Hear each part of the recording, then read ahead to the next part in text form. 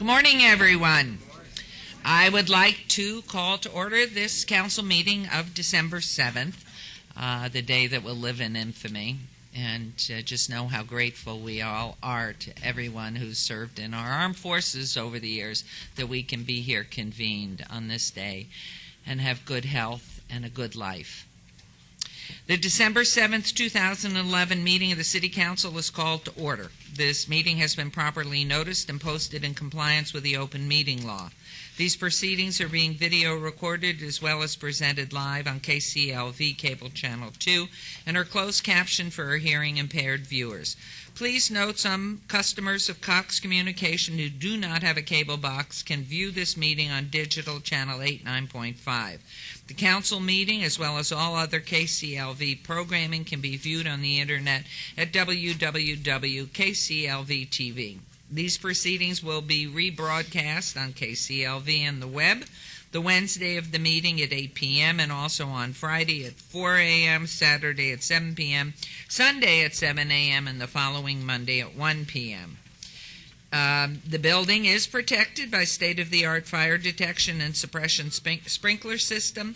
If alarms should activate during today's meeting, please evacuate using the exits. Once outside, please convene on the Las Vegas Boulevard side of the property. Employees wearing safety vests or our city marshals will inform you when it's safe to re-enter the building. For public comment related to items on the agenda, citizen participation in public hearing items, we have available a speaker card which you can complete and may submit to the city clerk. Cards are available online in the clerk's office or at the front of the chambers here. If you do not submit a card, it does not prevent you from speaking under public comment, citizen participation, or specified public hearing items. Before we proceed with the agenda, would everyone please rise for the invocation given this morning by Steve Sanson, Veterans in Politics International, and please remain standing for the Pledge of Allegiance. Could I have Judge Villani to join me up here, please?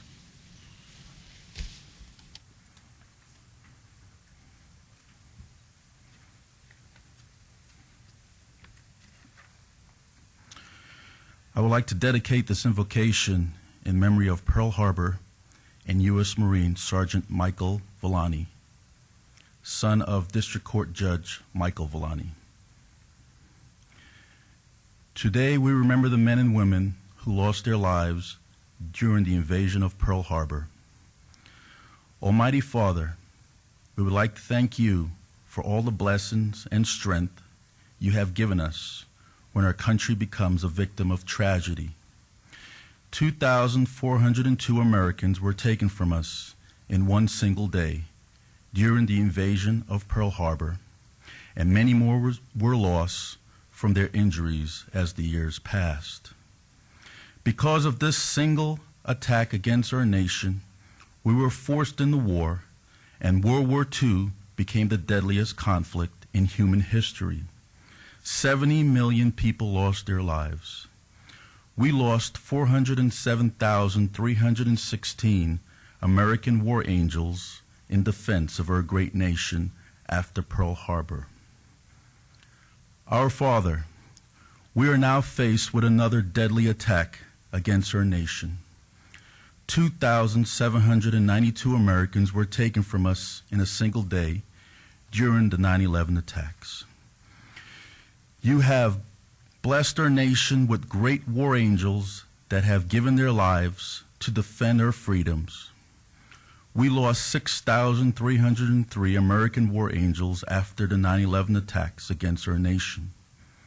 These 6,303 war angels will not be forgotten. The battles of combat do not stop at the doors where the fighting is.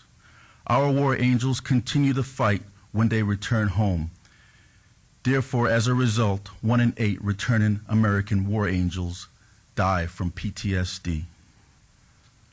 Almighty Father, we as a country, state, county, city, and neighborhood have to do whatever it takes to help our returning war angels. Lord, we plead with you to give us the courage and knowledge to help our returning war angels mentally and physically become whole again. We need your wisdom and guidance to do this. Marine Corps Sergeant Rick Michael Villani is one of countless American war angels that have recently passed.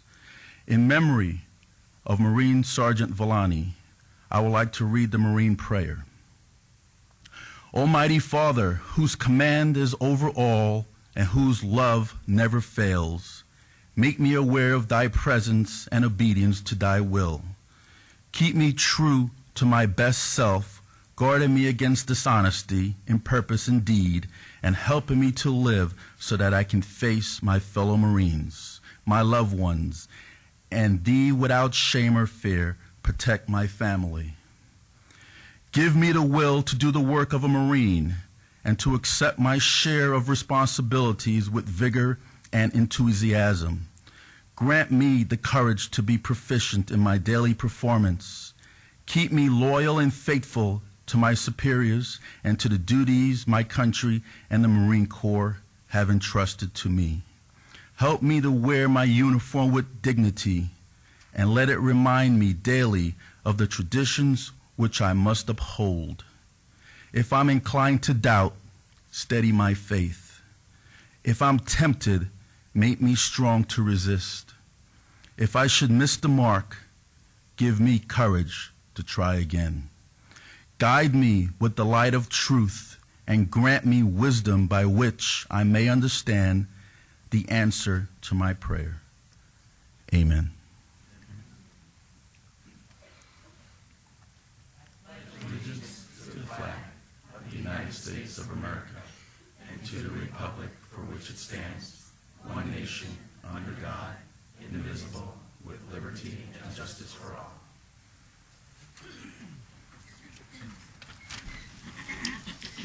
We will now continue on with the ceremonial portion.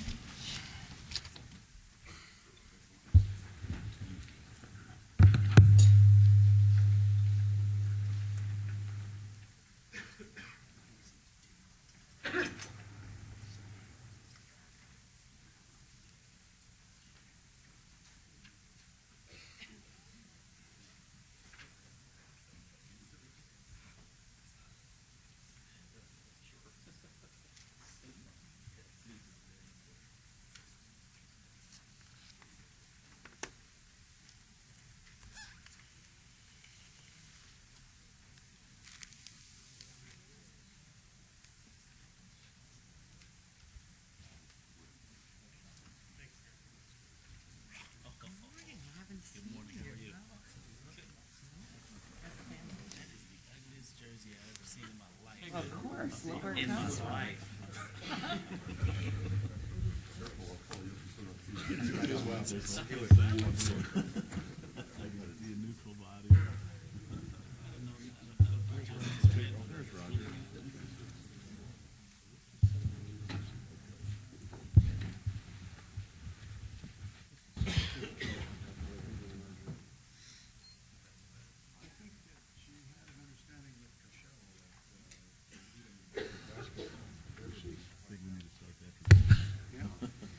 Okay, good morning, everybody. As you can see, I'm attired in a magnificent something I couldn't even fit over my head, to say nothing over my body. It does have little elements of blood on it as well. It is not a new uniform, but this portion right here, unfortunately, my husband has done things in our lives of which I am not proud. One of them has been that every year for the past as many as I can remember, he made bets with the mayor of Reno, Mayor Cashel, on the UNLV-UNR football game. So he said to me, Mayor Cashel is a very strong bettor. He will never give you points, but go ahead and bet because I'm sure this year we're going to win. So up at the League of Cities, I ran into Mayor Cashel and I said, I want to continue the tradition of taking on Reno because our rebels are going to take you to task. But I'm not giving you 20 points, which is what the number was. how about 12? And he said, absolutely not. Well, fast forward, of course, he gave me 12. We did lose, as you well know. So part of the bet was that I would wear the UNR Wolfpack jersey. The 7 represents, this was the 7th year in a row that we've lost. And so, as I say, I mean, you can see it doesn't even hit my sides. I mean, and maybe that's a football jersey. It's supposed to be very tight. I am now pursuing him. We've already beaten them in basketball. So I'm not sure we play them again, but if we do, I can assure you we will become victorious. And you will see me in this all day long. So, I mean, until the end of the council. And then you will see this burned. So congratulations to the Wolfpack. And we're rooting for Rebel football next year. We have to root very hard, I'm afraid. Very hard. So now on to the ceremonials. And for our first item, Councilwoman Tarkanian is going to recognize the December Citizen of the Month. We have a very special person to honor here today, and his name is Yorgo Aretos. Can I have him come up here? Yes.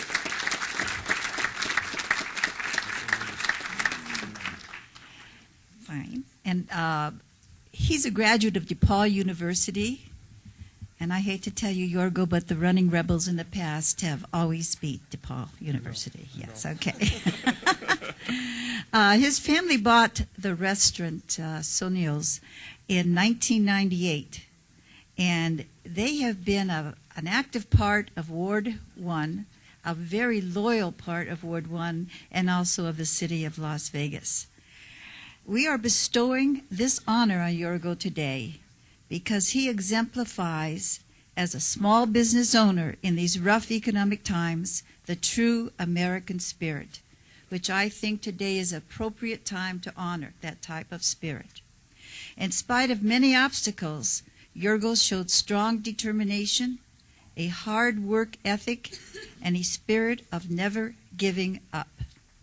His restaurant burned down in 2003 because in the mall where he was, a neighboring business caught on fire due to an electrical problem. It was next door to them, so it took them down too. It took 14 months to rebuild that, and when he reopened his doors, he found that he was welcomed wholeheartedly back to the city, to Ward 1, by the community as though he had never left. And since then, his restaurant has accumulated many accolades and awards for food and for service. And if you drop in there, you'll always see somebody you know, somebody who's working in nonprofits, somebody who's working for the government entities, and just good residents of that neighborhood. Now, in spite of the many obstacles that he faced, he showed strong determination, a hard work ethic, and a spirit of never giving up. His restaurant burned down, as I mentioned, and a median was added by NDOT on Charleston, which certainly didn't help the flow of traffic to his restaurant. Hurt it quite a bit. The homeless sort of like to gather around in that area.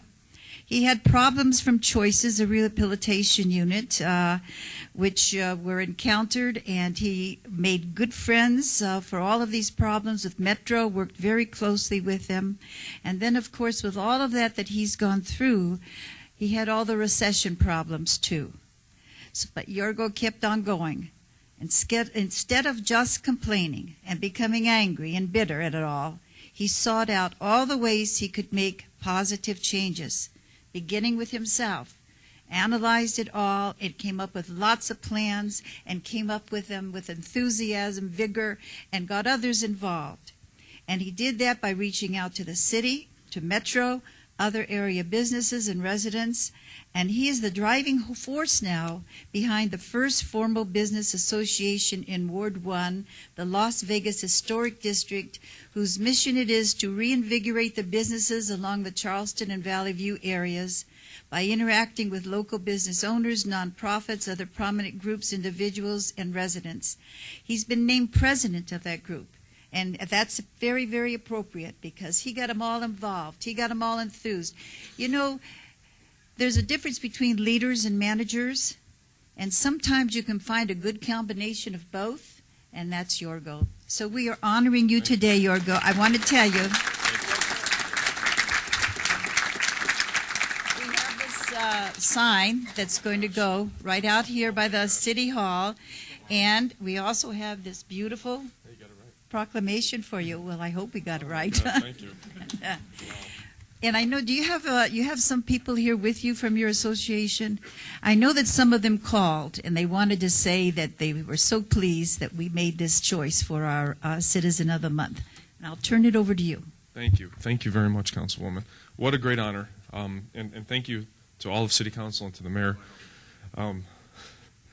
You know, I really am very honored to have this award and this recognition. And I, believe it or not, I forgot a lot of the stuff that you were mentioning in there. It has been an uphill battle. But one thing that I can say is that the members of the community of Las Vegas and the city of Las Vegas and the City Council and the Mayor have always been unbelievably supportive of business in the area. And I think it's one of the accolades of our town is that we don't ever give up, just as a people. Economy hits and stuff happens, and I'm not going to take too long, but I do want to say one thing. 2011 has been a very strange year. And me personally, there's not one person that I know that hasn't gone through some kind of dramatic change during this year. And so therefore, I coined the year of dramatic change. I did. And so far, it's rung true with everybody. And what I'm learning through working with the people in the community and the business owners is that you have to accept the change, and you have to take all of the good from the past and apply it now to the future and understand that things just aren't ever going to be the same again. So you need to accept that, and you need to start looking forward rather than looking backward. And so today I'm very honored to accept this award. Thank you very much, because I think that it shows that the city of Las Vegas understands that premise, and the community members of Las Vegas understand that we are only going to go somewhere if we continue to look forward, and if we band together and work together with the members of our community, with the members of the city who understand this already to be able to achieve great goals for 2012. So thank you, and good luck to everybody in Las Vegas for 2012. I know that we can make this successful and bring our economy back.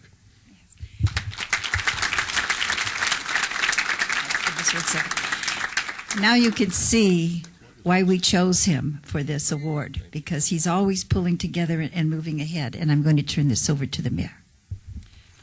He's running for office. I'm not sure which one. And if you aren't, you should be. I mean, you're an inspiration. I have to tell you, having been into his restaurant many, many times, because I live in the neighborhood, food's fabulous. And he's always out there stopping by the table to make sure, is everything okay? Is the food delicious? In fact, we just had a meeting there recently. And so I recommend it highly. That is not why Councilman Tarkanian recommended him for this wonderful honor. We're very proud of you, and know you're just going to continue to do wonderful things. So, see, now he's taking all the icing, too. Even though the jersey's there, let's all get it. Thank you so much. Thank you very, very much. We're very proud. Thank you.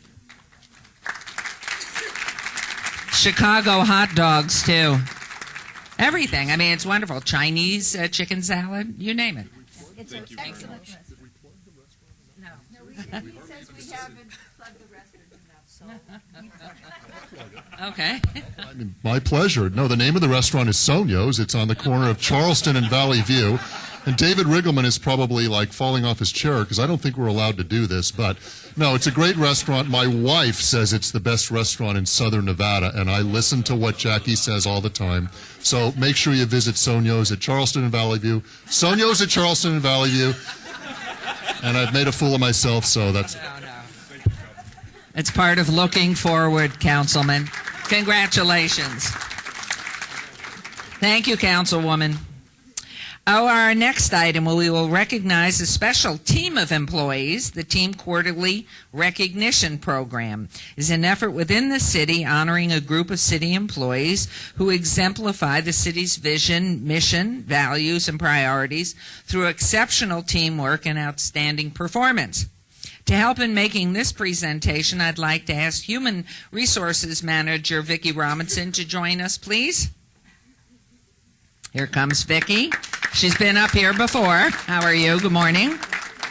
I'm pleased to announce that the employees with the city's workers' compensation team have been named as the team of the quarter. And I would like to ask Connie Strasser, Letitia McDaniels, and Nancy Stiles to join us. Now that doesn't look like a lady's name, Dan Tarwater at the end. These ladies, they are phenomenal. I mean, they have administered for me, unfortunately, too many times. These ladies administer between 200 and 300 new workers' compensation claims every year. They function as the city's in-house insurance company, and they are dedicated to providing compassionate, quality care to our employees while meeting rigorous legal requirements. That kind of workload leaves little time for anything else, but these ladies, like so many city employees, have gone far beyond and above, and they're still smiling, which is amazing. They have dedicated themselves to the task of identifying all the insurance claims where the city is due reimbursement. Many of these claims date back to the 1980s and required several hours of searching and investigation to produce the required paperwork. The hard work paid off for the citizens of Las Vegas. In fiscal year 2011, the workers' compensation staff recovered more than $1.4 million from our insurance companies. Yes, very good. On 12 different claims. That is just incredible. In fact, they're going to open a private law office shortly, I'm sure.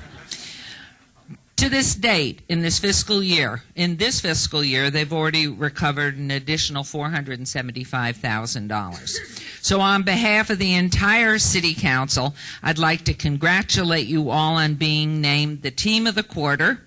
The team members were all presented with plaques at an earlier meeting, but I'd like to ask Vicki to say a few words about these honorees, and we will hear from them perhaps as well. Thank you. Ladies. Thank you, ma'am. I just would like to say that I am truly blessed as a supervisor. I have just a wonderful staff, and these three ladies certainly exemplify how wonderful they are. They spend all day long every day working really hard to make sure that our employees get caring, compassionate, excellent quality medical care and get back to work as soon as they can from industrial injuries. That's certainly a full-time job for them.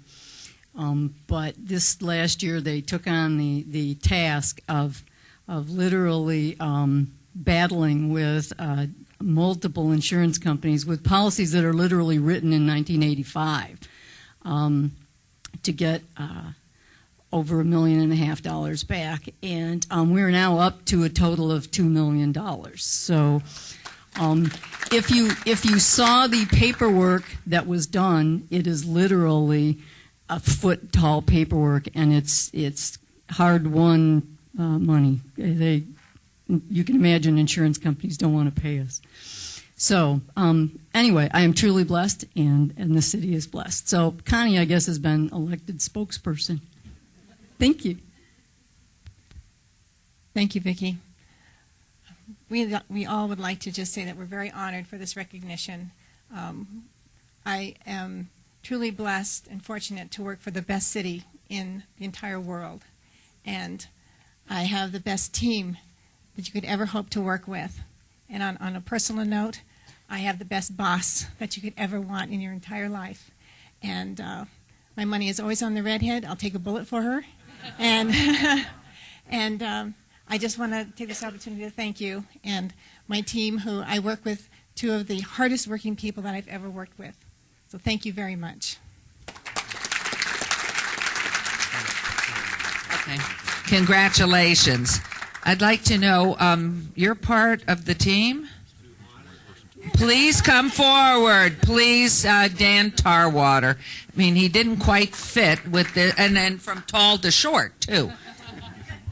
Well, I didn't want to steal Vicki's thunder, but I echo her comments. I've been doing this job for 35 years in human resources, both in the private sector and the public sector, and you won't find three people, a team, any better than this team, especially in the state of Nevada. And I will tell you this, from experience, these three people could open up their own third-party administration company and outdo anybody here in the state of Nevada. That's how good these people really are. Thank you. Thank you. Larry. Congratulations. At this point, I would like to ask Councilman Ross, please, to come forward and say a few words. Thank you, Mayor, and I know this isn't on script. Mayor and council members, you know as well as I do that whenever we have a fallen soldier from Nevada, we recognize those individuals statewide, not just in the city of Las Vegas. And we were blessed today to hear from Steve Sanson, Veterans in Politics, and have Judge Vellini here. But I want to recognize and honor your son, if I may, Judge, with your permission. And thank you, Mayor, for allowing me to do this. Sergeant Rick Vellini, Navy and Marine Corps Achievement Medals, 2 Combat Action Ribbons, Marine Corps Good Conduct Medal, 2 Armed Forces Reserve Medals, 5 Sea Service Deployment Ribbons, 2 Iraq Campaign Medals, 2 Afghanistan Campaign Medals, Selected Marine Corps Reserve Medal, Global War on Terrorism Expeditionary Medal, Global War on Terrorism Service Medal, National Defense Service Medal, Navy Meritorious Unit Commendation, NATO Medal, Afghanistan, Letter of Appreciation, Meritorious Mast, Good Conduct Medal, and Armed Forces Reserve Medal, as well as a SMCR Medal. We cannot do enough to recognize the efforts of our men and women who continue to serve and protect our country, as Sergeant Rick Vellini did for us. So, Judge, we honor you today and your son and appreciate you being here. Thank you, Mayor. Incredible record. Incredible.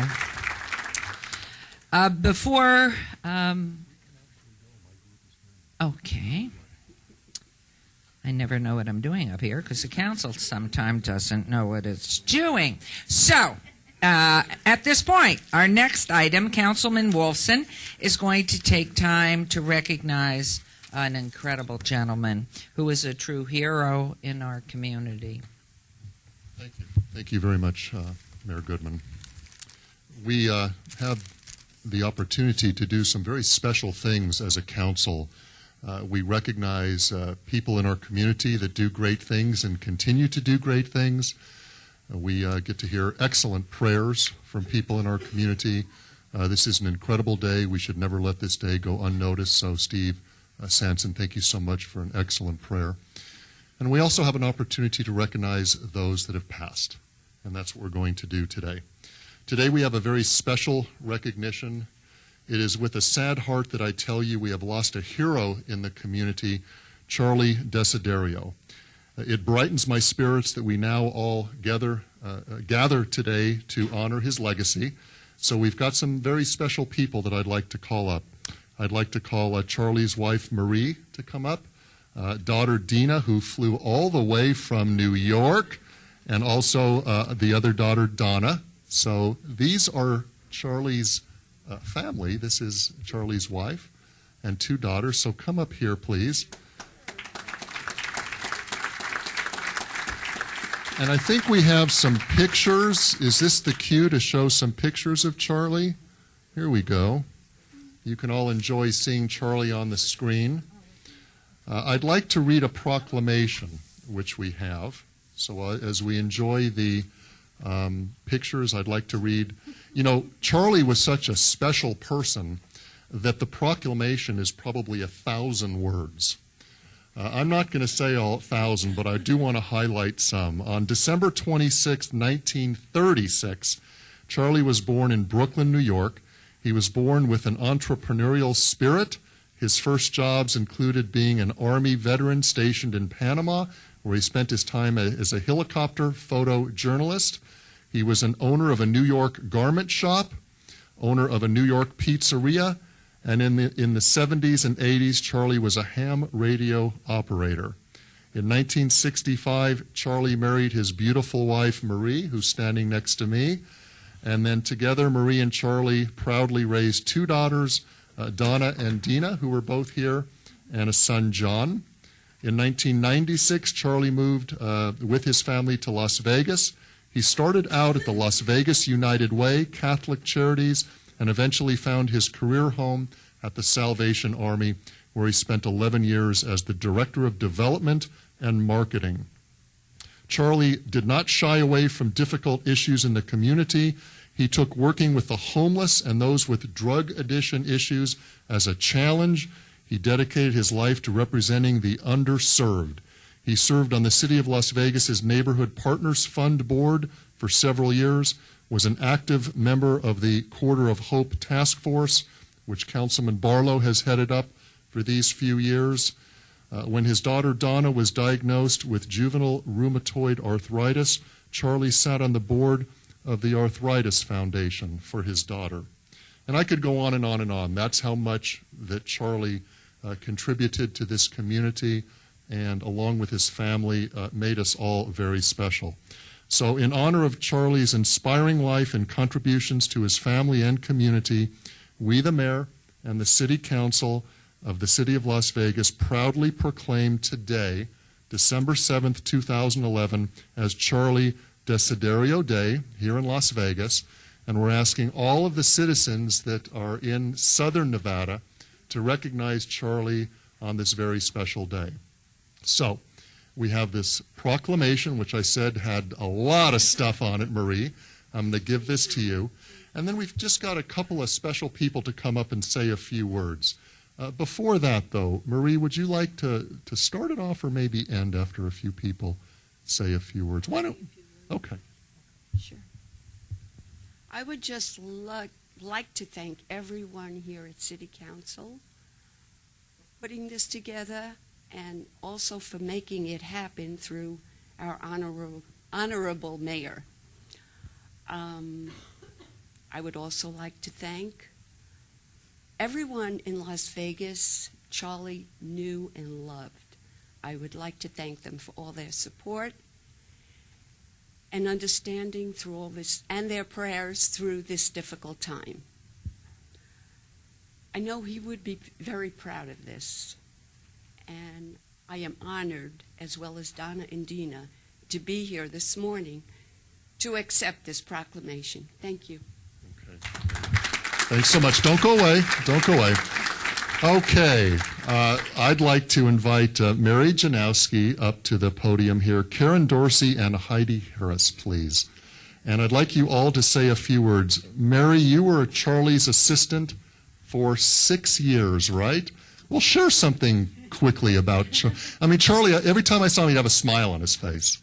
Yes. So tell us about Charlie. As I stand up here in front of you today, just realizing how much time has passed, knowing Charlie from the beginning was a true honor.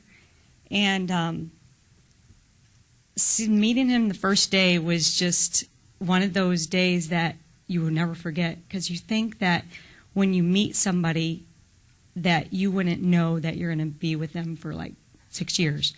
Well, meeting him the first time, I kind of laughed inside, because it kind of remind me of the TV show Charlie's Angels, just because the way he looked. And then he had a speaker, one of those speakers that Charlie would use on Charlie's Angels. It was weird, because to me, I'm like, am I seeing this? You know, am I actually involved in this? But yeah, it was nice to know and honor him. But that was one of the things that really, truly standed out, because really he was right next door to me, but he wanted to use a speaker. So it was something about him, but that was him, and, you know, I accepted that. But, you know, knowing him through the years, I was always honored and blessed to have him as a boss. And but standing up here right now it's just like difficult, but, you know, getting by, and plus with the family, I'm honored, and the people that he's known and that I've met through the years, I'm really, really honored. So thank you very much. Thank you for sharing that. Yeah, one of the things I didn't say, because like I said, the proclamation had so many great things to talk about, was apparently Charlie was a dedicated foodie. Loved to eat, had his favorite restaurants. So Karen Dorsey from Ellis Island is here to share a few words. Karen? Thank you very much, Councilman. I am. Charlie loved our ribs at Ellis Island, and at the risk of doing a commercial, I'll move on with what I do want to share with those of you who didn't have the pleasure of meeting Charlie. I'd like to just try to bring you into what we loved about him. A friend of mine, Linda Ellis, who wrote The Dash, reminds us that it's not the things that we get in life that are important, but it's the hearts that we touch that really determine our success in life. And making a difference in the lives of others is what makes everything beautiful in life. And I have to tell you, from the very moment, as Mary said, from the very moment I met Charles, he truly touched my life. And all of our employees, everybody that he met when he walked into our properties, fell in love with him because he had this exuberance about him. His smile lit up the room. He was always energetic. He was always positive. And when he left, his energy stayed with us. And if anybody made a difference in the lives of others, it was Charles Desiderio. It's so fitting that he is receiving this proclamation today. And I'm very honored, Marie and Dina and Donna, to be a part of this. And I just want to thank you, and God bless you, and God bless you, Charlie. Thank you.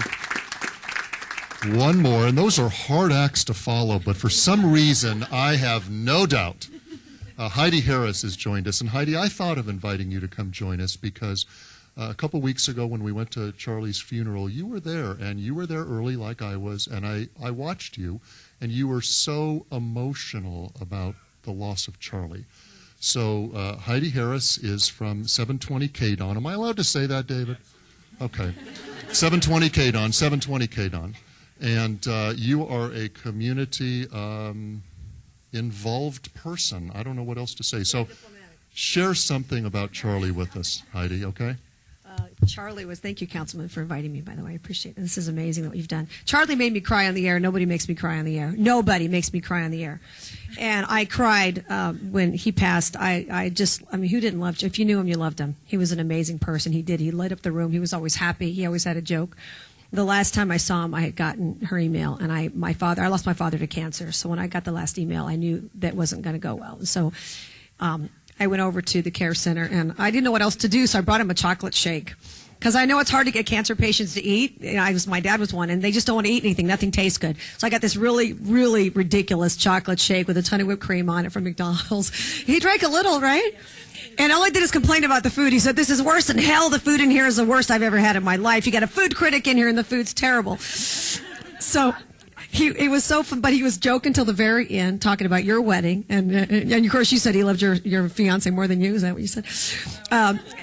He was an amazing person. He added so much to this community, and I was privileged to ever get to know him. He loved food. He loved his family. Of course, he couldn't stop talking about his family. He loved radio. He loved life. He really did. He lived life to the fullest, and he was just an incredible person. I'm sure if you look back on his life, you probably wouldn't have any regrets because he did everything, and he did it all so well and left such an incredible legacy. So I was privileged to know. Well, thanks so much, Marie and everybody. Let's just have one more round of applause to let Charlie know we're thinking about him. Thanks so much. Thank you, ladies. Nice to see you. Thank you so much. Thank you. Charlie was in my office about 3 weeks before he passed away, and only interested in what he could do and what we all could do to help the Salvation Army and help our citizens. And so, indeed, a remarkable man, but lived his life to the fullest and did the best he could every single day of his life. And I think that's what we all can learn from the life of Charlie. He was a remarkable man and did so much. And each of you carry half of him in you. So we're watching you, and he will be taken care as well. For our final item, Mayor Pro Tem Anthony is going to recognize some great athletes, young athletes, and their coaches for their participation in the Mayor's Cup soccer tournament. Mayor Pro Tem. Thank you, Mayor. Good morning, everyone. Obviously, we're honoring some great folks this morning, and we're going to continue on with some of our young adults. You know, there are two events that happen twice a year in the city of Las Vegas, once in the fall and once in the spring, and that's the Las Vegas Mayor's Soccer International Tournament. And we just had one occur in October. And this is a great partnership between the city of Las Vegas and the Downtown Soccer Club. And probably the most passionate person out there when it comes to kids soccer is Roger Tabor. Without him, we wouldn't have this tournament. So, Roger, would you come down here, please?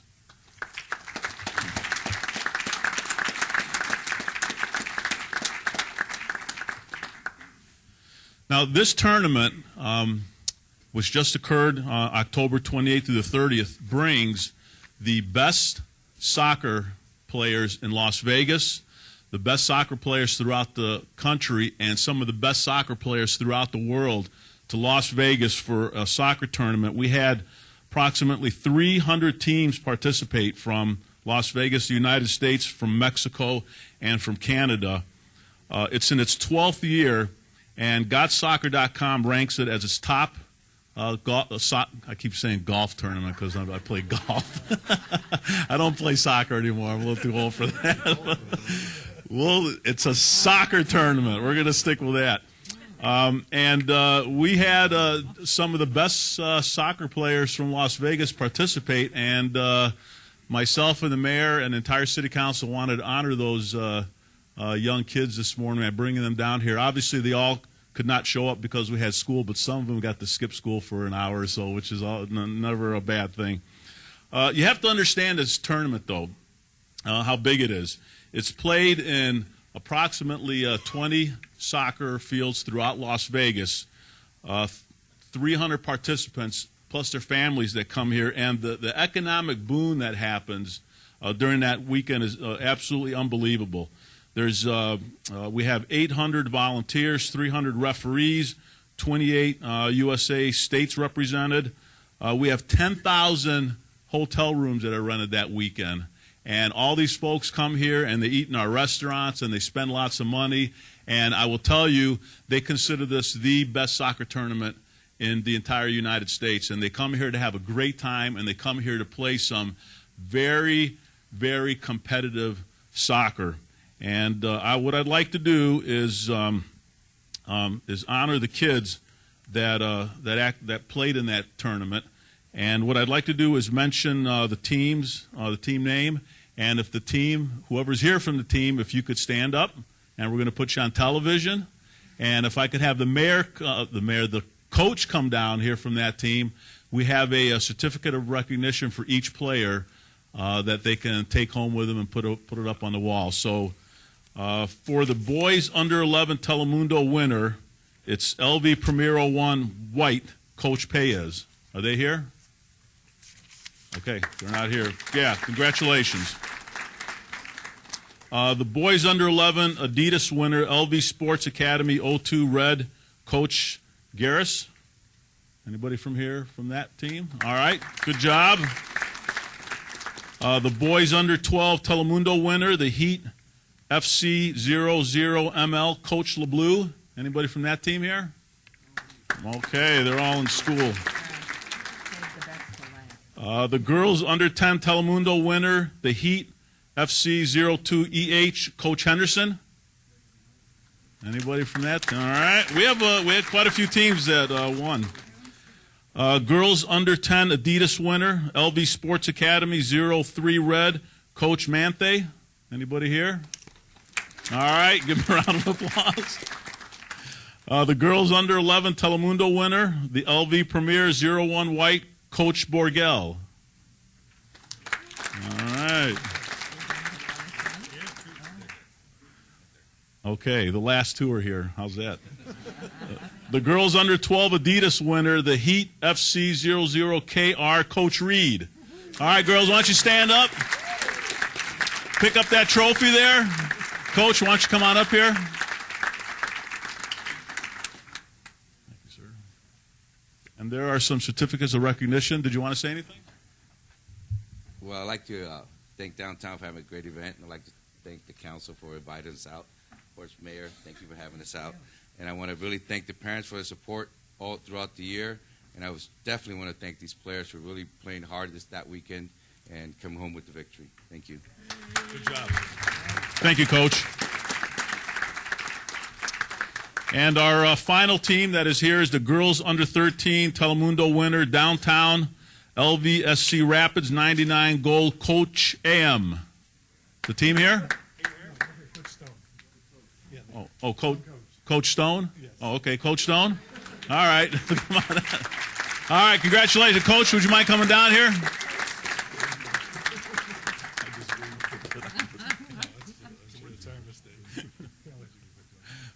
Congratulations. Like to say anything? I'd like to, first of all, thank the City of Las Vegas and Roger Tabor, who does a lot for the community and a lot for the soccer club and the soccer tournament as well. We all appreciate all the work that the entire city does to help us put these events on every year. We look forward to it continuing in a very successful fashion in the future. Thank you. Great. Thank you, Coach. You know, and the soccer tournament culminates on Sunday, where the finals are played at Betty Wilson Soccer Complex, located in my ward. And I'm telling you, it's one of the best soccer fields in the country because of Roger and because of the city of Las Vegas and how much we pay attention to it. And on that particular day, Mayor Goodman and Councilman Coffin were out there handing out trophies and medals to all the kids. So thank you very much for coming out that day. Appreciate it, Councilman Coffin. And with that, I would like to ask Roger to say a few words. Thank you very much. Thank you for the kind words, and certainly thank you for the support that we get from the City of Las Vegas.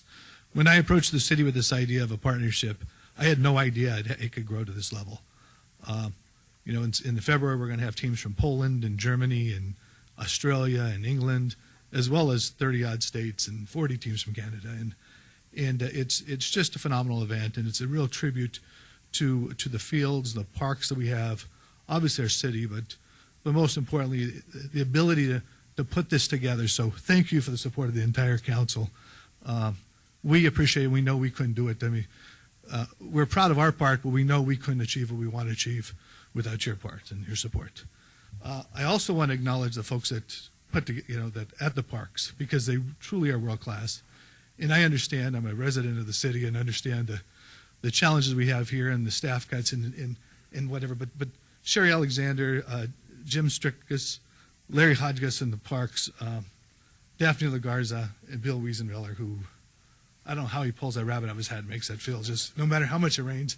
And of course, Lonnie Zimmerman, our point of contact. So we're thrilled there, and also I'd be remiss if I didn't recognize Councilwoman Lois Tarkanian, who was the first one that when the idea of downtown Las Vegas soccer was being hatched was so supportive, and then Councilman Bob Coffin, who was one of the first parents to bring his child into the club. So, and our new mayor and our former mayor, of course.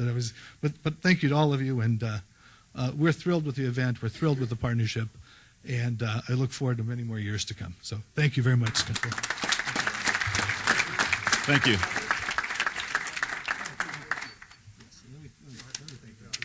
And for all those teams that didn't make it, we'll make sure we get the certificates to you. So, He started with 30. Was it 30 or 33 you started with when you came to us and asked for help with from the city? Eight teams, excuse me. And now they have over 40. 8 teams, over 40, plus all this that they're doing internationally and nationally. In just how many years? 5? We're in the middle of 6 years. 6 years. 6 years. I just think that's magnificent. and you know, one other thing I want to mention is these kids have great coaches and they're great athletes. But if it wasn't for their parents supporting them, they wouldn't be where they're at. So if I could have all the parents that are here, if you could all stand up. Any parents? I'll stand up. Thank you very much for supporting these kids. Good job. Thank you, Mayor Pro Tem. Congratulations to everybody that's here and wasn't here. But most importantly, go back to school and learn. Get your homework done. You've had 2 hours that are free. So we're very proud of you, and congratulations, parents. We will take a 5-minute recess, and we will be back at the dais at that time. Thank you all. I actually played in a tournament at Cascada on Friday just to see what we were able to. I swung my driver once, and I didn't play a lot. It didn't feel good. I mean, get out of the cart. So that was not good.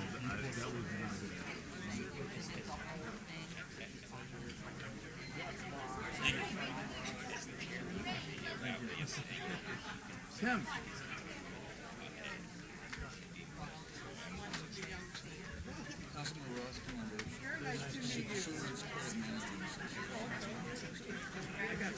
How could three cardinals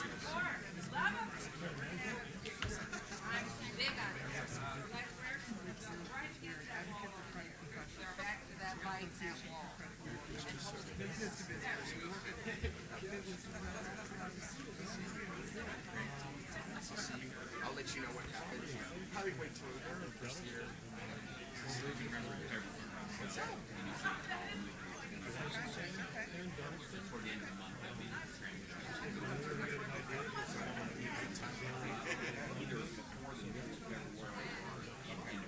Not the city manager. Because I don't know if he's like, I'm just happy to have a place now.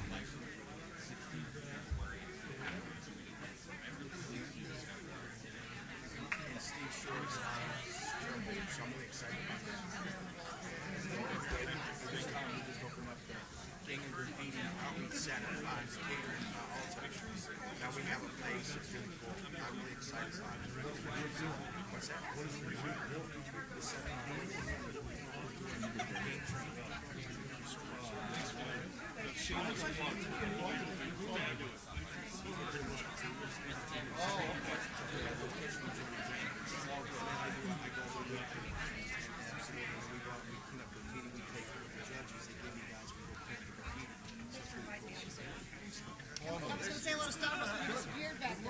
What's up, bud?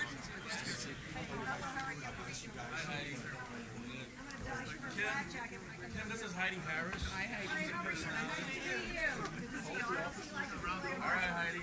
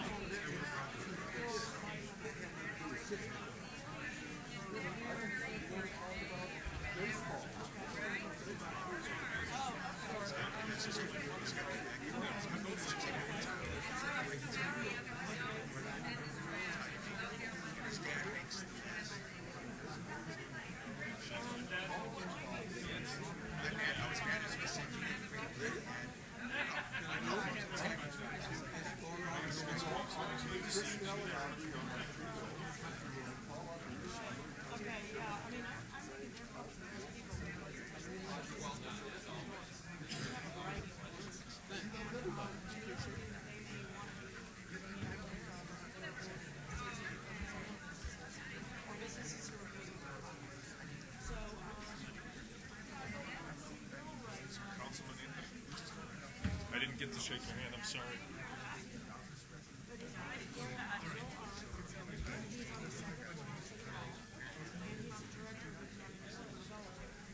Thank you, sir. Good to see you.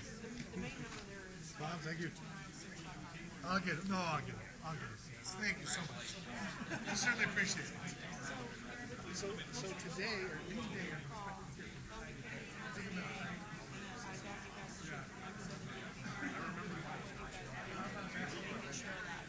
I do not. I get the last one.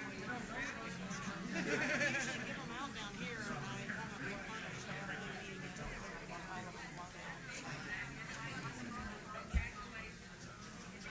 Councilman Stavros. I'll just give this to Bill. What's up, buddy? I want to say hello, but you're way up there. I don't know how to, I'm not walking up there. Oh, no. I'm not going up there. I'll try. Yeah, take care.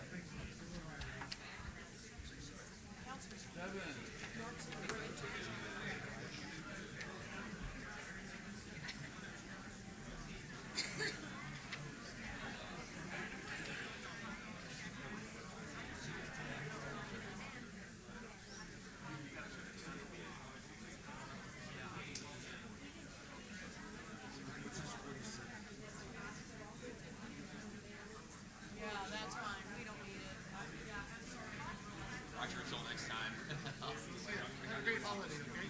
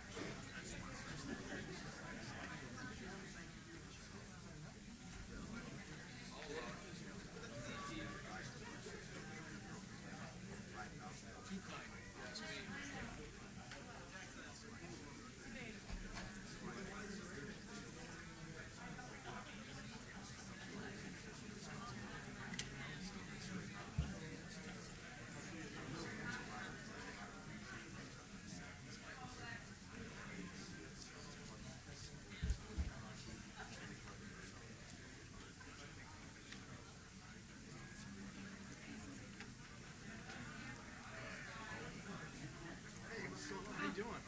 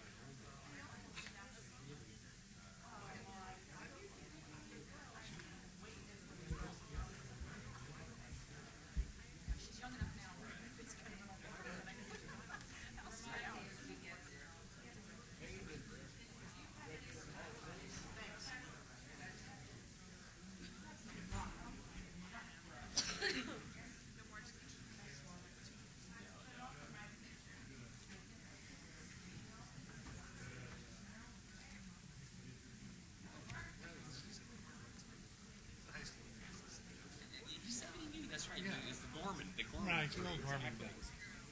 You can't see it then without this.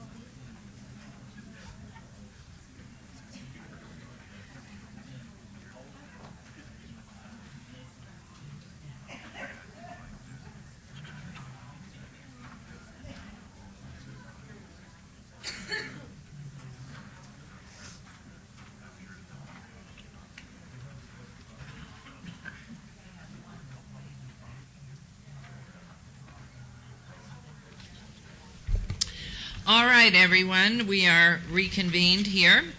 Public comment during this portion of the agenda must be limited to matters on the agenda for action. The amount of time any single speaker is allowed may be limited. All comments made will be cross-referenced to those specific items on the agenda. If anyone submitted a speaker card or who wishes to speak under this portion of the agenda, please come to the podium, state your name for the record. We will set the time at 1 minute in this portion. Thank you, Your Honor. Good morning. Todd Farlow, 240 North 19th Street. 2 items. Number 26, how in the world are they going to conduct a business there when they tore that beautiful building down? Beautiful concrete and steel building, they tore it to the ground, and now they want an unrestricted gaming license. And on number 40, I would like to know if Econ put out a bid for that insurance. The reason why is that Econ is a locally owned company. It employs a lot of people up here, and I can personally attest to this. They do a fine job. They have handled me for 17 years now, and I mean, if you can do that, it's amazing. Thank you. Anyone else wishing to be heard, please come forward, state your name. Good morning, Mayor. My name is Hodges, 123 to David. This is Mr. Hodges, you didn't hear. Excuse me. Thank you. Item 12 is just a question. This is Mr. Titanium. It's about a sign by Young Electric Sign Company. Is that something that, are they going to do a job for the city? No. It's a special license they want from the city? Or Through the mayor, it's a regular sign that a business might have. The only thing is, because of the way the encroachment is for the public, they didn't have enough space, so they needed a little of that. But they're not taking over anything. It's airspace primarily. Oh, okay. Thank you. Unless somebody is here that would like to do that better than I did. We have someone representing them. If it's up to the mayor.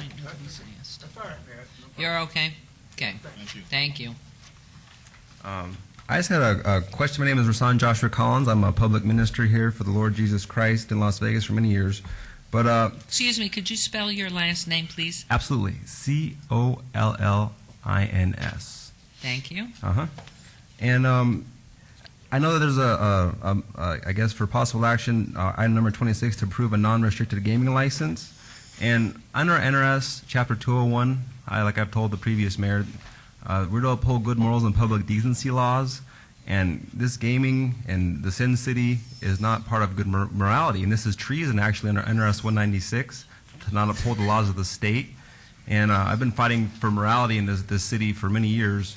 And that's a big part, I believe, of what the recession is about, is God bringing judgment. But I would just hope that the city council would move to rid the city of the drunkenness and the immorality, and stop contributing to, especially to the delinquency of minors, because this is getting promoted all over the world. Everything you're doing, and all the kids are seeing it, and it's actually a crime to be contributing to delinquency of minors, and that's one of my major concerns also. Thank you. Thank you, Minister. Anyone else, please?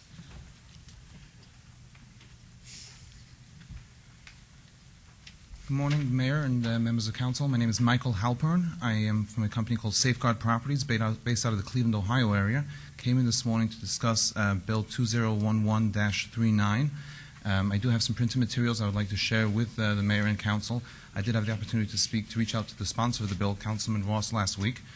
We are in support of any measures that the city would like to take to address the blind in the community, but as the largest privately held mortgage field services company in the nation, which means we maintain homes on behalf of banks and mortgage companies throughout the country.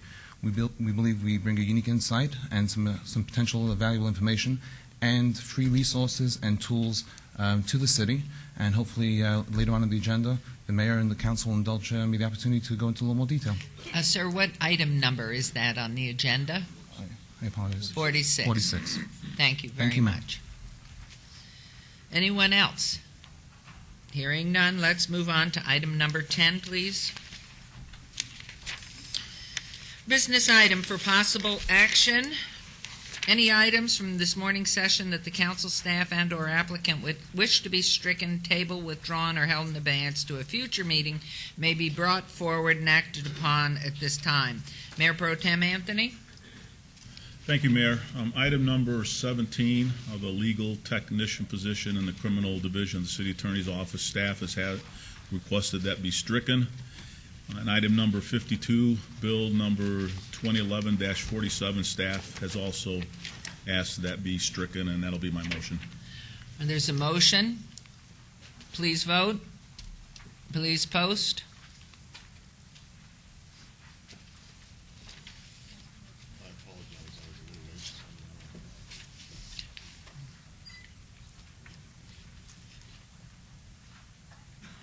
Motion carries to strike number 17 and number 52.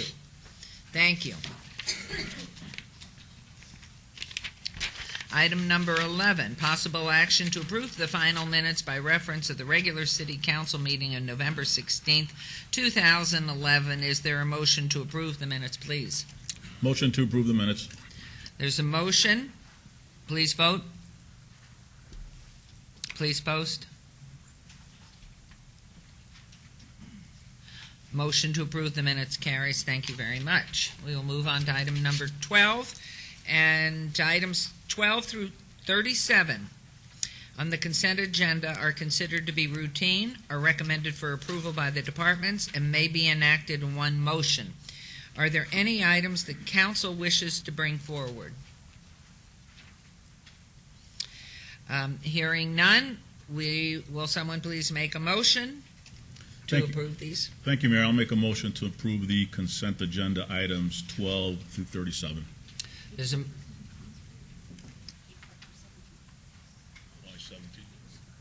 stricken. Minus 17. Yeah, minus 17. Thank you. There's a motion. Please vote. Please post. Motion is carried to accept the agenda minus 17, which has been stricken. And we will now move on to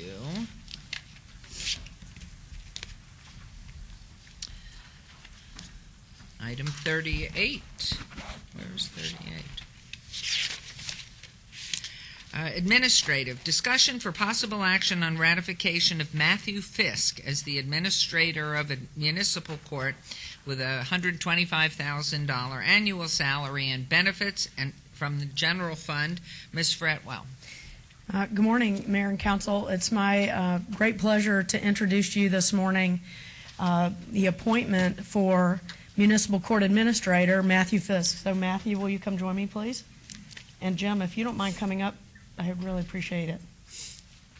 As you all know, we went through a very thorough process to find a new court administrator to take Mr. Carmody's place. Jim has done an incredible job over the last 11 years, right, Jim?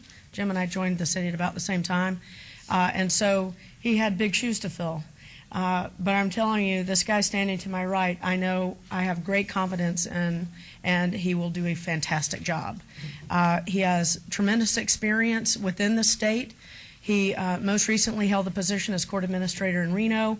He was the deputy before that. He was the court administrator in Carson City.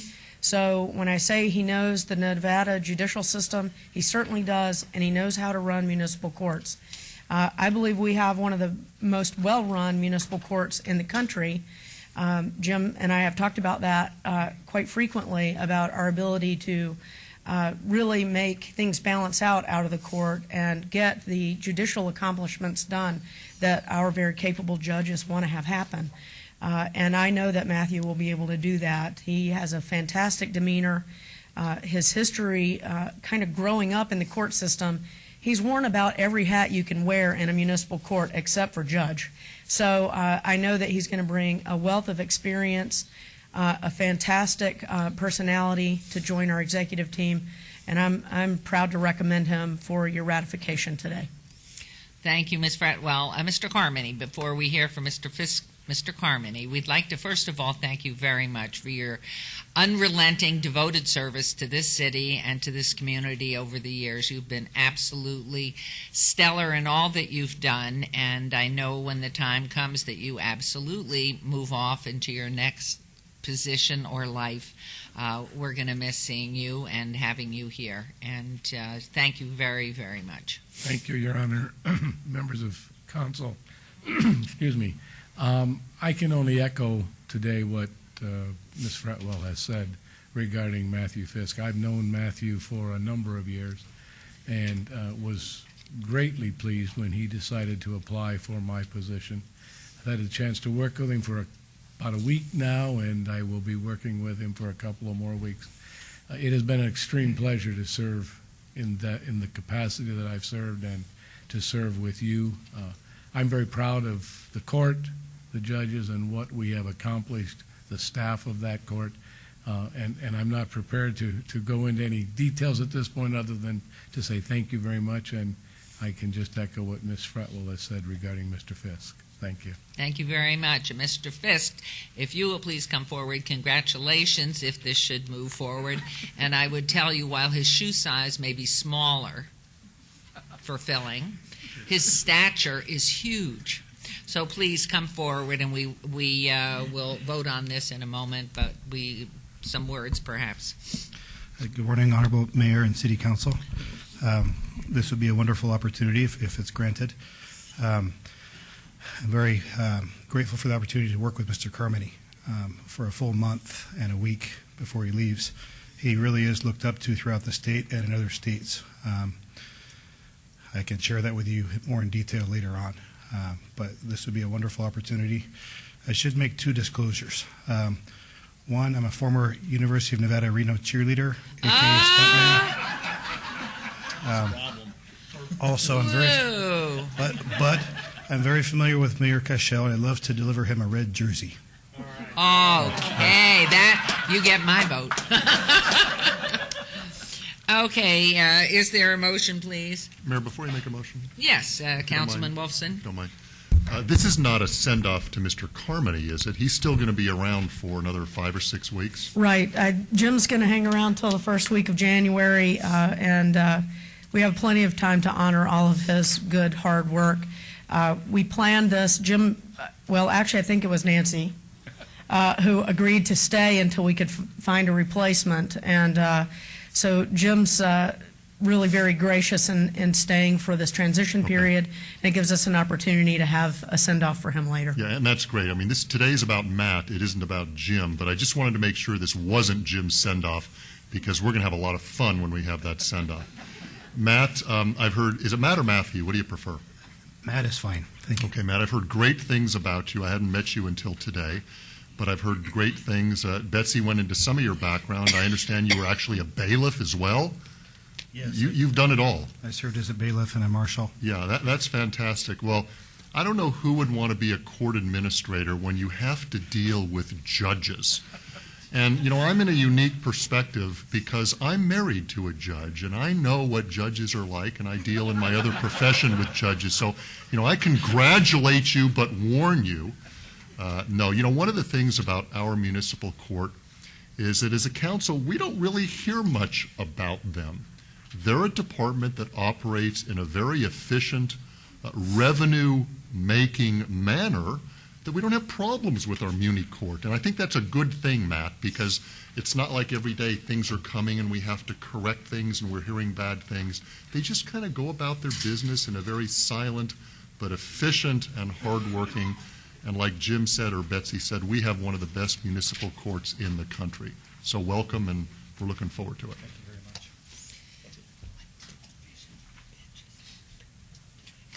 We all welcome you. And we're so grateful with what has already been done to help us so much, too. So we give you our thanks. Okay, may I have a motion here from someone, please? Thank you, Mayor. My motion will be to ratify Matthew Fisk as the administrator of Las Vegas Municipal Court. Thank you very much. There's a motion. Please vote.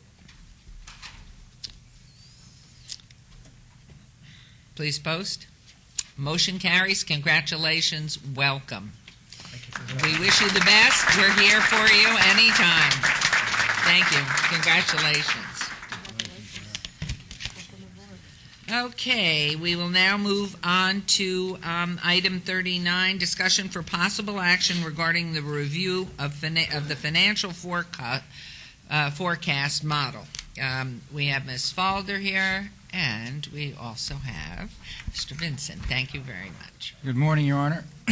Thank you very much. Candice Falder and I will be doing a presentation today, and if you allow, I'll do the color commentary and she can do the play-by-play, if that's all right. Wow, are we into this spirit? I hope our mayor up north is watching this. First of all, I'd like to remind you that this is the third in a series of presentations that we have been doing. Recall that back on October 19th, Bill Art did a presentation to you on economic development strategies and where we were going, what's happening with the state and the state's process. And then on, I think, November 2nd, Scott did a presentation on the development services process and what was going on there, and the successes we've had and the challenges that we still have to go. And today, we're going to do our mid-year review of our financial forecast. And that's all these things are in preparation for the strategic retreat that you're going on Monday. It's also in preparation for our budget process that Candice will talk about. We're getting ready for that as we kick it off in a few weeks. And so that kind of lays the background for that. Also, I'd like to remind everybody that, we've been working on this now for 3.5 years. It's hard to imagine that. But it was in March of 2008 when this council gave the city manager some direction about what we needed to do to get us through this recession that we were finding ourselves into. And although the recession officially has been completed or terminated nationally for almost 2.5 years, the fact of the matter is we're still suffering here in this local economy, and the recovery has been a slow recovery. There were 4 things that you asked us to do back then: to do the fundamental review, to look at employee compensation and benefits, to look at opportunities for consolidation and sharing, and then you also asked us to develop a plan for sustainability. And out of that plan for sustainability, we developed this process by which we would, on a semi-annual basis, come to you with a projection, which Candy will go through, of what we think our revenues and expenditures are, and we use some outside help for that, and Candy can talk about that in a second. So let me just walk you through a couple of things in terms of what we see as current local indicators. The good news is we've actually strung together now 6 quarters of positive year-over-year growth in consolidated tax. CTAX stands for consolidated tax, and it's primarily about 85% of that is sales and use tax. The other pieces of it are general service tax and transfer tax, cigarette and liquor tax. So that's a good thing. Unemployment in Clark County has dropped over the last year, dropped by 2 percentage points, and so it's going in the right direction. We still have an issue with unemployment, but certainly it's going in the right direction. In fact, I mentioned CTAX in one of the briefings I did, I think last week or the week before. We talked about the September CTAX performance, and I noted that the third largest absolute dollar gain in the sales tax component was administrative support services. It almost doubled for the month of September, which to me was an indicator that perhaps there's some strength in the part-time employment going on, and that's always a precursor for full-time employment. And we know from previous experience with recessions and recoveries that employment's always the last thing that comes back. It usually takes a while for businesses to start hiring again. And tourism has been year-to-date, for the calendar year-to-date, is up pretty strongly. Passengers are up 4.4%. Visitation and gaming is up 2.5%. So those are all positive indicators. We still have some things we're struggling with on the negative side. You are aware that we entered into a memorandum of understanding with the other Clark County agencies that participate in the CTAX because there's an anomaly in the formula that was going to cause us to grow much slower than the 4.6% we have experienced so far this quarter. Without that MOU, our growth would have been less than 2%. That kind of speaks to the problem we're having with the CTAX formula and why we're working with the other local entities and the interim committee on the CTAX. They will propose perhaps changes for fiscal year 14. We don't know what those changes will be, and we want to have a seat at the table to help guide that. But the point is, without that MOU, we'd be looking at 2% growth on CTAX. While unemployment has dropped, it's still slightly over 13% for Clark County. Our AV is continuing to drop. We're forecasting the third year in a row that we'll have a negative growth in assessed value. Candy will talk about that. I point out that we do have still over 40,000 foreclosed properties in the greater metropolitan area. We still lead the nation. We're 3 times the national average in foreclosures, so there's a lot of inventory there. It's going to take us a while to get through that. Some would say take us a decade to get through it. If things are really good, it's still going to take quite a bit of time. Mayor, if I may. Councilman Ross. With your permission, Mark, explain AV for our audience, please. I'm sorry. Thank you. CC stands for Clark County. The Clark County unemployment. AV is assessed value. It's the rate at which our overlapping tax rate is applied. It's the value. It's by law. It's 35% taxable value. Thank you for catching that. We're forecasting license and franchise fees to be relatively flat, and you'll see that in Candy's graph. And then finally, there's still this uneasiness about what's happening in the global economy. We're talking about problems in Europe and in Italy and Greece. Those problems can affect us. We know that the European travel is a large component of our travel. That's something we're concerned about. And I don't know if any of you saw it today, but there was a graph in the business section today on a study that Price Waterhouse did on gaming. They compared Macau, Nevada, and Atlantic City. And I guess I'd heard the numbers before, but seeing the graph in the paper just amazed me, where Nevada's gaming might be more than twice what gaming revenues might be more than twice what Atlantic City is. Macau is already more than 5 times bigger than us and projected to grow at a rate of 18%, where our gaming is going to grow at 5%. So those are all kinds of things. I mean, it's not a negative thing. It's just that we're now a global economy, and that's just the reality of where we're at. So just as a reminder, for 3.5 years, what have we been doing? We've been doing a lot with your direction and guidance and support. We've already cut $115 million out of our operations over the last 3 years. It's a 20% reduction in our general fund. We've eliminated lots of positions, most of those through voluntary or vacancy savings, but we did separate 270 folks over the course of those years. We've cut the management and administrative costs.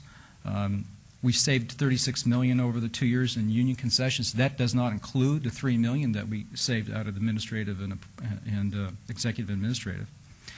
And as Candy will show you, as we look forward to fiscal year 13 and start that budget process, we're still looking at a structural deficit of around $7 million, and that does not include one-time transfers, and Candy will speak to that. But for comparison purposes, 3 years ago, we were looking at a number that was $40 or $50 million. So we've done an awful lot to get to where we are today, and I'm very proud of what we've done, but obviously there's still some more to do.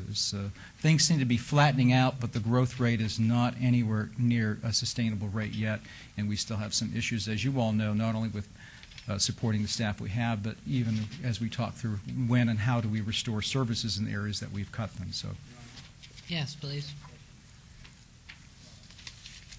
Mark, as a point on structural deficit, you've only gone out to FY13 on this. Are you going out further, like to FY14? We do Candy will cover that. Our forecast is we look 5 years backwards and 5 years forwards, but we all know that forecasts are. We don't have a crystal ball, and so what we have been doing the last few times we've been up here is we do a 5-year forecast, and it's a nice planning tool. But the reality is, 1 or 2 years out is probably as good as it's going to get. So Candy will show you the 13 and 14-year forecast. That was worried about it because of the Metro contract. We actually have a larger structural deficit than 7. She's going to cover that. Okay. Yep. All right. Thank you. Mayor, if you don't mind, I just want to, because there are a couple of you that are new, one of the major things that we did between 2008 and today is we did what was considered a fundamental service review. And we went through and inventoried and evaluated every single program we have in this city. And it took us quite a bit of time, and it was subject of much discussion and debate at the council level, as well as public discussions in town halls throughout the city over a course of 2 years. And so when Mark says, you know, we did a lot over the last 3 years, you can obviously see the financial impact of that, but it also really was a focus in on service levels, trying to sustain those as best we could, get back to a position of financial stability, which actually I think the picture that Candace is going to show for you shows a fairly stable position for us over a 3-year period, with the problem that Councilman Coffin indicated in 14, something that we need to address, but also that it was a way for us to help preserve jobs and minimize layoffs where we could. And certainly in this year, we haven't had to do any of that, fortunately, and we hope to keep it that way through cost containment. So I want to make sure that you all know that, particularly you, Mayor, and you, Councilman Coffin, who are new, and maybe even to some degree, Councilman Anthony, the rest of us have been deep diving into every nook and cranny of this organization to streamline it as best we could, to take advantage of efficiencies, effectiveness, and try and keep the service levels that you hold so high as our job as sustained as we possibly can, given a reduction in well over $100 million in revenues over that same time period. Well, I'd like to add to that, you know, over the past 12 years and riding through the boom of it all, and then knowing, I mean, side by side with my husband, knowing the sacrifices that have been made, that you were there early and you began to attend to the issues that were really unknown at the time, but to the sacrifice that everyone's made for this. And while the layperson listening might assume, wow, there was a lot of fluff in the budget, there's been a great deal of sacrifice, and we are managing, but it's not we are at the optimum on the dollars we have. But in fact, there are things that need to be done, and as we look forward and see some numbers coming in, we are holding at the great sacrifice to a lot of our employees. And I think you've done a great job. I'm just really impressed by it. And I know the future, you don't have a crystal ball, but the pundits are saying that we will continue to be suffering for a while. So thank you very much. Okay. And one last slide. Let me just cover this slide again. This is the financial results of what we've been doing the last 3.5 years, just to put it in perspective. And you can see that we didn't cut every function across the board equally. As Betsy indicated, we took a very much a functional approach and a service level approach. And I will tell you that at this point, I just don't believe there's a lot more we can squeeze out of the office supplies and the travel and training budgets. We're down to again now managing at a program level, and my fear is if we have to sustain any significant future cuts, it's going to be very difficult for us to not to really decrement service levels to the point where we may have to decide that some things we get out of the business of doing.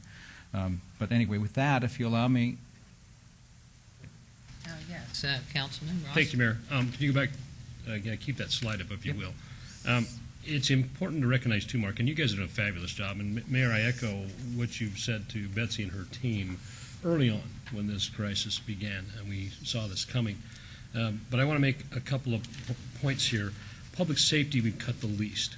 And I think that's significant to recognize for the residents in this city, because we take that very seriously in the city of Las Vegas, and it has to continue to be, one of our number one primary objectives and priorities. I want to highlight also the public works, 49.2% cut in public works. I'm challenged by that. Understand why, but challenged by it because when I see public works, I think of jobs and the money we're not getting out there on the street for the infrastructure of this city. And I know it's just one of those sacrifices we've had to make, but I also think that we may want to take another look at getting as much money as we can on the streets for job creation and putting people back to work. So we've gotten to this point because of the economy. You've done a fabulous job getting us there, but I just wanted to highlight that because I hate seeing that 49.2%. I know it had to happen. Well, some of that, Councilman, some of that was a shift in actually being able to charge more of our programs, program management, construction management, that we were providing internally to construction jobs. So that's a piece of that. That's partly why it's as high as it is. Okay, well, and I think, thank you for adding that. I think Mayor and council members, we still need to be focused on, we're doing everything possible to streamline the way we do business, the Development Services Center, and I'll bring this up probably at our retreat, but we can't miss the boat on job creation and having that jobs plan out there to keep people working. Mayor? Yes, please, Councilman Barlow. Yes. Mr. Vincent, Candace, the public safety piece, is this a piece of public safety also to include our portion to Metro? Yes. We actually didn't do any cuts. There's no cuts in Metro as reflected in the $115,000, but the public safety category would include Metro. As a result of these cuts, our share of the public safety share of our general fund budget has grown almost 10 percentage points, or close to that, maybe 8 to 10 percentage points, because it has been reduced the least compared to everything else. So it's now a larger piece. It's approaching 70% of our general fund budget when you include Metro, detention, marshals, code enforcement, things of that nature into that category. It's almost 70% of our general fund budget. Right, and as a member of the Fiscal Affairs Committee for Metro, I understand that the Metro budget continues to expand, and from the projections that you have here, Mark, with that expansion, and if in fact the City of Las Vegas continue to fund Metro's budget at their request, what does that do for the rest of the city and our ability to maintain services and programs such as those that you have listed here today? Councilman, I'm going to let Candy cover that, because she's going to cover that. You're going to see that in the fiscal year 14 projection. But obviously, to answer your question directly, to the extent that we have to restore the levels of funding back to Metro, because for this fiscal year and for fiscal year 13, the plan is to use some of the reserves that Metro has accumulated eventually to maintain their level of service. Our contribution is going to have to go up substantially, and you're going to see that in Candy's presentation. When that happens, that's an impact. And the question is, will our revenues growing at 1.5%, 2%, 3% growth, is it going to be enough when we get to fiscal year 14 to cover that increase, or are we going to have to look inward to do the other arrows out of our quiver, so to speak, in terms of how we address our shortfall? So that's why we're looking at 14, because when we did our forecast, you'll see we see an issue out in 14 that we need to plan for it. Thank goodness we've got 18 months to plan for it. That's a good thing. And also it gives us 18 months to see what the local economy, if it continues to expand. So I don't want to sound the alarm, but we have to plan for that. We have to plan for that. If that comes to fruition, we're going to have to take some action. And so Candy's going to go through that for you. And again, we're not necessarily today proposing any action. That's going to come as we go through the budget development. So we're just sort of setting the stage, if you will, for our thought process and perhaps some of the strategies and plans we need to be looking for as we go out into the next 18 months. And looking also at the fact if we flatline a little bit on the income and the tourism and the state dollars don't come in at the level that we're hopeful of, and seeing a beginning to occur at this point. So hopefully you will cover that. Ms. Falder, please. Good morning. Good morning.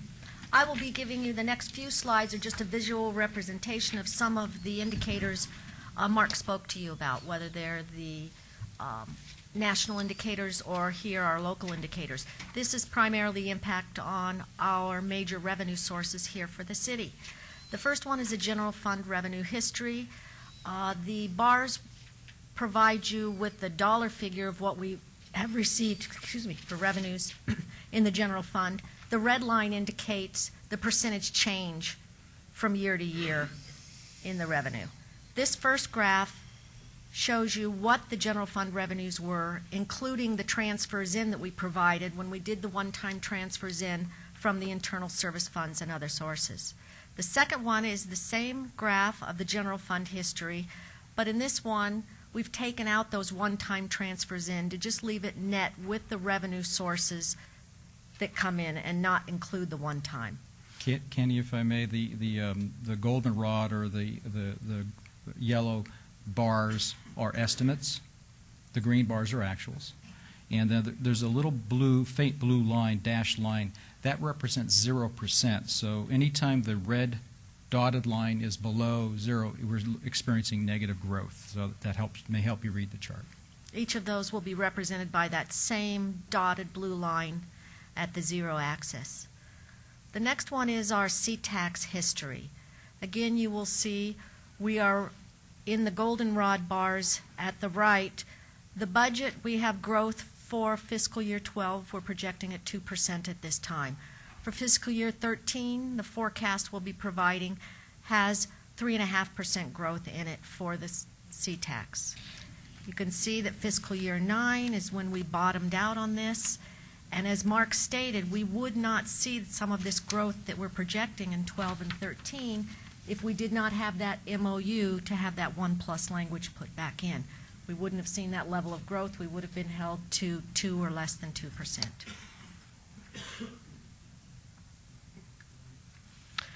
Councilman Coffin. Thank you. I don't know if this is an appropriate time to bring this up, but of the sales tax portion of C-tax, I'm worried about what effect that might have on the, what weight it has on our C-tax projection, because, you know, I'm still worried about this. I'm worried about projecting any growth at all, frankly. You know, sometimes I think I wake up in the middle of the night and think, my God, we're in 1932 again, you know, where we thought we were coming out of something bad our forefathers did, and then it really went down because of bad political decisions and, you know, leadership in the world and in Washington. And I kind of worry about projecting something high that would then force us to make additional cuts. Just, you know, I respect the benefit of your experience on this too, Mark, but I kind of wonder whether we should be projecting any growth at all, frankly, in sales tax as that portion of our C-tax. Councilman, we'll discuss a little bit of that when we go on to the next slides for the forecast and what we've done to get to this point to make those projections. Okay, I saw property tax next. I thought we were going to leave it. We're going to property tax. Property tax is a very ugly graph. As you see in fiscal year 11, and those again are the actual figures, we saw the drop. We had the reassessment, the valuation went down, and we had almost 20% negative growth in property tax. We did see since 2009, from the 2009 high, we saw a 22% reduction in fiscal year 11. In those 2 years, we saw a reduction of 22% in that revenue stream for the city. We went from $121 million in property tax collections to our budget in 12 of $94 million. In franchise and license, we did see the reduction. Excuse me, Ms. Falter, could you back up, just go back to that slide? What is, under what concept are you seeing in 2012 and 14 that growth on the property tax? There's still negative growth on 12 and 13. But they are up. So, I mean, is there anything in particular? They're not up. They're down. Total revenues are down. The rate of decline is shortening, which we haven't quite got to the bottom yet. We're actually, you're going to see, we're forecasting a further reduction in 13 and flat in 14. We're thinking that fiscal year 14 might be our first flat year or maybe positive growth. This is always a problem where property tax always lags sales and consolidated tax, because that's a much more responsive, consumer-driven revenue. Property taxes, because of how it's assessed and how it's billed, is always a lagger. But right now, we're not seeing growth for 13, and we're thinking that 14 might be the first year it's close to flat. Okay, Mayor? thank you. And the slide is, Councilman? And Candace, I'm sorry to stop you, but Mark, you mentioned as far as flat in 14, I'm assuming that the next slide will show that the flat will be at the dotted blue line? No, we don't have another slide for property tax. Excuse me. Okay, then the question that I have then is the dotted blue line represented zero Yes. base, right? So is that what you're considering flat? Yes. We would think that that red line might get up to that dotted blue line Okay. for 14. As you see, when we get to 14, we'll have a line for property tax that shows we're projecting flat at 0. Thank you. Thank you. And Mayor, this slide, it is a little dramatic when you look at it. Mark, I do want to reiterate that we are still in a negative growth pattern with the property tax. Even though the line indicates an upward motion, it's still negative. And that's negative compared to the previous year, which is a lower balance. So it's compounded that way. She just reminded me of something, too. The other point of this is that, remember that we now have a tax bill cap, 3% on residential, 8% on non-residential. So even if there was to be some tremendous recovery, which is highly unlikely, we're not going to see a return to that slope that you see in 5, 6, 7, 8. That's a 10% slope. Those are growing at 10% per year. We're not going to see that anymore because even if taxable value and resulting assessed value grows, the bill is capped at 3%. So at most, you're going to see a 3% growth in the bill, and that's after application of a depreciation of 1.5% on the improvement. So the reality is we'll never recover as fast as we dropped. Mayor, that's a good point that Mark mentioned. Mark, let's say, for example, in 14 that there's a spike in home sales in the community. And we're currently at a -2. With the state legislature and the cap that we have of the 3%, we would only jump from this -2 to a +1%, correct? In theory? Theoretically, you get to a +3. You could go from a -2 to 3, but if values go up 5%, you're not going to see a 5% growth rate. You only see the 3. Okay. That's the point. Thanks. Next, we have franchise and license history. Again, we're seeing that we seem to have leveled off a little bit in FY11. We still had negative growth at that point. We're forecasting for fiscal year 13 a 0.5% positive growth in this category. This category represents about $80 million to our general fund annually. The financial forecast. The first thing we want to talk about is what we've used in this forecast for our revenues. We did meet the first week of November with our Financial Oversight Committee. So I'd first like to thank them. They've provided us invaluable information. They give up their time, their busy calendars to meet with us, go over what we've put forward as some of our assumptions to help us either validate, give us feedback on what they've seen in the community, and it actually helped us kind of hone or fine-tune the revenues we put in the model based on their input. So with that, I'd like to give a big thank you to Jeremy Aguero and Mike Alistoy with Applied Analysis, Kevin Orrick with Howard Hughes, Mike Nolan and Joe Woody with the El Cortez, Guy Hobbs with Hobbs and Ong, and Dave Parks, the state senator, has joined us on this committee, and they have been invaluable over the last couple years as we've gone through this. Their input has helped us make much more accurate forecasts for moving forward and building our budgets off of. And if I can, speaking to, I think, the question that Councilman Coffin asked about the sales tax, the fact is the sales tax component of the C-tax grew by almost 7% in fiscal year 2011.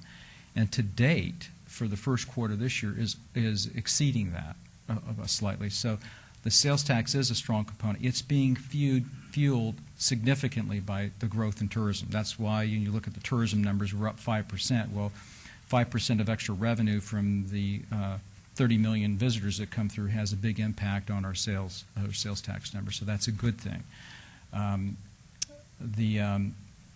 So we are using their forecasts.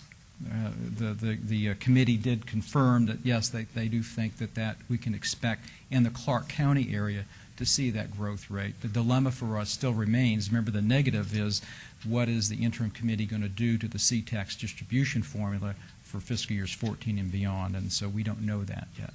And I think LVCVA has reported 19 continued months of growth. So it bodes well, but carefully cautious. Right. Carefully cautious is it. The next item, the next bullet on this slide is we want to remind everybody that what we're presenting today is not a budget. This is a forecast, and we'll talk about the budget process in a minute. What we've built into the forecast here are no new wage increases. We have built in some of the exceptions. We do have some contractually obligated restorations in the CEA contract. In fiscal year 13, in January of 13, you'll see the resumption of their step increases as a result of that contract. And then again for fiscal year 14, their steps and their COLAs that are in the contract that we're currently operating under. We have assumed a 2% vacancy rate in the wages and benefits in this forecast. And we're looking at our fringe benefit rate currently and our internal service fund allocation rates. With those, we found that they're a little bit out of whack with what we've been doing, how we've been allocating them, the basis we've been using. So we'll be lowering a couple and raising a couple to get them more in line so that we liquidate the pools properly. We're not trying to amass excess funds in any of these. They should be fairly break even. You're not going to see them breaking even individually in any single year, but in the long term they're break even. They're not for profit funds. So we will be arranging some of those rates in 12 and 13 to more accurately allocate those costs. You'll see a one-time transfer from the internal service fund of some of those surplus funds of $5 million in this forecast, and also the inclusion of a $1.6 million subsidy to the redevelopment agency for some of their operational shortfalls that we're forecasting based on the impact of a reduced tax increment for RDA operations. If you go back to the deep V you saw for property tax increment property tax is the only source of revenue for the RDA, and so we've got a plan for how to sustain. We know that economic development and business development is a major driver for us. Jobs is an important item that we hear from our citizens, and so we want to make sure we're doing all we can, and so we may have to subsidize that to some extent. Also, before Candy gets off the slide, I wanted to mention as we talk about the strategy, a thought comes to mind, and talking with Dan Tarwater, Jerry Greenwell, who's the CEO of CPS HR Consulting, a large company that does a lot of consulting for public sector compensation, made a statement to him that I thought was really interesting, and it was in the public sector over the next few years, particularly those of us that have been hit pretty hard with the recession. The new formula is starting to look like cost of living increases plus merit or step increases plus changes in the benefit plans has got to equal zero. I mean, we can manage and adjust some things in there, but the reality is if it's not zero, then it's going to affect our ability to provide the services at the levels we've already have them set at, and even potentially have reduction in those services. So I just share that with you, that I think that's kind of the frame of mind that we're seeing over the next couple of years. In light of that, what is the population number in the contractually obligated group of staff? I think they're about 50%. They're about 50% of our total employment. So those will continue to honor those increases and those restorations for about for a little less than half our of the workforce. population. In next year's budget, you'll see a half-year impact of the restoration of steps.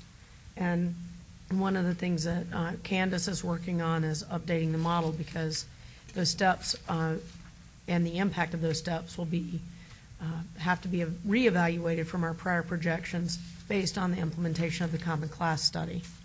The same thing is true for fiscal year 14, which includes a COLA for CEA, which has around 1,200 represented members, give or take, and also the continuation of the steps.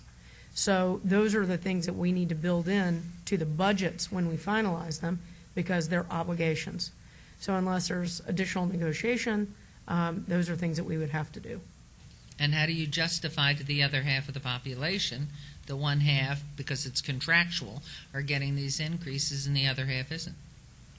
Well, I mean, it was a long-term agreement, 4 years at least, and it's one of those things that would have to be taken up at the bargaining table. We would have to work on that.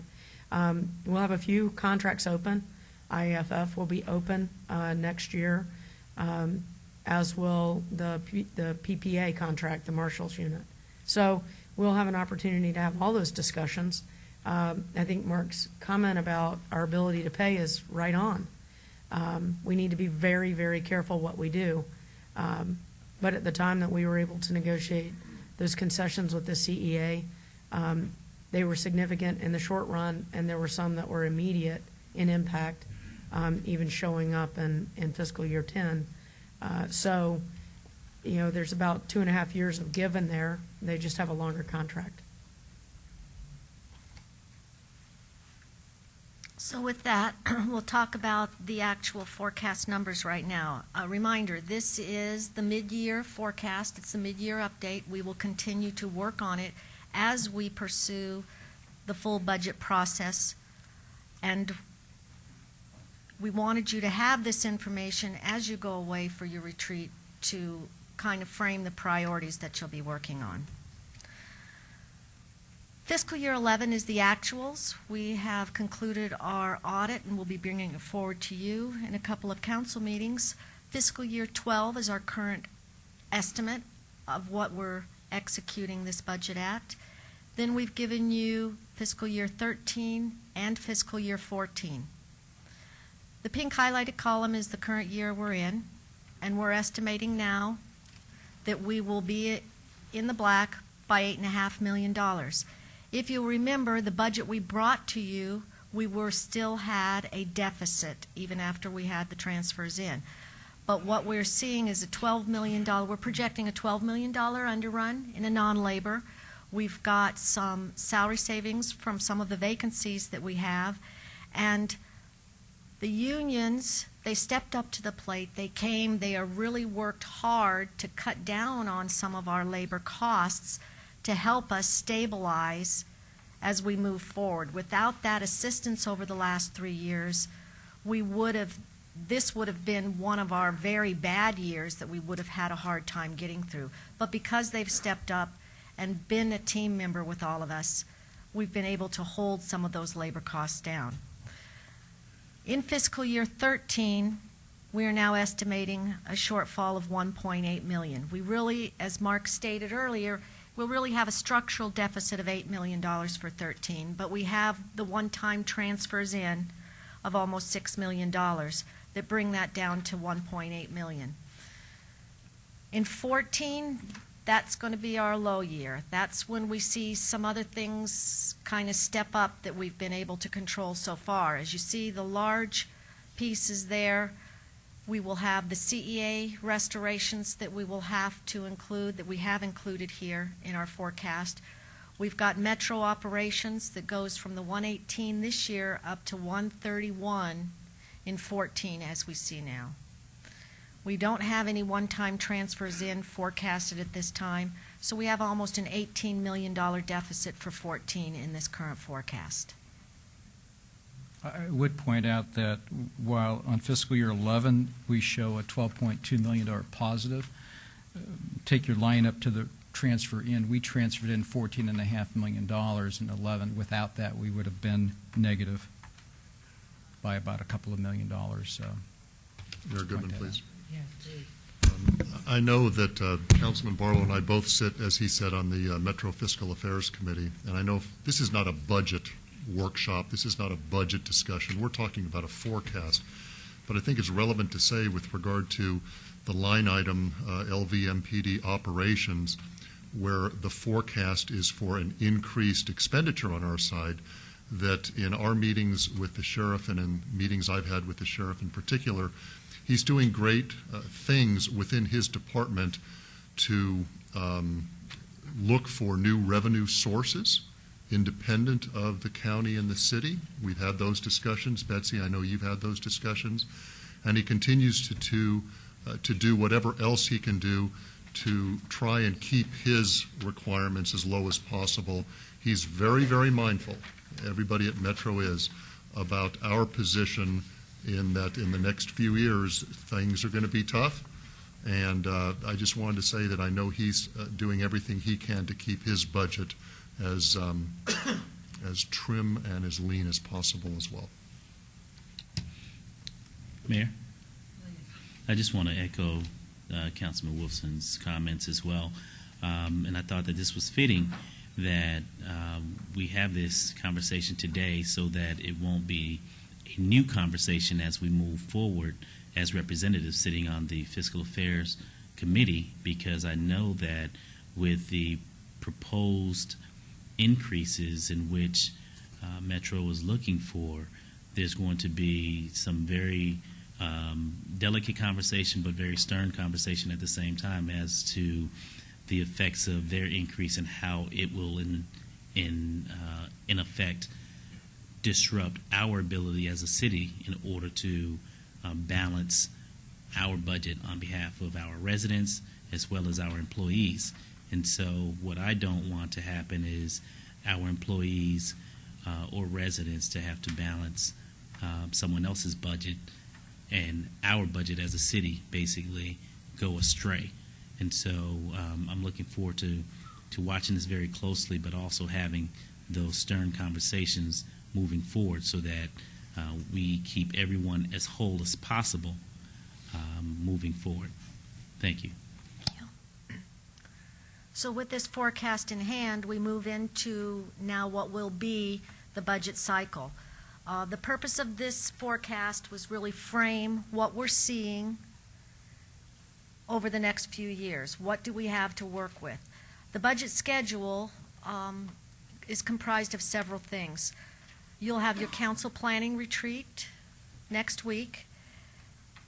Financial Services will then have a budget kickoff. We've scheduled a kickoff with the departments on December 19th. We will then have a city manager review. We've tentatively set aside the third week in February, hopefully February 21st through the 22nd, to sit down with Betsy and her senior staff to go over the budget submissions from the departments. We'll have the tentative budget, a council workshop. We'll schedule a council workshop in mid-March. Candy, let me stop there.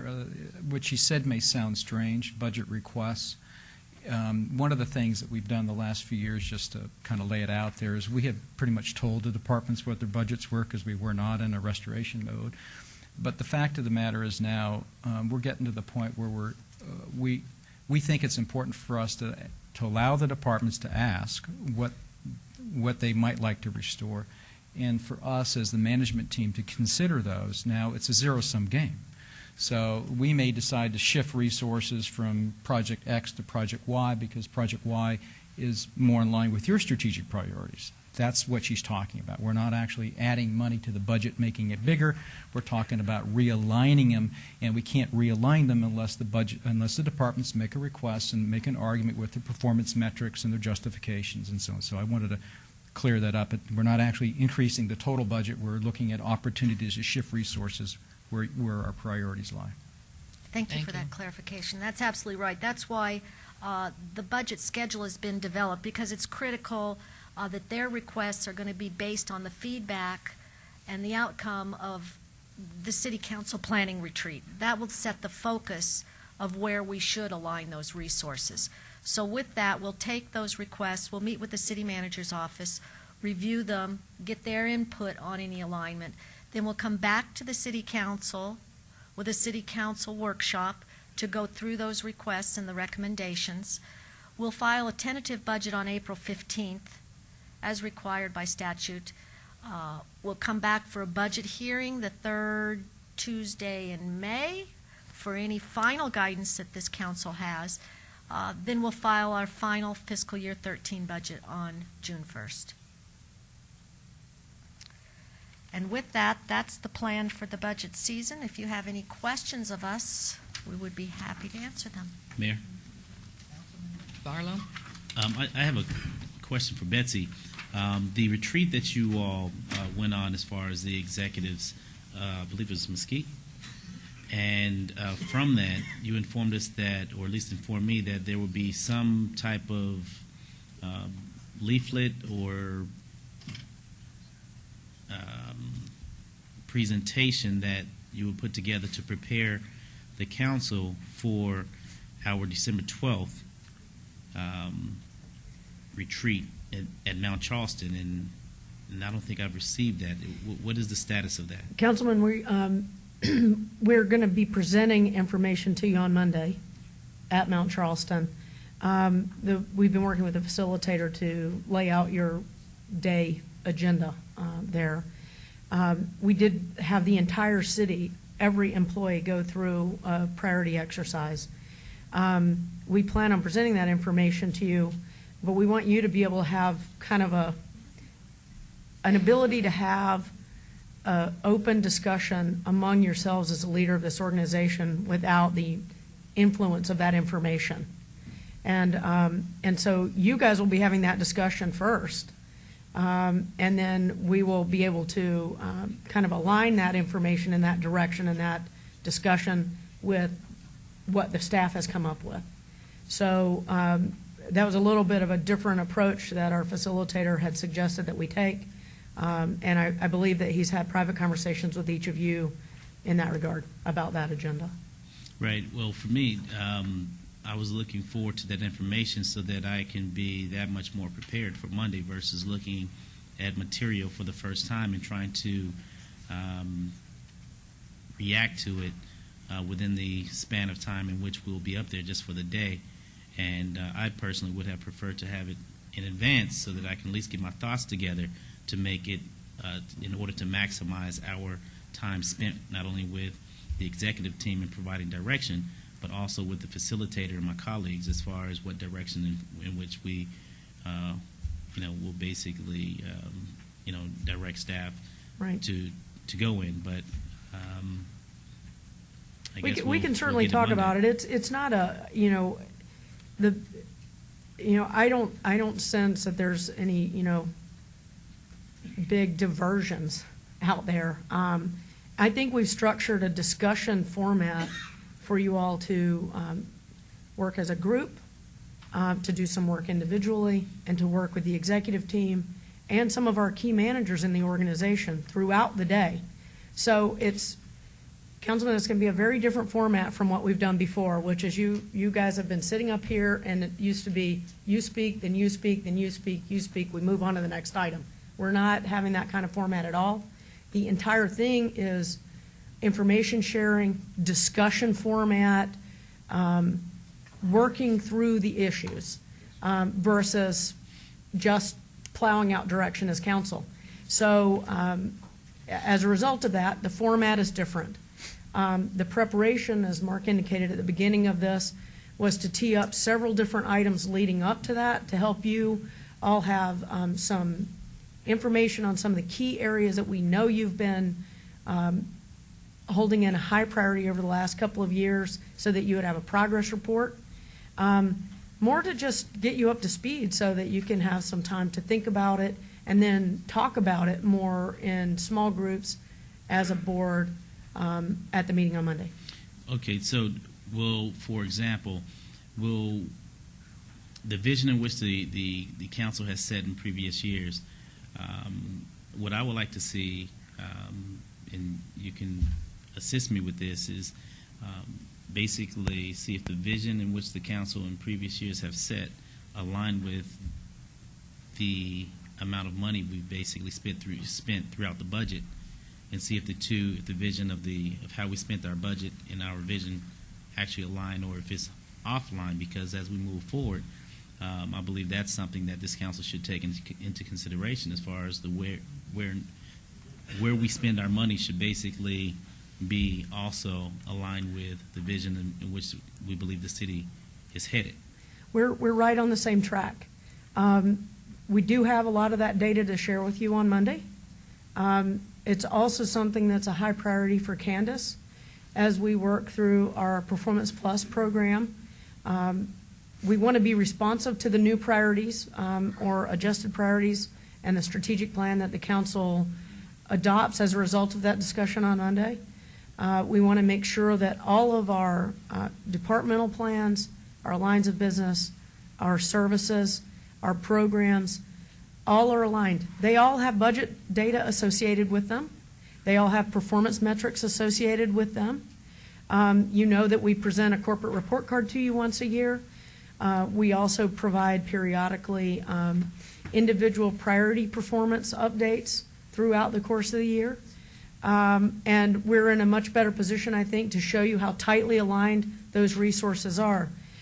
I also think it's really important to recognize that there's not a tremendous amount of flexibility in your budget. We have a lot of obligations. We know you have your highest priority as the public safety priority. 70% of the resources we have are spent on public safety. So just, on a big scale, that shows you that the resource investment is tightly aligned to your highest priority.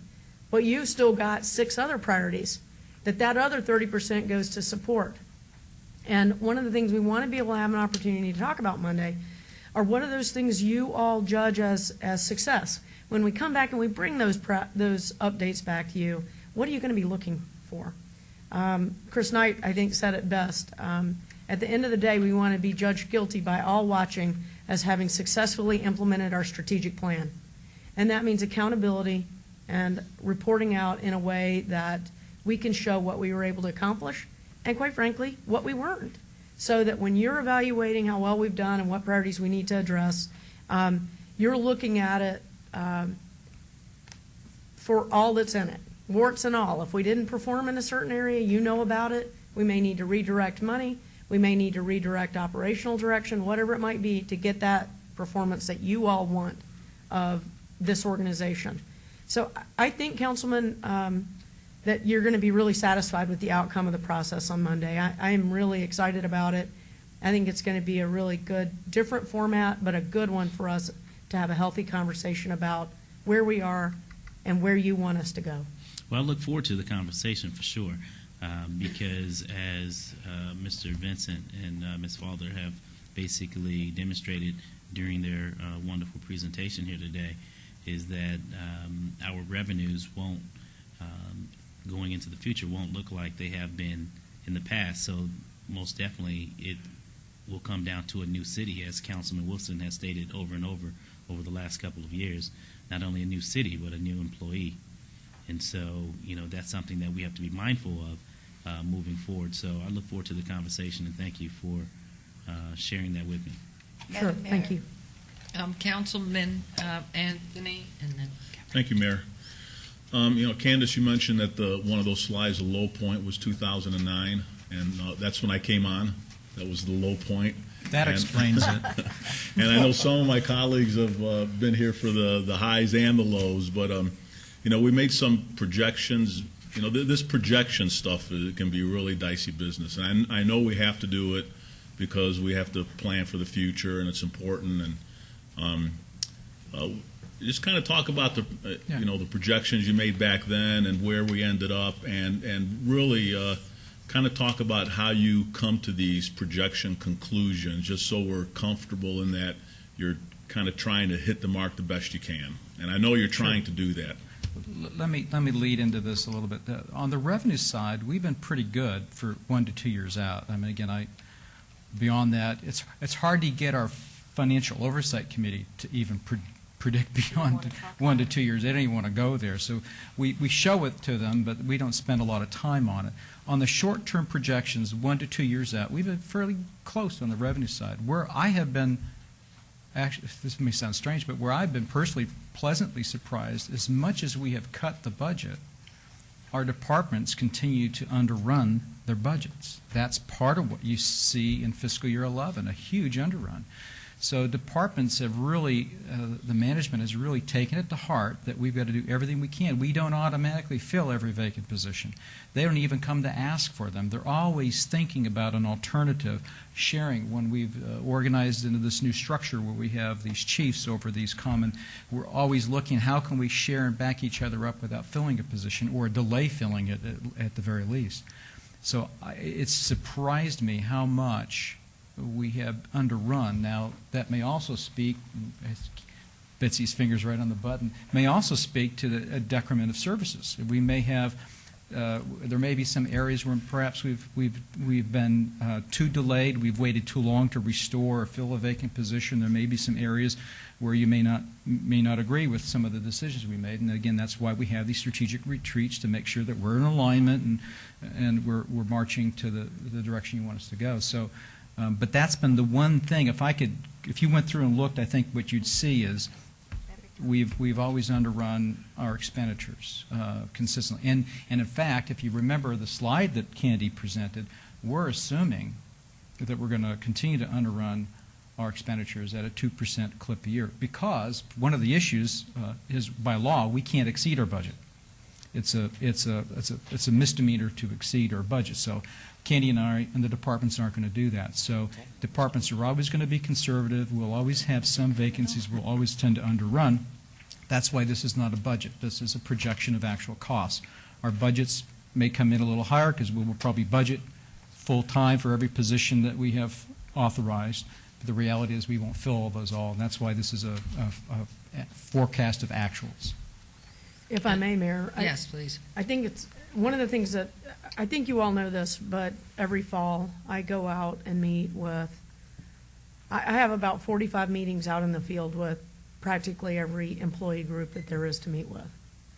And one of the things that I shared with all of them this year was that really a game changer for us last year and will be this year is that average of 2 to 3% underrun. It makes a tremendous difference, and you're seeing it already impacting this year's budget. You know, the fiscal year 12 budget, what Candy's showing you in that pink column on the fiscal forecast. When we closed the budget, when you adopted it in May, 5 months ago, that number was a negative 4.1. And now, based on the current trends, based on what the departments are doing, based on all the things that we've done, including making our agreement with IEFF, which was a big unknown at the time you adopted the final budget. We had not reached a resolution with them. That budget's getting back into balance and actually back into the black. I think that speaks very highly for what we're able to do each year. We don't just take a budget and spend it. We could have done that. We could have done that. We could have ended last year in the black, to be honest. What we're trying to do is cost contain all the way through, because we know that we're not out of this mess yet. Are we in a stable position? I would say we're stable. We've got some things out there that we know we need to deal with, but I'm not too sure that there's a whole lot of cities in this community or in this state that are looking at possibly 3 years of running in the black in a row in the middle of a recession. And I'm very proud of that. I think that it speaks very highly of what we're doing, and that we're being flexible and on top of this every day of the week. These two right here are on this all the time. And I know they probably get tired of me badgering them about it as well. But it's an important component, and probably, I think, Councilman Coffin, we estimated that it's about 50% or more of my personal evaluation that you guys will conduct for me 6 or 7 months from now will be based on our performance here. And so is Mark's, and so is Candy's. That's how performance management works, and it's tightly aligned to your goal of fiscal stability. I would submit that this is a pretty good picture of it. But we have to be diligent, and we have to keep working hard.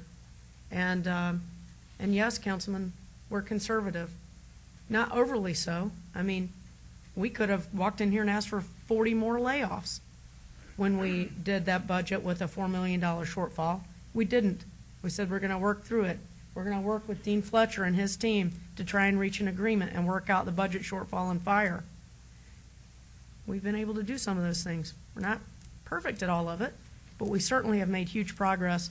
And I think that shows in this forecast, in our budget, and our budget to actual performance, at least for the last year and hopefully going forward for the next few years. Well, thank you, Betsy. And I think as you look forward, we have to always project income soft and not count on anything just because we have had 19 months of some substantive growth, that we are expensing high and incoming low in our projections. And looking at the projection for fiscal year 14, with the increases that are built in there, how that's the key. How do you handle that going forward with a flat income leveling? I know Councilwoman Tarkanian had something, please. Thank you. I agree that we're working in the right direction, and I know that we've done well. As I said in the CMO briefing yesterday, I have received many compliments on the fact of the stability of our government entity and compared to the other government entities within the state. I just want to go way back to what Councilman Barlow said at the beginning, and that is, please give us as much background information as you can before that meeting, because you're so used to all of this that it all seems to fit here or there. We are not that used to where this figure goes or that figure goes. So if there's background information that can help us, and you set up the format, it seems very good, where we'll have discussion and group meetings and so forth. But it's just that so many times, and I know Councilman Wolfson has mentioned it, and Barlow's mentioned it, and I've mentioned it a few times. I don't know I think Coffin did also. I'm not sure about the others, but in any case, and that is that we have knowledge as much as possible to help us when we discuss, because we won't have time, to go back and think it through and remember this or that. Just enough that we will have so that when we do converse, when we do meet, we can do it intelligently. Thank you. That's all. Thank you. Yes.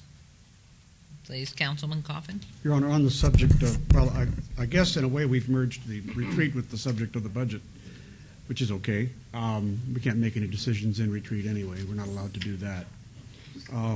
What I want to say is that I want to make sure if action is required of the council today, that I'd like to know the kind of action that is required. For example, are you asking us to approve or asking us to simply receive your report in order to help you start to build your budget?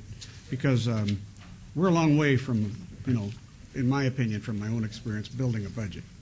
But I know you need some guidance to start. Is that what you're asking for today, Mark? This is primarily a report, is primarily what it is. This is probably, there may be some things that come up during the Monday session, but I would venture to get this is probably as detailed as you're going to see financial numbers for Monday. Monday's not a budget retreat. Right. It's really not, that's not the purpose of it. And so this is your staff's in consultation with their financial oversight. This is our best guess. If you want to give us some direction, you can certainly, if there's more information you'd like, that you can certainly ask us to do that.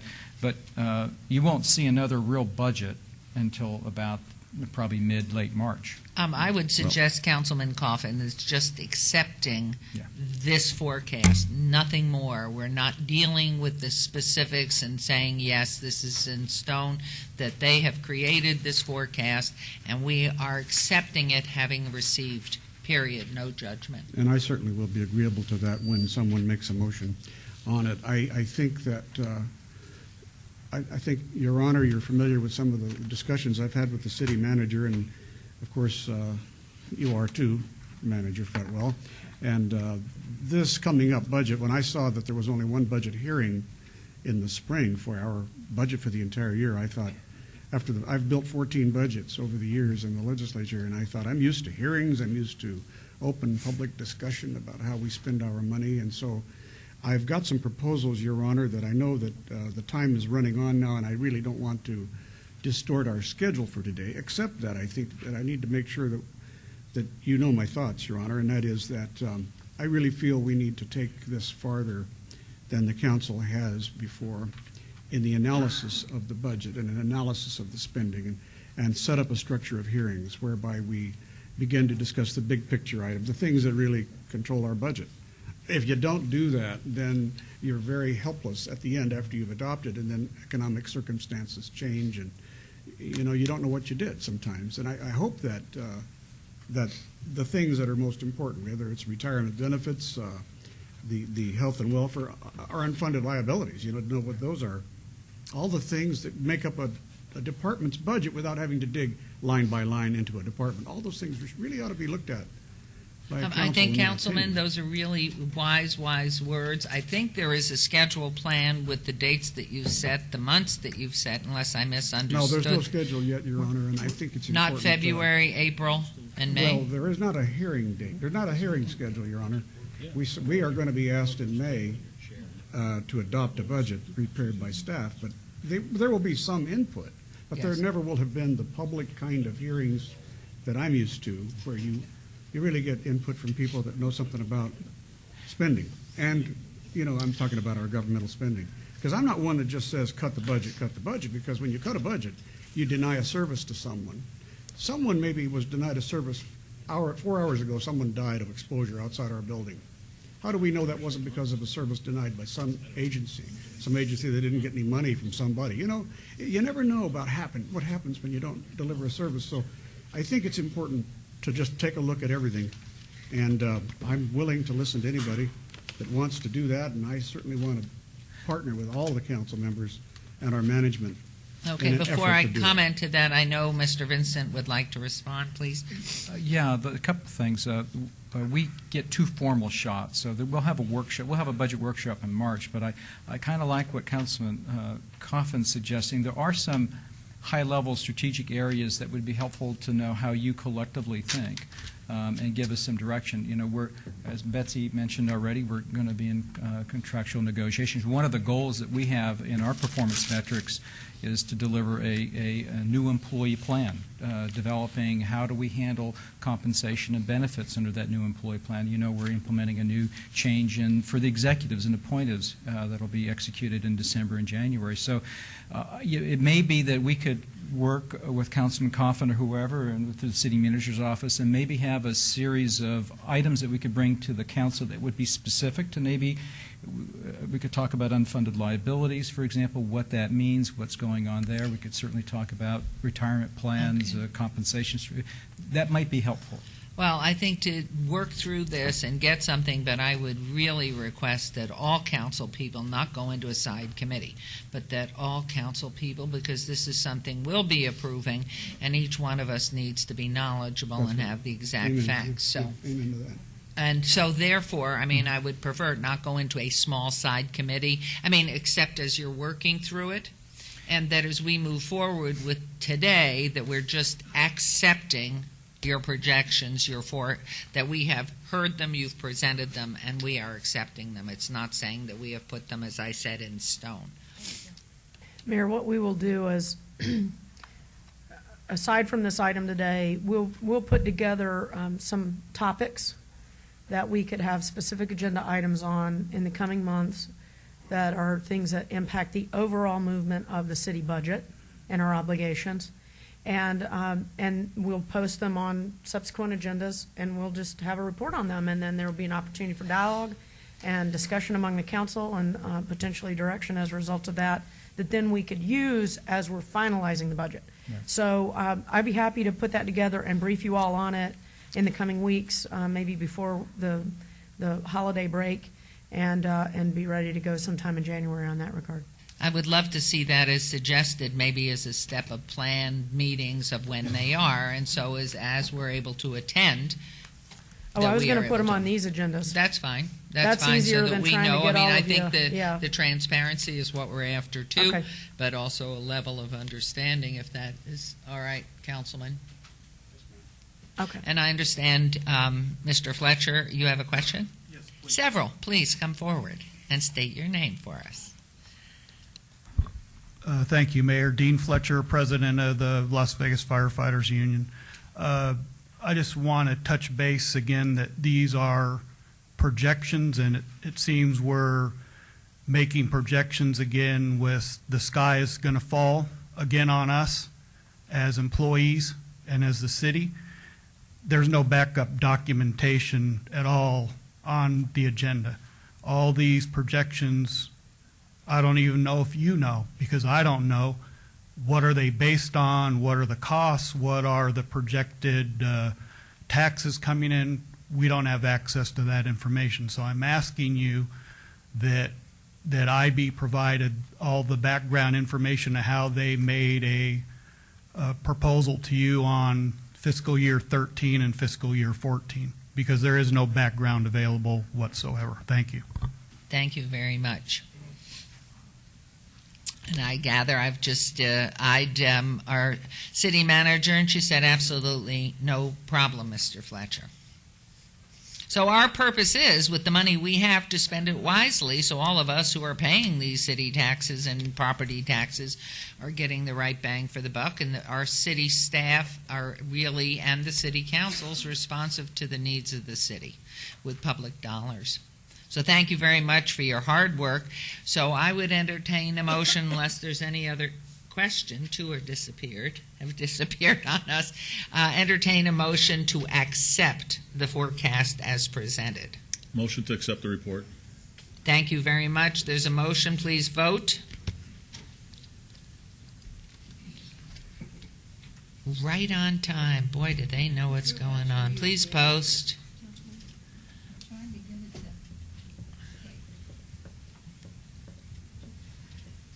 It still didn't come through, but you have it, that Councilwoman.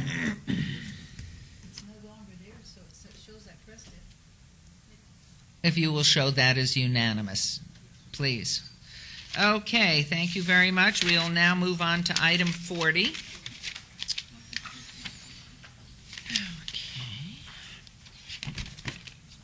Item 40, discussion for possible action to approve the contract with Standard Insurance Company as the city's short-term disability plan provider effective January 1, 2012, $94,000 self-insurance internal service fund.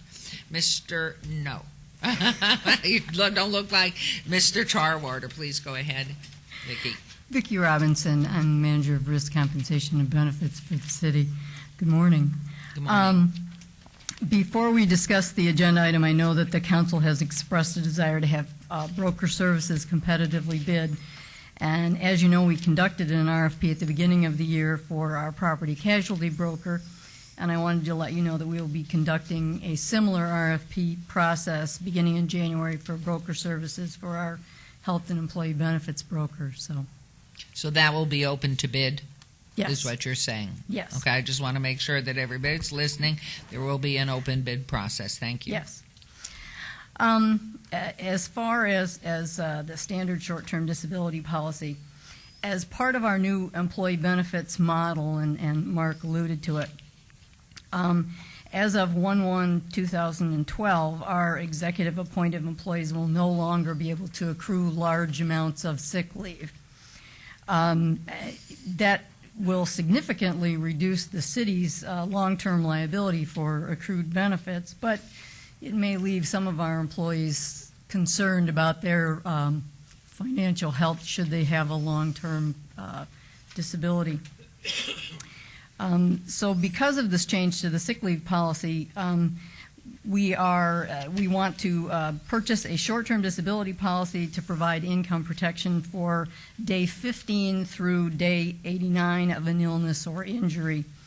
It's a fairly inexpensive policy, about $365 per year per employee for our approximately 260 appointed executive employees.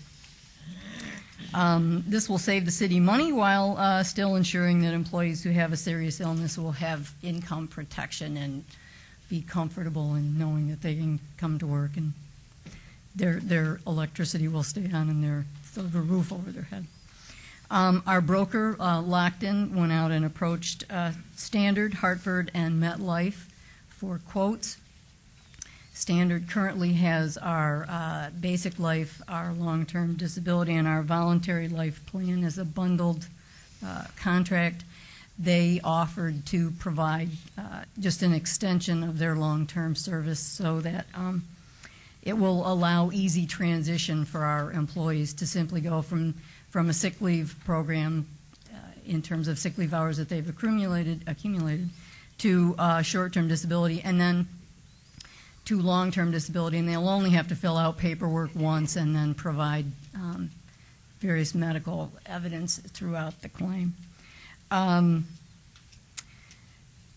Lockton asked them to bid it net of commission, so I think we got it just about as cheaply as we could possibly get it, since our broker will make no commission on it.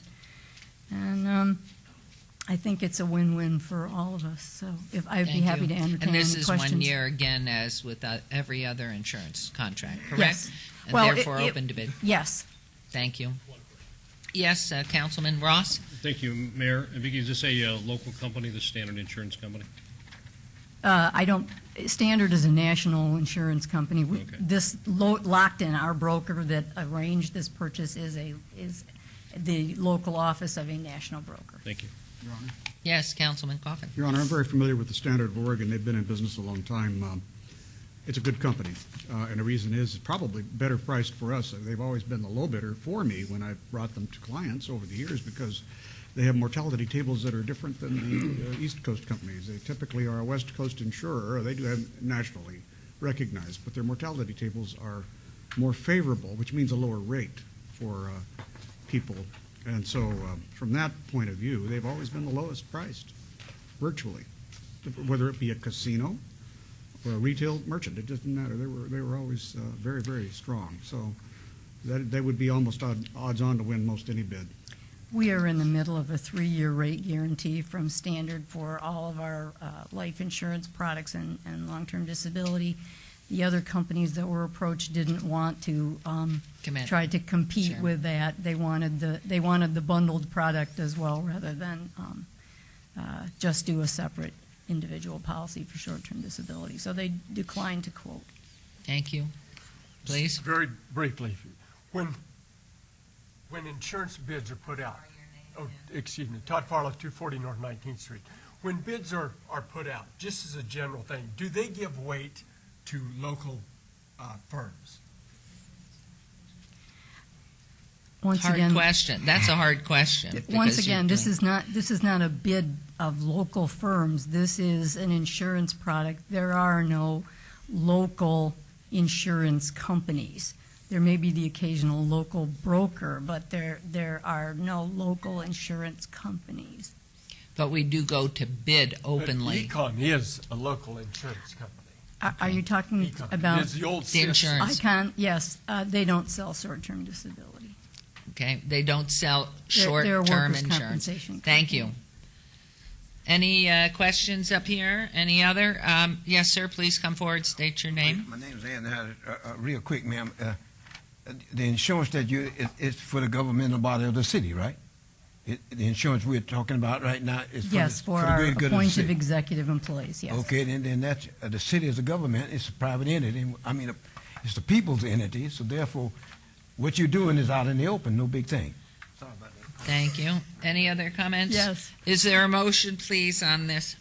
Motion to approve. There's a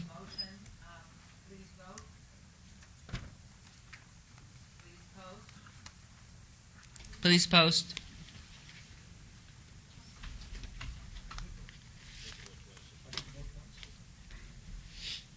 Did you vote twice? Thank you very much. Motion carries. Thank you. you very much, Ms. Robinson. We will move on to item number 41.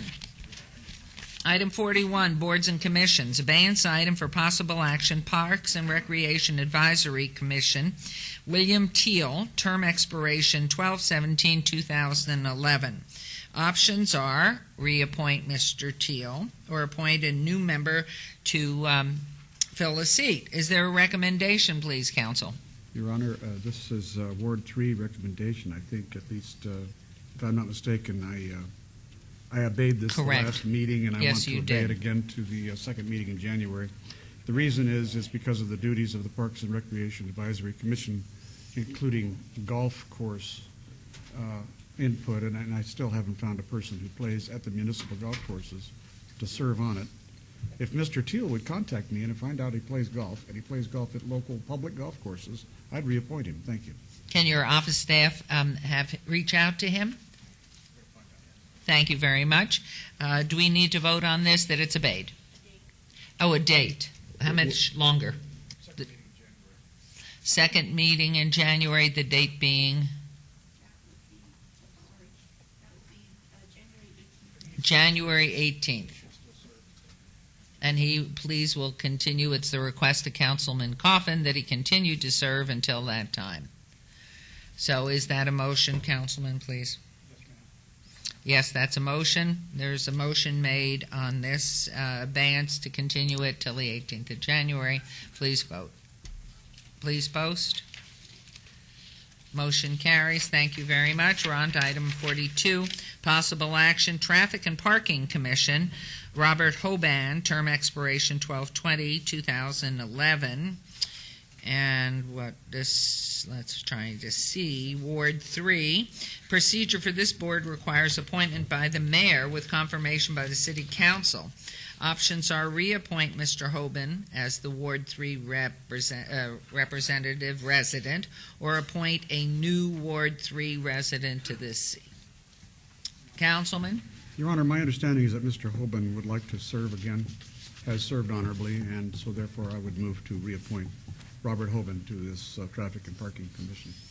Okay, is there any comment, question by council? There's a motion, please vote. Please post. Thank you. Motion carries. The city clerk's office will notify Mr. Hoban. Thank you very much.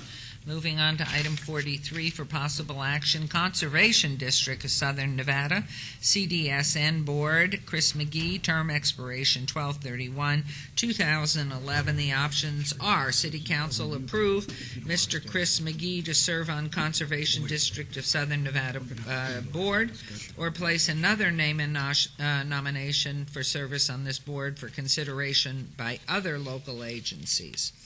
And this looks to be, is this also in Ward 3, or is this open? Citywide. How long has Mr. McGee served? 2009. So it's just a... Okay, Councilman, please. According to my notes here, the Conservation District of Southern Nevada Board is recommending the reappointment of Mr. McGee, Environmental Manager in the Energy and Environmental Services Division of the MGM Mirage, so my motion will be to reappoint Mr. McGee. Any comments, questions from council? There's a motion, please vote. Please post.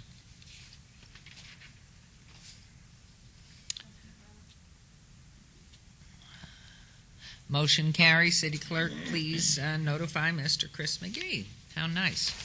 Item number 44 for possible action, Oversight Panel for School Facilities. Councilman Steve Wolfson, term expiration 12/31/2011. Procedure to fill this seat is by appointment by the mayor with ratification by the city council. Options are to reappoint Councilman Wolfson or appoint a new member of the council to serve on the Oversight Panel for School Facilities. Councilman Wolfson, are you loving it and wanting to continue? Yes, and maybe this is a trend. Just kidding. Okay. Councilman Wolfson has indicated his willingness to continue to serve. How many years have you served, Councilman, on this committee? I believe many. Boy, time goes by when you're I was having on it fun. before that as well. I was not on it before that? No, I was. Oh, all right. I apologize. Okay, there's a, would someone like to make a motion here, please, Councilman? My motion will be to reappoint Councilman Wolfson. There's a motion. Please vote.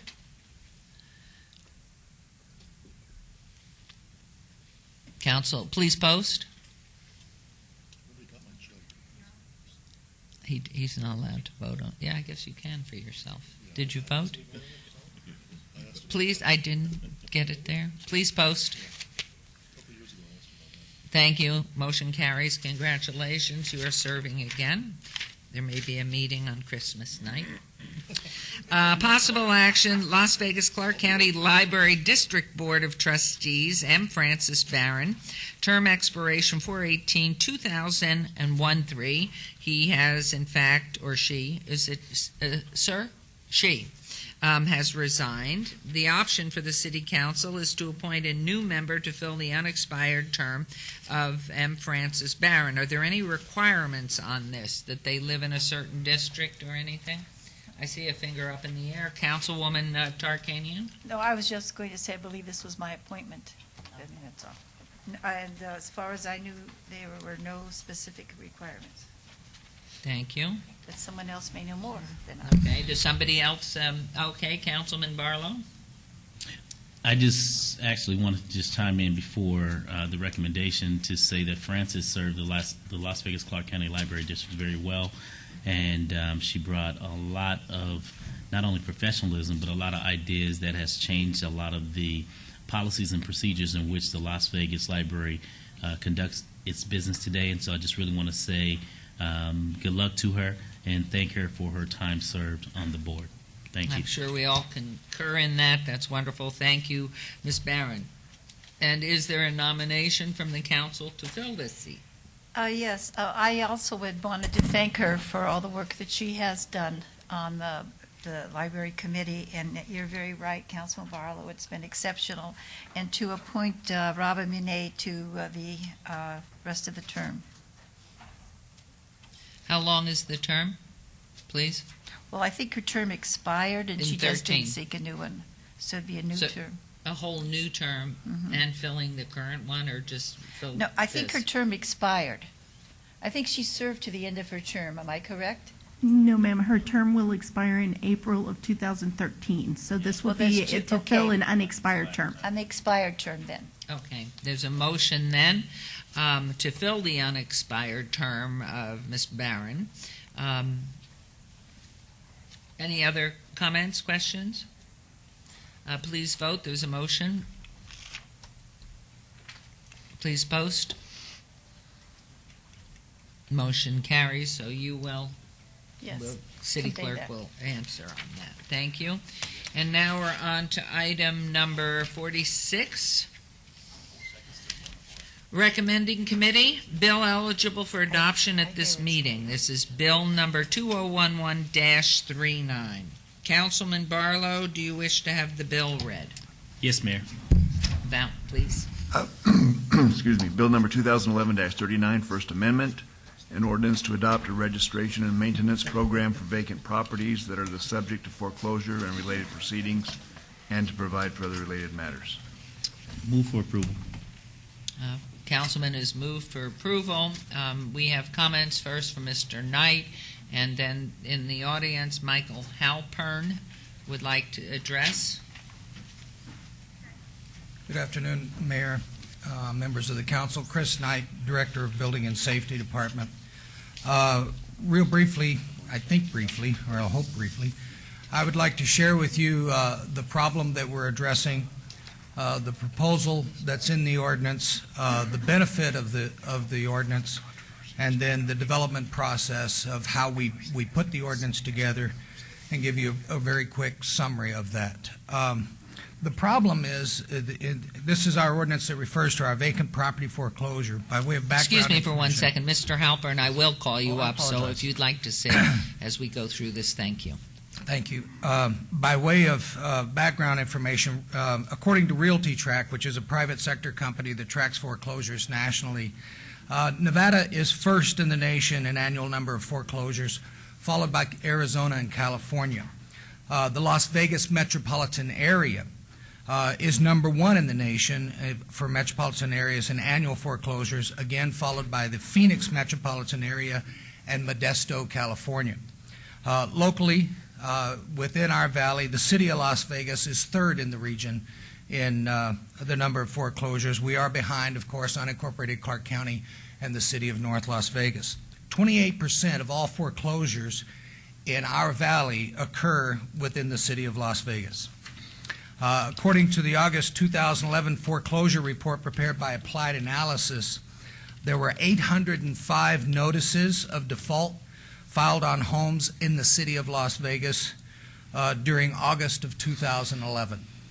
Las Vegas-based company SalesTrack has determined that 80% of the existing homes being sold today are vacant, and about half of all those home sales in Las Vegas are either real estate company owned or lender owned.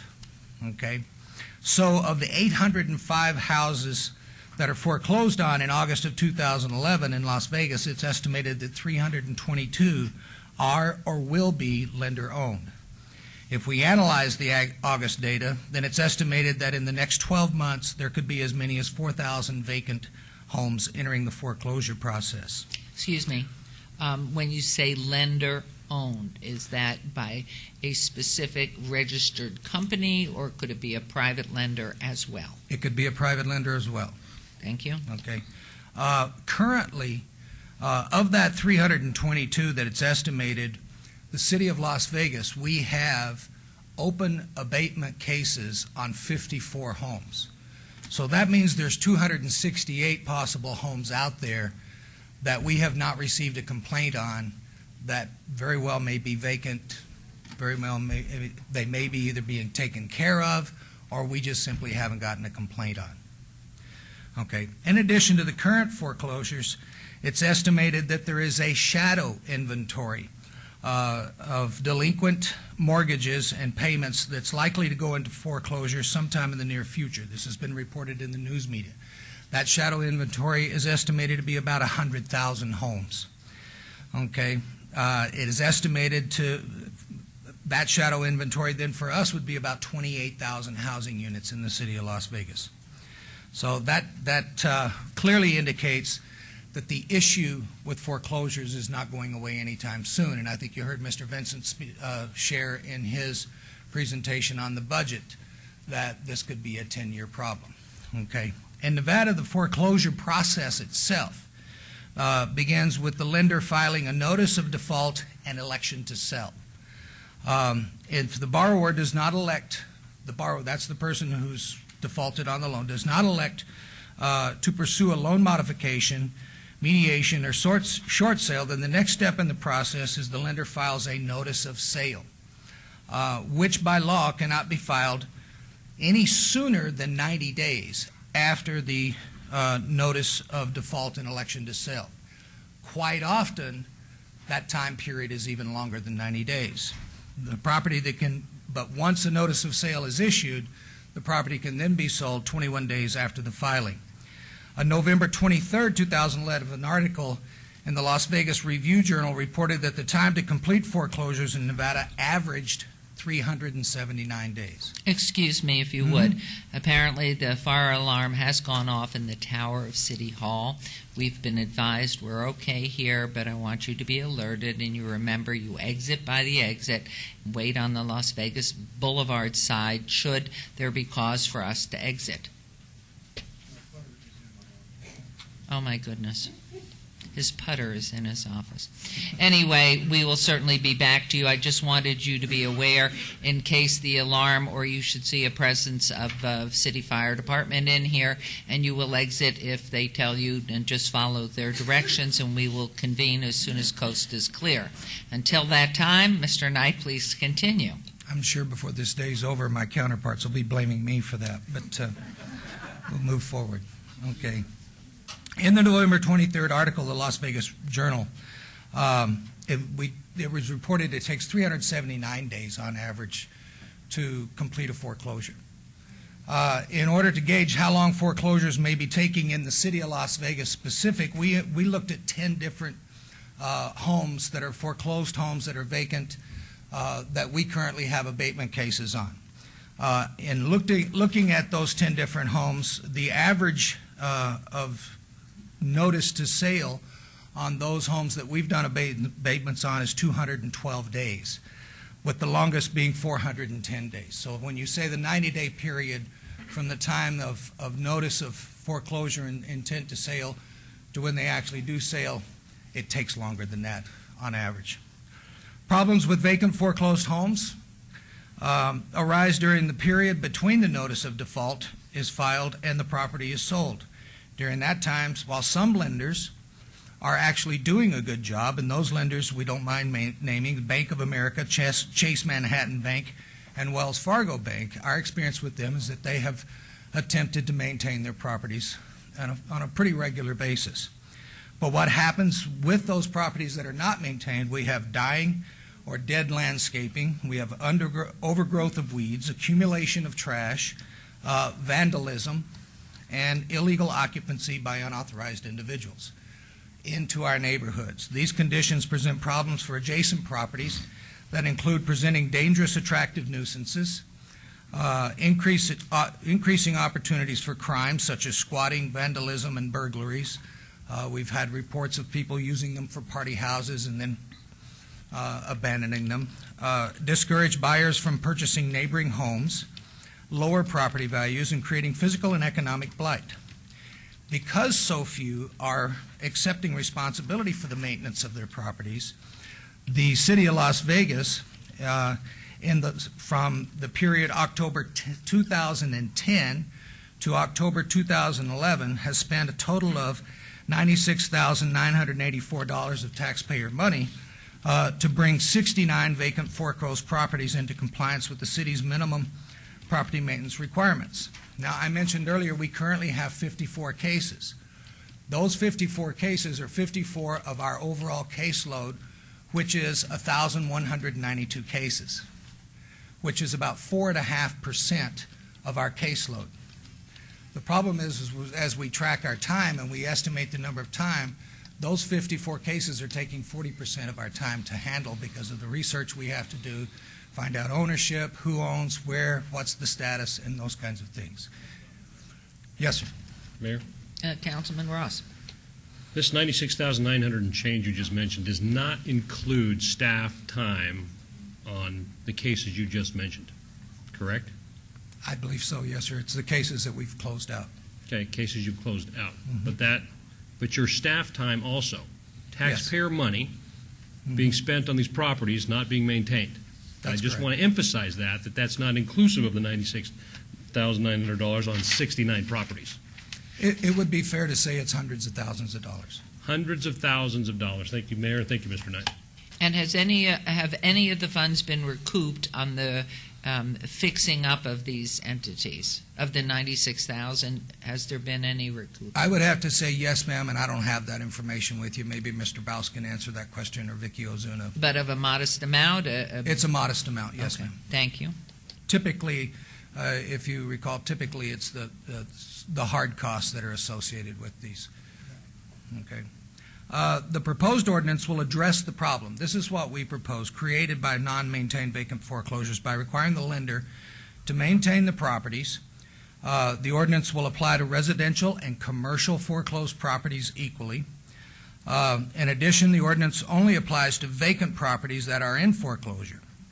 Real quick in summary, and I believe this is on a one-page sheet that we've handed out to you, Mr. Baus has made available to the public over there.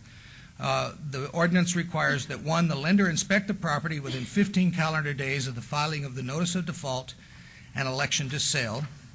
If the property is vacant, the lender must register the property with the Building and Safety Department within 10 calendar days after the lender's inspection. As a part of the registration process, the lender must designate a property manager located in Nevada to inspect, maintain, and secure the property. Have the property manager inspect the property every month until it is no longer vacant or is no longer in foreclosure. Pay a one-time registration fee of $200. The exterior of the property must be maintained in accordance with all applicable maintenance codes, and a sign posted on the building giving the contact information of the responsible property manager. What happens in the implementation, should the lender fail to comply with the inspection and registration requirement, the city will issue a notice and order asking them to register the property. Failure to do that would result in a citation, an administrative citation from the city. Failure to respond to that could easily result in a misdemeanor citation, and we ask the judicial system to assist us in getting compliance with our code. Okay? Should the lender or the property owner fail to maintain the property, we will use our normal property maintenance abatement process. That's a 10-day notice of violation, a 10-day notice in order. we abate the property, bring it before City Council, requesting to file a lien on the expenses and daily fees. And we would file the lien immediately on the hard costs, and because of AB 360, I would remind you that it would be 1 year later that we would file the lien on the daily civil penalties and fines. Okay. Mr. Knight, what is the timeline on this, allowing the lender, what is your period, your specific period, 60 days, 30 days, 20 days, what? We typically give a 10-day notice of violation and a 10-day notice in order. After how many days? After you've notified them and they've registered? No, when we first do an inspection, we'll go on site. If we determine that there are code violations, the very first thing we'll do is we'll immediately issue to the registered owner a 10-day notice of violation. Okay. Give them 10 days to clean it up, to fix up the property. If they do not, we go back on the 11th day. If they do not have it fixed, rectified by then, we will give them a 10-day notice and order another 10 days, so they have 20 days. Okay. After that, then we would have someone abate the property. That usually takes us about 2 weeks, so they still have another 2 weeks while we're doing that. If they get it cleaned up, we'll cancel the abatement. So, in fact, the residents of the area next to this house would have it taken care of at a minimum of 10 days, 10 days, 10 days, 30 days. 30 days. That's the worst it would be. Yes, ma'am. If, in fact, there's no response by the lender. We would then come in as the city and make it whatever We you would say. theoretically, Acceptable. that's the worst. I mean, Okay. Every council member up here can tell you it's taken longer than that on Right. some cases. Right. Okay, Thank you. So I don't want to try to sell you a pig and a poke on that. Right. Okay. We believe this is a win-win proposition for not only the city of Las Vegas, but the financial institutions and others that are involved, such as our utility company. From the benefit of the community at large, this will reduce blight. It minimizes the negative impact to adjacent homes, people who are owner-occupied homes or otherwise. It will reduce conditions that can contribute to the criminal activity. The benefit to the lending institutions is that it will allow them to address problems more quickly. It helps them to preserve the value of their collateral asset, that is the property they have the loan on. It helps avoid negative community backlash and will help avoid potentially excessive fines for failure to comply with code compliance. How often, and you'll probably see it this afternoon, do the financial institutions come in and say, we didn't know about this? And this helps them to get notification when we have complaints on their properties. The other thing it will do is we will share this property listing with the local utility companies. There is a phenomenon that I don't know that we have record of it in Las Vegas, but we know it's happening in the Valley, that people will look around in neighborhoods and find these properties that have been foreclosed on, that are vacant, go down to the utility companies, present a falsified rental agreement, get the utilities turned on, move into the house, and really use it for whatever means they want, party house, to live in or whatever, and they're basically squatting, and the utility company has no way of knowing if that lease that was presented is a genuine lease or not. With the property registration ordinance and the property registration, the utility can then check the property registration. If it is a foreclosed property, it is registered with us, ask the question of the maintenance, the maintaining company, have you leased this property out? And if the answer is no, that prohibits that situation. So we think that's a benefit to the lending institutions, that their asset is protected through a interagency cooperation. This is not the end-all, be-all to the foreclosure issue. This is simply another tool to ensure that vacant foreclosed homes are properly maintained until the home is sold and lawfully occupied. We provide a database to responsible parties in a timelier manner, thereby quickening the pace and compliance and increasing our efficiency in code enforcement when we have a complaint-based action on a foreclosed home that is registered. During the development, and this is the last part of the ordinance, staff obtained input from numerous stakeholders, including representatives from the Clark County Credit Union, the Nevada Credit Union League, Wells Fargo Bank, Nevada State Bank, the Greater Las Vegas Association of Realtors, the Nevada Bankers Association, and the Southern Nevada Water District. So we've had input from several stakeholders in developing this. Safeguard Properties, the largest privately held mortgage field services, and I believe the gentleman's here from that company, reports that 444 cities currently have vacant foreclosure registration ordinances across the country. 85 cities currently have ordinances under consideration. Major cities with ordinances similar to the ordinance that we are proposing that are similar in size to us are Miami, Florida, population 400,890, Long Beach, California, population 462,790, Detroit, Michigan, population 700,910, Jacksonville, Florida, population 821,708, and Chicago, Illinois, which is a little bit bigger than us, 2,695,000. But 11 of 16 jurisdictions surveyed with similar ordinances reported that the ordinance was a useful tool ensuring foreclosed properties are properly secured and maintained. As I said, this is not the end-all, be-all to the foreclosure issue. It is another tool for us to help the City Council achieve your priority objectives of supporting and encouraging sustainable, livable neighborhoods, revitalizing and invigorating our mature neighborhoods, and helping through a code enforcement cost aspect to manage our costs and revenue and resources to achieve efficient operations. So this ordinance, we believe, helps you further your objectives that you will be discussing next Monday, and we also believe that it's a win-win for everybody involved, the community, the lending institutions, and the City of Las Vegas. Myself, Mr. Orlando Sanchez, Mr. Val Steed, and in the staff, Vicky Ozuna and Mike Baus are available to answer any questions you have on this ordinance. Mr. Baus, in a very short time, has become our resident expert on it, and I'm sure that he can answer just about any question you have. So thank you, with Mr. that, Knight. Very turn it over to you. comprehensive. I would like to have everyone rest assured the fire was a plate of food on the 5th floor, and that has been taken care of. Somebody ate it, so we don't have to worry.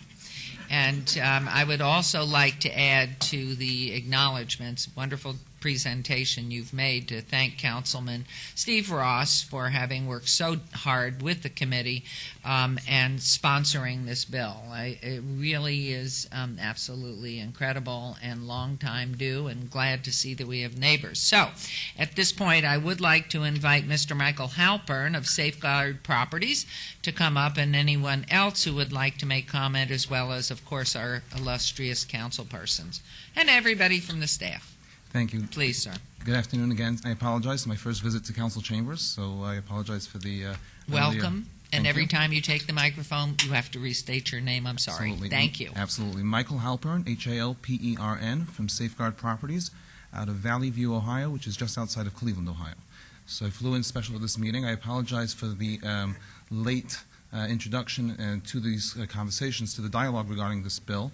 I did, however, hear the audio of the previous session, and that kind of triggered my interest in, to come out and address the council and hopefully provide some information that you will find valuable. Just to echo Mr. Knight's comments, those sentiments are sentiments that we've heard across the country. I travel across the country speaking to municipal leagues, National League of Cities, U.S. Conference of Mayors, American Association of Code Enforcement, speaking to municipalities across the country. Sentiments absolutely shared, and as Mr. Knight mentioned, we are tracking. Those numbers have increased. Those numbers do exceed now probably over 500 enacted ordinances across the country.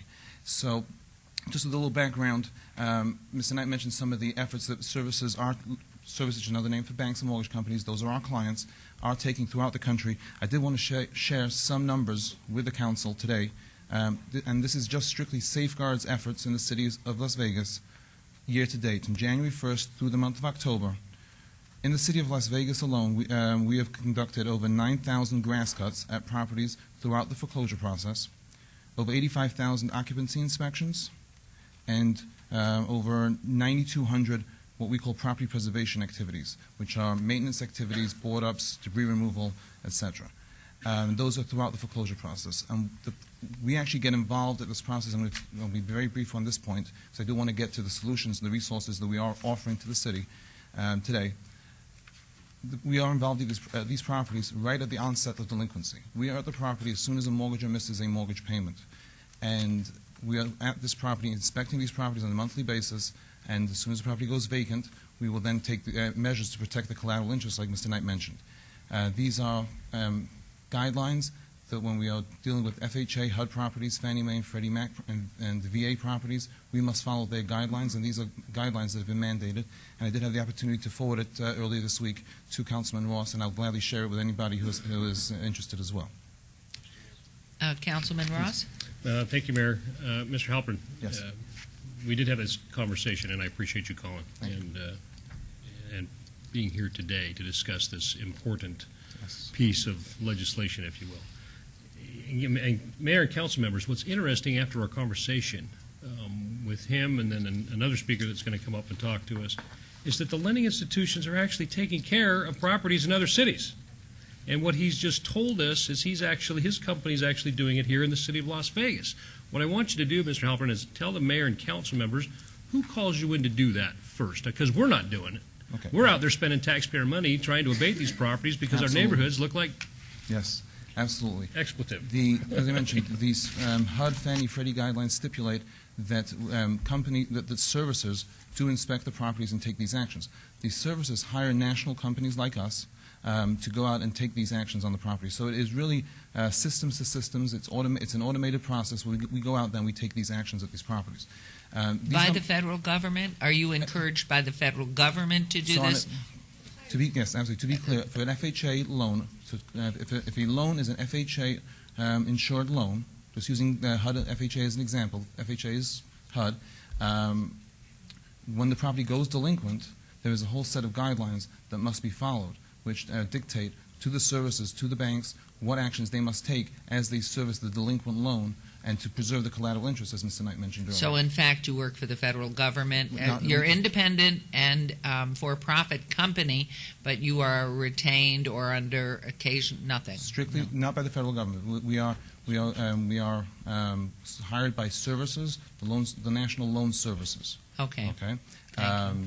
We do work, however, just for full disclosure. Excuse me, I'm sorry, Councilwoman Tarkanian, question? I needed to because you said services, and that was what I wasn't quite sure what you meant by services. And somebody, I think, had said banks up here. Yes, I apologize. It's bank services that then hire you to take care. There's a terminology, and I apologize for the That's okay, verbiage I just- in our industry. But the term that we use is servicers, loan servicers, mortgage loan servicers, which are the equivalent of the bank. They're the ones hired to collect the payments and deposit the funds. So they would hire your company? Correct. Okay, thank Correct. you. And that's a very important distinction to make, Councilwoman, because when we get to the solution aspect of it, one thing that Mr. Knight mentioned, and again, this is something that we see across the country, and really the primary reason why I'm here today, is left to their own devices, a municipality, a building official, code enforcement officer, has a tremendously difficult time identifying and communicating with the direct points of contact. Typically, I'm not familiar with the processes that Mr. Knight uses, but let me just use a general feedback that we get from code officers across the country. A typical process would be to go to county records to do a title search. The entity that comes up on those reports are not the loan servicer, are not the individuals at a multi-billion-dollar international conglomerate that is concerned about or is responsible for the broken window or the high grass or the weeds at a property. So what ends up happening in communities across the country is a circuitous route is taken by the code officer. They'll send a certified letter or the like to corporate headquarters. Corporate headquarters can be in New York. Corporate headquarters can be overseas for some of these entities. The entity that works with companies like us could be a small office in another area. But those are the individuals and the companies that we deal with on a daily basis. So what we realized several years ago, that what we could do and how we can partner with cities, we do not work for cities, everything we offer is absolutely free to municipal entities, is we can be that liaison between the municipality and the services who openly acknowledge that there is transparency issues with the system that was developed. The banking system was not developed and designed to be transparent with local jurisdictions. So what we've done is over the years, I mentioned we've presented in many organizations and many forums. What we do is we speak about our ability to be that liaison, And over the years, it was simple as give us a call, tell us the property address, tell us or email us the address. We'll identify who the servicer is for you and put you in direct contact with the individual at that organization. Over time, that has developed, and recently we've developed a system absolutely free to municipalities that will do the research and it's a communication platform where the building officials or any municipal individual can go onto this platform and communicate directly with these individuals regarding specific properties. I do have some materials that, if I may, to give to the clerk to share, and I'll just reserve one, if I may, for Mr. Knight. I would like to give one directly to Mr. Knight. Thank you very much. In there is my contact information and some screenshots and just some snapshots of what the system entails. And as I said, it's being utilized by communities across the country. And the goal is to get the municipal entities, the code enforcement officers in particular, in direct communication with the right people at the banks. The high-level concept, Madam Mayor and Council, is when a homeowner vacates a property for whatever reason, okay, the bank, the servicer has taken every effort they can to try to keep that homeowner in the house. They all agree that an occupied home is better than a vacant home. But once that homeowner, for whatever reason, vacates that home, as Mr. Knight mentioned, this is their collateral interest. This is all they have left. It is in their best interest to maintain this home. That's why the guidelines, the federal guidelines are in place. That's why companies like Safeguard exist to maintain these homes. Obviously, as I mentioned to Councilman Ross, there are properties that still are troublesome, are extremely troublesome, and caused frustration to not only council and mayors across the country, but neighbors, nonprofits that are helping to try to stabilize communities and revitalize communities. So again, we just put ourselves out there. We have developed programs over the years where we actually reach out to neighbors. We have something called the Good Neighbor Program, where we deliver door hangers to the neighbors on each side, advising them that we are maintaining the property. We have developed programs to address nonprofits. We've worked closely with some of the nonprofits in the local Cleveland area and the state of Ohio. We'll gladly share the message everywhere and anywhere to get the word out. Absolutely. Sure. May I ask a quick? Sir, are you what is your position with Safeguard Properties? I am Director of Community Initiatives. Are you a for-profit company? Yes. Okay.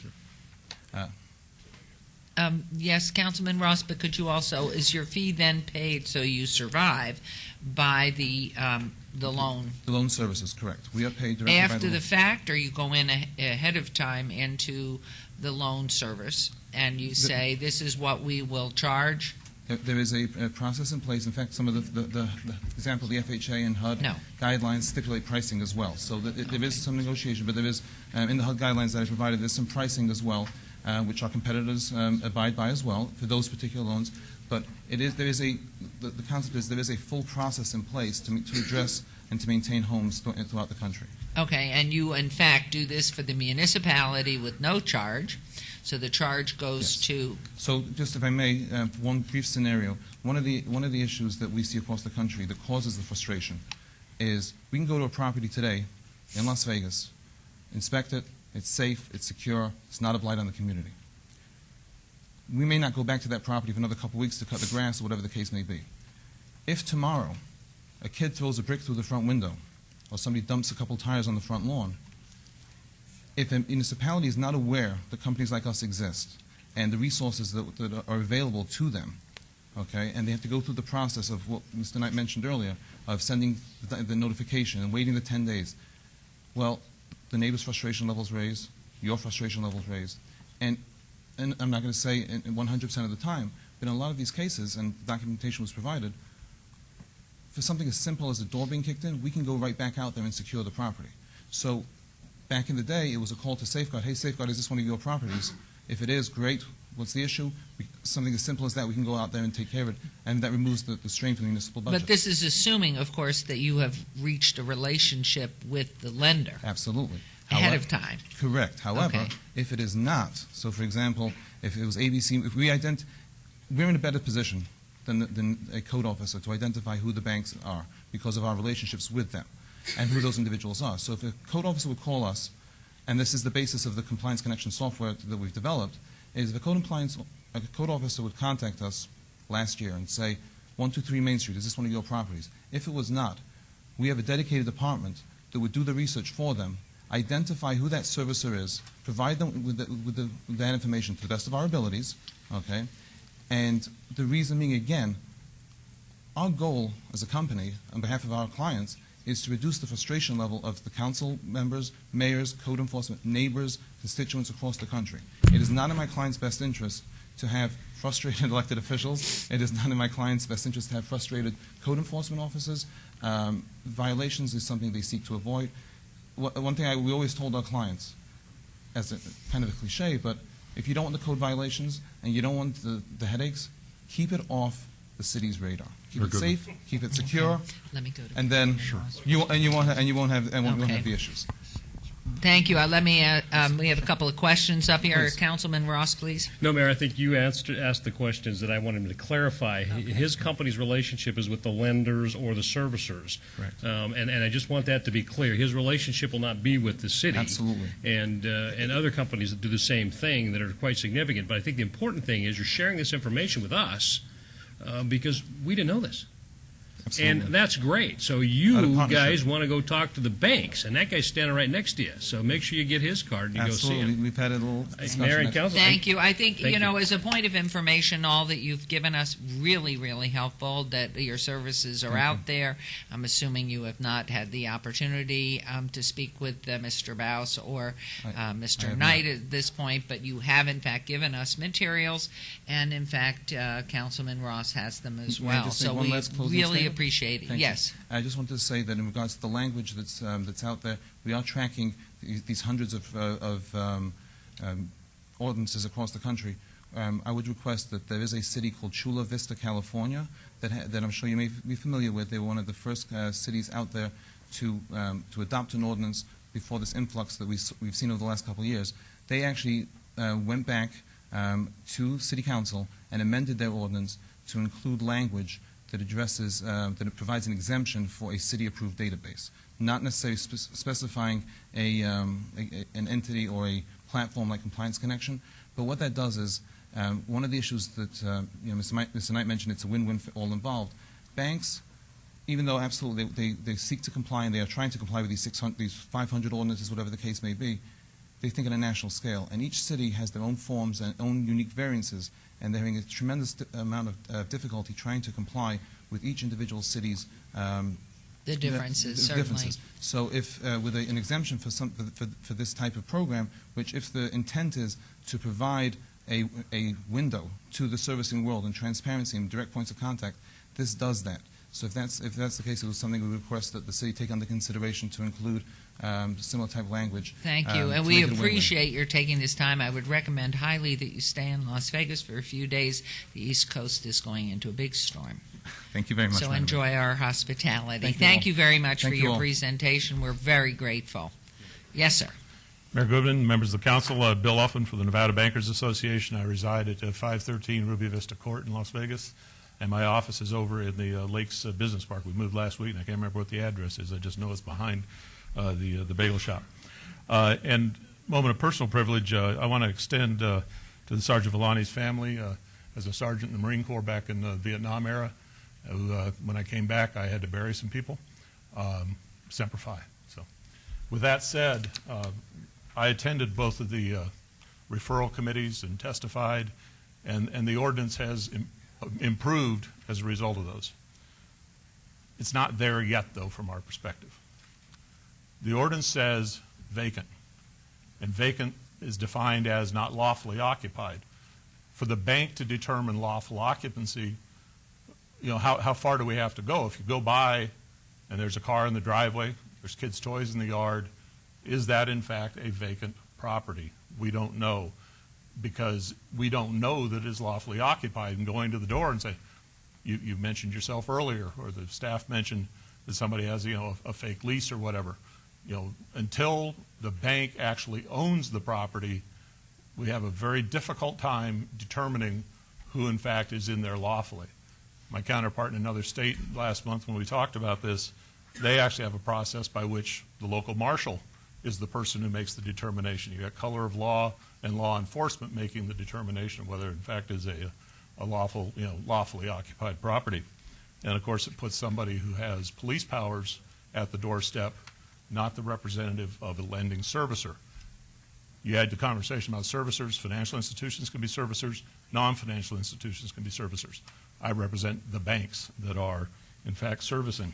And some of them are servicing not only their loans, but loans Fannie and Freddie and the like.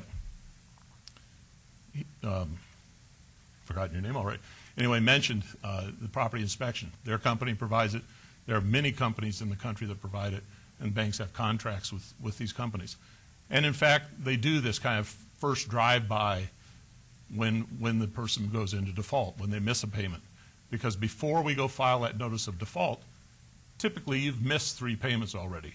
You've had 3 months go by that you haven't been participating in this.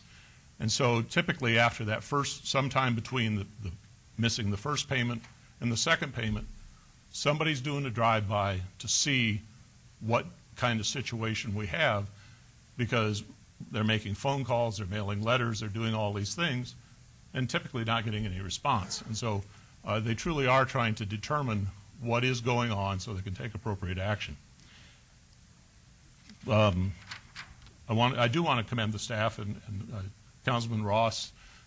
Some of the, as I said, the changes that were made improve it. And again, I'm highlighting some things that we still have considerable heartburn with. Within the proposed ordinance, Section 1633.060 presumes that the power and the water are going to be left on in that property. Somebody may, in fact, have destroyed that property on the way out the door, whether it was, in fact, the owner-occupant, whether it's the kids in the neighborhood that said, whoopee, here we go, and they go down and break off fixtures, tear out things. It's very difficult then to come back and say, by the way, you have to keep the sprinkler system on. The other thing is, if the power and the water are left on in the property, but nobody's occupying it, then it is an open invitation to come move in, even though you're not supposed to be there. And as mentioned, I can drive by today and everything's good, and I come by on Friday, and then Friday night rolls around and somebody decides, hey, here's a place to go have fun. So it's very difficult within the complying with this ordinance when it says you have to keep power and water. That's really asking for trouble. And I think that the lender, the servicer, needs to be in a position to make a determination on a case-by-case basis, whether or not that needs to happen, whether they're going to do those things. And the comment was made, the broken window, boarding things up. In many cases, a lot of cases, at least boarding up the first floor is in fact cuts down on the let's go in there and do something to this place. Plus, if the boards are pulled down, you've got an idea that somebody, in fact, is doing something wrong. The notes everywhere. The ordinance provides for criminal penalties, and I know the staff has said we're not going there. No bank that is a member of the Nevada Bankers Association has a senior VP in charge of going to jail. It isn't going to work. And that, maybe it'd be a new hire, it's a jobs opportunity. But that said, we understand what you're trying to do, but the notion that there's a criminal penalty hanging out there, that when a charge is filed, that in fact, possibility is that the regional president or the president of the mortgage company or whatever could face jail time because of some property that, for whatever reason didn't get done right. Or you decide, well, this is the 14th property of that institution. Now we're bringing criminal charges. It doesn't read well. And the notion, as I say, it's not in anybody's employment agreement that I'm aware of that they're going to do that. Yes, sir. Well, I'm sorry, but in our briefings yesterday with our city attorney, we had discussions about part of this ordinance containing a criminal element to it, and that if in the appropriate case misdemeanors would be filed, a misdemeanor case carries a possible fine and or imprisonment. Nobody wants anybody to go to jail over this.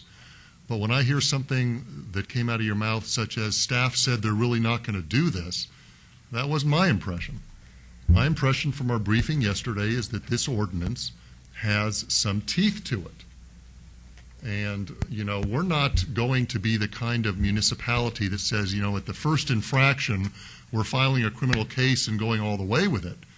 But I think like any other serious situation, if there is repeated behavior where the banks aren't participating and they're not registering and they're not maintaining properties, my briefing said our city attorney's going to file a criminal complaint. And I don't know if that's consistent with what you're thinking, sir, but that's consistent with what I'm thinking.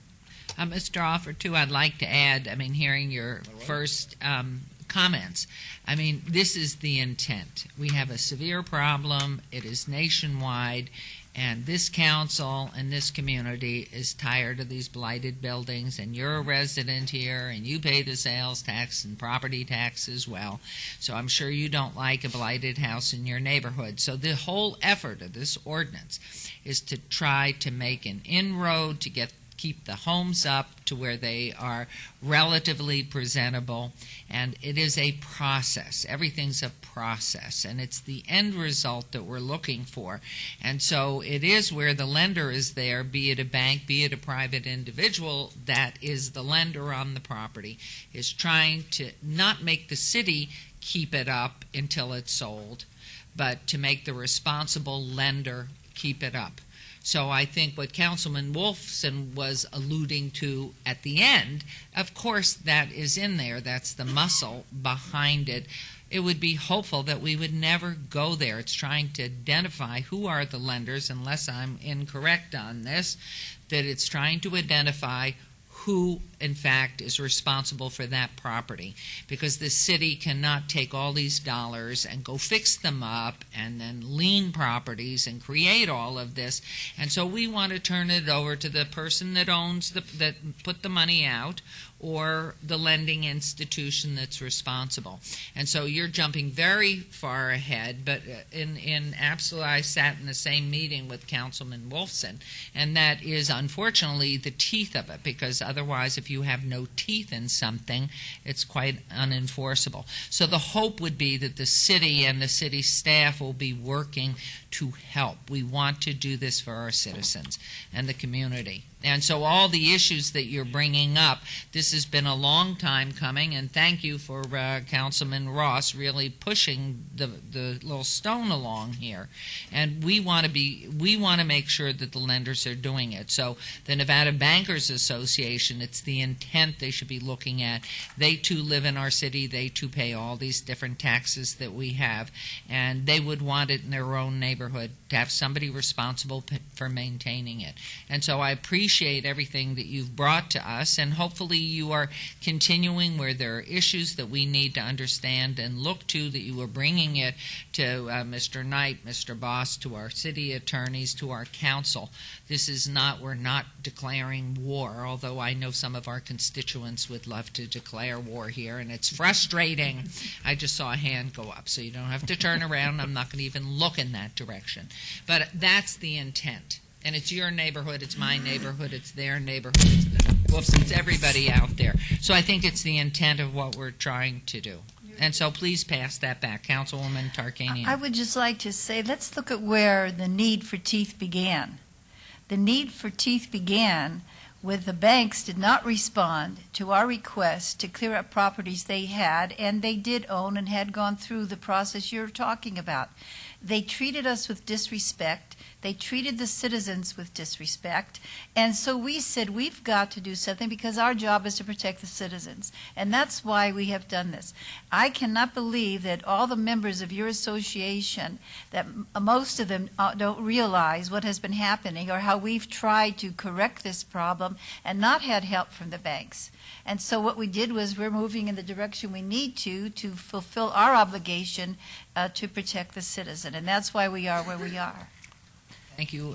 We have more comments coming to you. You may stay. Councilman Coffin, please. Thank you, Bill. I know you were a veteran lobbyist for many years at the legislature, so you should remember that every little bill contains a penalty clause, and it always is at the very basis. Misdemeanor, 6 months, 1,000, and the or is very important, because that's the judicial discretion. I don't think the judge wants to necessarily put his banker in jail, so, but he'd probably like to give him a haircut, and that's why they write checks. And because the next thing we'll have here is a movement to free the bankers. And I certainly don't want to see that happen. We don't want to put all our bankers in jail, just mine. All joking. Nevada State Bank's a good bank, by the way. That's an awful joke. Terrible. Free the bankers. If I may respond. Yes. Civil penalties, I would presume, and maybe it's a way of structuring the civil penalty, that it puts the cash back into your enforcement, that in fact, is if somebody isn't behaving. My members, to a person, tell me they have every intent of complying with the ordinance. Great. But it's the Great. It's the how do I want the headline that Kirk Clausen might go to jail. And I shouldn't use the name of a member, but We'll he used to be strike my it from chairman. the record, You all please. know Kirk. That somebody will write it up. Where then, in the reality is, maybe it's entirely a misunderstanding. Who knows why we got to that point that somebody felt it was necessary to refer a misdemeanor criminal charge or against an institution.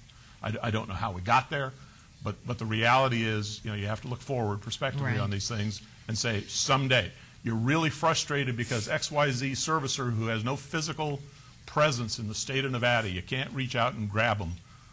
But somebody else next door, you got two houses side by side, and the next door house gets I couldn't get him, but I'm going to shoot him. I think the key is we're all residents here. All of our bankers are residents. They should be behind it. What's gone on in the past, we're starting today. This is an ordinance to start today and move forward and clean everything up. And what they're doing in the rest of the country is the rest of the country. The charge for this council is to take care of this city and community.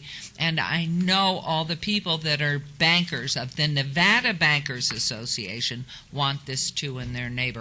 So let's work together, and I'm hopeful that this ordinance will go through. I'm sure we will always make adjustments somewhere here or there, but having the end caveat there needs to be something in the end, because if you don't have the hammer, nothing happens. So this is a very big move on the part of the City Council, but we have been hearing from constituents since 2008, 2009, and rightfully so. So if you will convey the message back to the Nevada Bankers Association, hopefully they will jump on board, take responsibility for wherever their if different facilities are, whether it's a home or a business, and get into compliance, and they'll never have a problem. There will not be any of that. And so we will do that with the private sector, too, who is loaned money and is the lender and the person of title on the house. They're just as responsible, the individual one. So thank you very, very much for coming forward. We appreciate it. But please, we don't want this to be a war. We want everybody in this community to love this community and want to keep it pristine and be an example. And so we know everybody lives here. People there are employed as well. I appreciate that, Your Honor, and members of the council. I appreciate the opportunity, and thank you. Hopefully a year from now we'll all say, well, that was fun. And right. Appreciate it. My concern is, as was expressed earlier, this foreclosure process is going to go on for a long time, and we just need to work our way through it. When your child disobeys the curfew, it does not go without punishment at the end.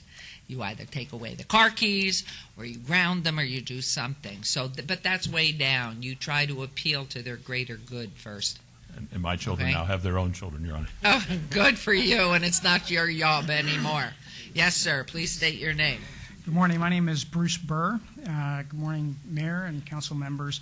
I'm the Vice President of Asset Preservation and Restoration Services. We are a preservation and maintenance company, a rather large preservation and maintenance company that is located here in Las Vegas, and we also have a presence in Arizona.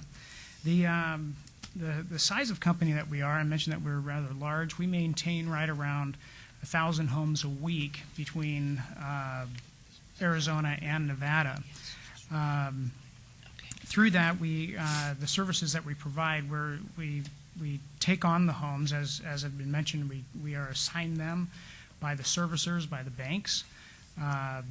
sometimes by brokers that also have relationships with the banks, real estate brokers. And when we are notified that the property is vacant, the services that we provide are we do the rekey and securing of the property right at that time. We also do a trash out of the property, removing all of the personal belongings of the prior homeowner and cleaning the property up, doing an interior and exterior, very thorough cleaning of these homes to get them ready for resale.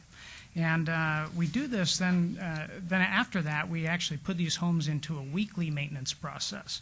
And I wanted to emphasize the weekly process. Okay. Mr. Burr, what I'm going to do is suggest, because, again, much like Safeguard Properties, as an entity in itself that services and is helping with this, I'm going to recommend, if you would please, to make sure that you give whatever packet you might have to Councilman Ross and to Mr. Baus and to Mr. Knight. And then be in touch with them. They will give you business cards. I mean, we appreciate the fact that you have this service, and if it can help the city and help our citizens, we would love it. But I think to go on with anything, I think we have a sense of what the private sector can do to help, and so it's important that you get into the right people, which I'm looking at right now, and give them your information so you can sit down and talk with them. Okay. It's important to note just maintaining these properties on a preservation and maintenance level rather than on a monthly basis, as the ordinance suggests, that it be done on a weekly basis. That a lot can happen in a 30-day period of Well, time. I would think that, too. I do think that, too, would be something that, if you're a good salesman, you'll sell that. So we appreciate, Mr. Burr, that you've come forward to help in this, and you're already on our website, so thank you very much. Yes, I mean, we're looking on you're in the key there. All So right. thank you, and Mr. Knight, Mr. Baus, right there. Mayor Goodman, could I just Yes, ask please. a question out of curiosity? Are you representing any of the banks in our city yet? Is We your are company hired by any of the banks in our city? We're being hired by the real estate brokers in the city, and Not by the banks. The reason being, in Arizona, we do work directly with the banks. They have a program there that is Okay. directly to preservation and maintenance companies. Okay, thank you. May I please, Mayor Goodman, ask Chris Knight a quick question? It'll be quick. Chris, if you don't mind. Thank you, sir. Thank you. Chris, does Clark County have a program or an ordinance like what we have? Not at this time. There was an ordinance proposed before the Clark County Commission, and it has been obeyed indefinitely. I think that in anticipation of that question, we've looked at the other agencies in Southern Nevada, and I think most of them are looking at us as the leader in what we're going to do. I would like to say, as with our one-stop shopping at the Development Services on Rancho and 995, the city takes leadership in balancing the budget, and we will continue to do this. This is a very strong, interfacing city council, and we're doing our job. Thank you, Mr. Knight. Great question. Yes, sir. Please state your name again. Absolutely. Rasan Joshua Collins. You may spell my name again, last name? You have it, No, right? I got the Collins. Right We on. did. Okay. Thank you. Yeah. Again, I am a public minister for the Lord Jesus Christ, and I represent the poor, and I'm hired by God. Of course, I don't work for money. I don't even use money anymore. I used to be a math instructor, and God called me to sell everything and travel and preach. I've been traveling since about 2001. So firsthand, I've learned what it's like to be homeless and poor. And I am concerned when people say legal occupancy and squatting. A lot of the reason why people are doing this is because the rent is too high and the wages are too low. We have, due to greedy banks and companies, this happening in society, and many people are becoming homeless and poor. And my concern is people being arrested for sleeping on properties where no one's there anyway. And it's like a man that has 1,000 sandwiches and won't share one of them. You know what I mean? That's what these banks essentially are doing. So I don't know if it's possible the city council can move to put forward an ordinance to protect homeless people that are sleeping. As long as they're not partying, getting drunk, I'm not going to support any of that stuff. I'm in support of sobriety and living holy for God. But, as long as they're just trying to survive, something to protect them. And maybe even the homeless could be there to protect the properties. I've talked to some homeless people that'd be willing to do that. Just camp out there and make sure no one steals anything or breaks anything, that kind of thing. So just something to put out there for your minds to think on, hopefully move on. Thank you. Thank you, Mr. Collins. Anyone else wishing to be heard? name is Anthony Hodges, and I'm going to move real quick, Mayor. It's been a long day for you. I don't know if we all been paying attention lately, but they said that even the banks don't own some of the property that they represent. See, some of these properties got hidden owners that's 3D. It's kind of frightening out there. There's one of your newsmen on one of the television channels. He said he done lost his home. He almost didn't give it. He said he gonna live there anyway. So I ain't calling no names in that direction. What I'm trying to say is, when it comes down to the properties nowadays, with so much fraud going on all over the country, and they locking 2 people up in California, messing up a lot of property or whatever. What I'm trying to say now, even the recorder and the assessor on it, but they don't even know if they have 2 titles to these properties on record. We're going to the first title holder. What? Not going down the line Go as yet. deep as you can, but don't always put the total blame on the bank, or sometimes even they fronting. Thank you. Yes, sir. Madam Mayor, City Council, Glenn Savage, Environmental Health Director, Southern Nevada Health District. Might add just a couple comments. Councilman Wolfson's question to Mr. Knight about other ordinances and all. This is the only one that I know of that reaches out this far, and the Health District applauds the City of Las Vegas in going forward with this. As far as some other statistics real quick, the Health District takes a look at approximately 2,800 complaints every year just on green pools. They're located within the city and within the county. Another 2,000 investigations on illegal dumping. So besides what Mr. Knight and his staff works on, the Health District also works on similar situations within the city and within the county. It's my hope that the county and the Henderson and other jurisdictions take on a similar ordinance like this. As far as Mr. Uffelman's comments, we've worked with Mr. Uffelman in the past. He's tried to give the Health District some ideas of how to break the corporate veil, if you will, of legal concerns of getting to the property owner. It's been very difficult. Of probably over $300,000 we spent on green pool cleanups, we recovered $18,000 from banks. So that should give you an idea of what our costs were and what the expenses were just in 1 year and what we were able to recover. So again, I applaud the City Council, and I hope Mr. Knight and his staff gets the support he needs. We're willing to support this. Thank you. Thank you. That's very encouraging for us to hear for sure. Todd Farmer, does everybody know where I stand on this? Thank you. Thank you, Tom. Anyone else wishing to be heard? And Councilman Ross, I know you would like to wrap up with a few comments, and I have some also. I do. Thank you, Mayor, and thank you, council members, for your comments and input and going down this path. First, let me express my appreciation to Mr. Knight, Mr. Baus, Orlando Sanchez, Mr. Steed, all the way through this process and getting us this far. And I want to talk about the significance of this. We just didn't do this overnight and brainstorm this in the back room. We engaged NAIOP. We engaged the Greater Las Vegas Association of Realtors. We engaged, as Chris already indicated, Clark County Credit Union, Nevada Credit Union, Wells Fargo, Nevada State Bank. I've been on the phone for hours with Wells Fargo, J.P. Morgan. We have their attention. And Mr. Uffelman, thank you for all of your comments and your participation. You get it. We've talked about this. I've talked about this with your members. Grateful to Mr. Burr, Mr. Halpern are both here as organizations or businesses that actually work for the lending institutions. And that's significant because, quite honestly, I didn't know they were out there. The brokerage firms, the real estate companies were concerned that this is going to be put on their backs, and it's not. That's not what this ordinance does. I do want to read this to you, Mr. Uffelman, and this isn't great news for any of us. I just got this over the internet. Nevada's mortgage delinquency rate double the U.S. average. And those aren't good numbers for Nevada, certainly not good for us in the city of Las Vegas. And Mr. Savage, thanks for your comments. I do want Henderson, North Las Vegas, and Clark County to take a good look at this ordinance and follow our lead so it's uniform throughout Clark County. We're all suffering from this crisis. None of us were elected to be spectators. We were elected to be players and get things done. We have a crisis on our hands. And if we don't address this, as other cities throughout the country have, and I'm a little bummed out we didn't think about this before and had to rely upon the other cities to start something like this. It has, though, given us an opportunity to refine our ordinance to make it work. Is it perfect? Probably not. And Mayor and council members, I'd like to see, and through the city attorney's office, I'd like to see this amended a little bit so we see a 6-month review, so we see a 12-month review, and see if this is working. And Mr. Uffelman, we don't want a CEO of any bank in jail. We do want that avenue of communication open. We do want you communicating, or your members communicating with the City of Las Vegas, letting us know what's happening with these properties. You can drive through any neighborhood in this city and pick them out one after the other. No one is maintaining them.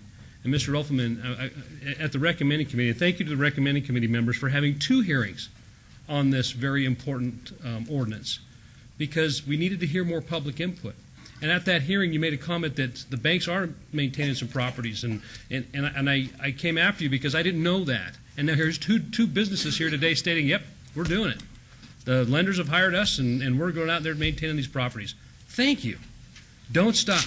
Let the City of Las Vegas help this crisis. Let us do what we think we need to do as a council. And I would ask this mayor and council to support this ordinance and support me in trying to maintain the integrity of our neighborhoods, maintain our property values, and maintain our resale values. Thank you, Mayor. Thank you, Councilman Ross. I really want to thank everybody who's participated, whether you're a homeowner or a lender, part of the mortgage company. It's been an enlightening time, and I'm very thankful to everyone, Mr. Knight, Councilman Ross, our review committee, everybody that's worked on it. I'm sure so many of our staff have. And I do want to assure anybody, you have suggestions, you have comments about this, please be sure. I'm sorry to do this to you, Mr. Knight. I wrote down your phone number.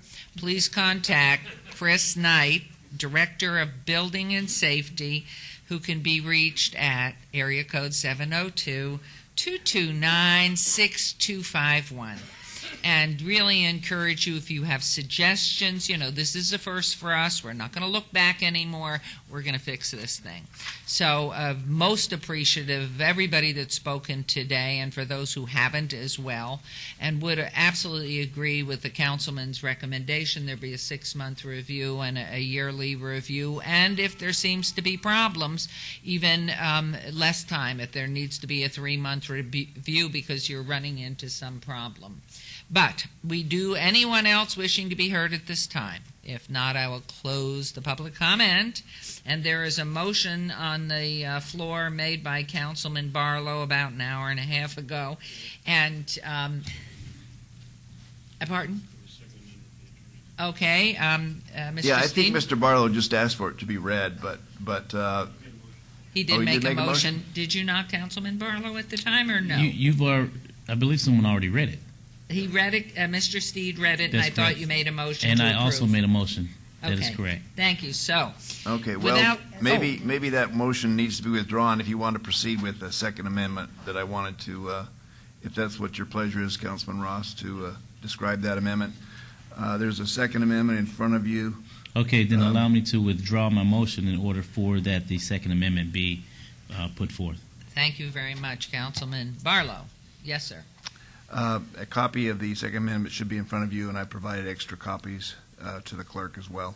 It does 3 things. The first thing it does is it amends the definition of mortgagee and mortgage to indicate that it refers to first priority liens only, a first mortgage, a first deed of trust, so that subsequent junior mortgages aren't picked up by the obligations of this ordinance. The second thing it does is it provides a section that helps address some of the concerns that the banks have had. It's section 090 toward the end. I won't read the thing to you, but it in essence says that nothing in this ordinance, or no requirement of the ordinance, is intended to have any mortgagee violate the law. It doesn't create any obligations in favor of anybody other than the city. It doesn't create any causes of action in favor of anybody but the city. And it doesn't create liability and tort on the part of a mortgagee or its agent when they are on the property, either to inspect or maintain. The final thing that it would do would be to repeal an existing chapter of our code. It's Chapter 16.31 that has been on the books for some time. It addresses vacant and abandoned buildings. It hasn't been used, and it may conflict with some of the provisions of this ordinance, so it's been urged, and I agree that we repeal that chapter, and that would be reflected in the Second Amendment. Shouldn't we take the repeal first before we adopt the new? It's part of the ordinance to to do it all as one package. Okay. That's All a right. standard way of handling it. Okay, thank you. Now, would you like to restate your motion? Yes, motion for approval, subject to all conditions to include the amendment read into the record by council. Thank you. There's a motion. Please cast your votes. Please post.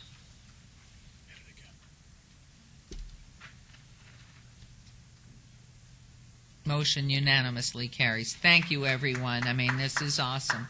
Really great. Thank you very, very much. And for those of you, I mean, we have some more items here that we are going through right now. We have item 47 through 52. 52's been stricken through 51, and so our schedule's a little off. We want to finish up the morning time frame. So we will deal with how long the break is after. So moving on right now to 47, it's bill number 2011-42. Councilman Barlow, do you wish to have the bill read? Yes, Mayor. Please. Bill number 2011-42, an ordinance to update provisions of the municipal code pertaining to the licensing and regulation of massage establishments and to provide for other related matters. Thank you. Move for approval. There's a move for approval. Okay, Councilman Anthony, please. Thank you, Mayor. I just want to give a little background on where we're at today, because this is really cutting-edge ordinances that deal with this area, and where the City of Las Vegas is leading the charge. The City of Las Vegas is a member of the National League of Cities, which is obviously an organization of cities throughout the United States, and I am on the Public Safety and Crime Prevention Policy Committee, and we meet twice a year, and one of the things we do is we adopt resolutions, and we only adopt 3 or 4 resolutions to identify public safety and crime prevention issues that we believe cities and counties throughout the United States need to get on top of because of the particular problem. And one of those resolutions is that we adopted at our last meeting was a proposal to stop human trafficking in the United States. And it's a pretty long resolution, but there's a couple of items I'd like to kind of read into the record that got us started on this.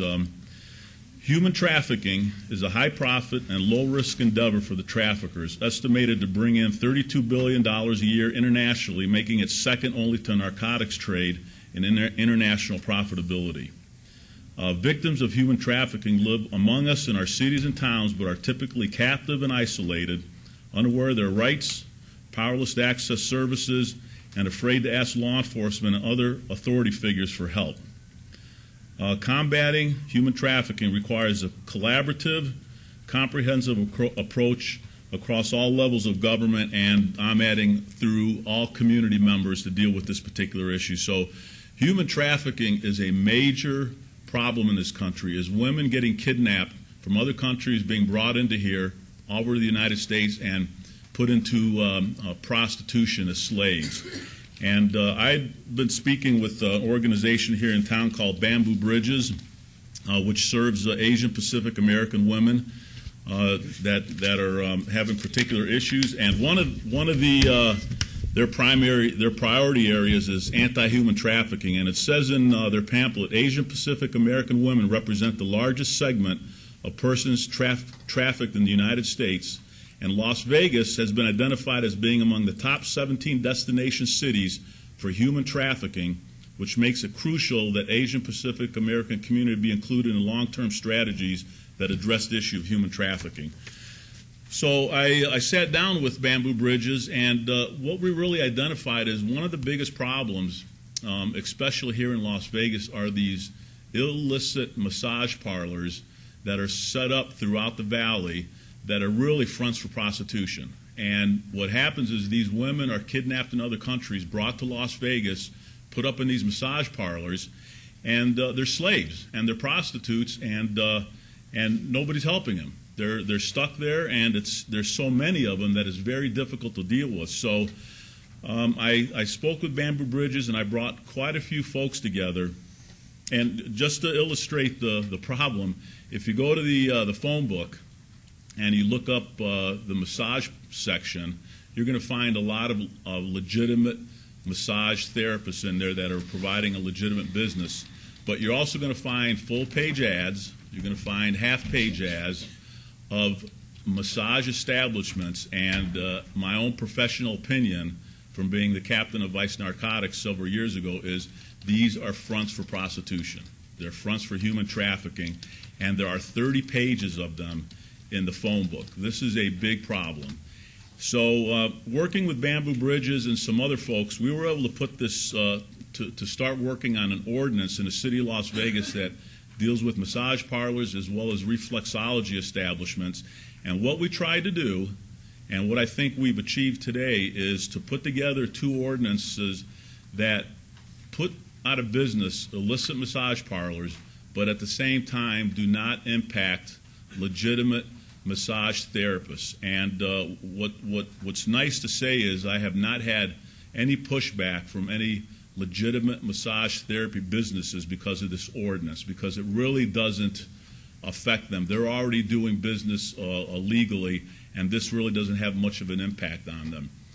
But it is my goal, and I think this ordinance is going to go a long way, is to put illegal massage establishments out of business in the city of Las Vegas. That's what I want to happen, and the folks that helped me put this together, that's exactly what they want to happen. So I'm not going to go into all the details of what this particular, what these two ordinances do, but I do want to thank a couple of folks.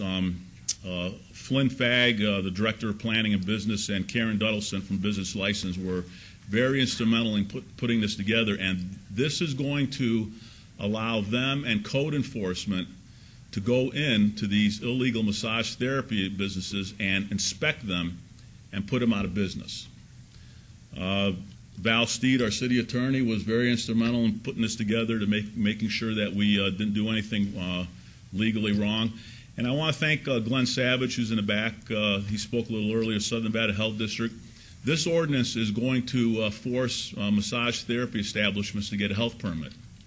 And that's important because investigators from the health district are going to now be able to go into these establishments to check the health and safety of these places, and they're going to be able to shut the ones down that are illegal, that are fronts for human trafficking. So, Glenn, I want to thank you, and the Southern Nevada Health District is in the process of putting together their policies and procedures. Sergeant Carmen Dunnigan from Special Investigations from LVMPD was very involved in this because they need more tools to deal with human trafficking. And this is an area where Metro now has the tools to go into these illicit massage establishments, put them out of business, and get rid of places where women can be hidden when it comes to human trafficking. And then again, Bamboo Bridges, Kathleen Burnquist, who's the director of Field Education School of Social Work at UNLV, and Mindy Lloyd, who's the chair of Bamboo Bridges, was very instrumental in helping me put this together and identify those areas that are important to shut these businesses down. And some of the things that are in there are they have to get a health permit, licenses for the massage therapists have to be posted on the wall and have to be available. Obviously, these women that have been kidnapped, they're not going to have a license.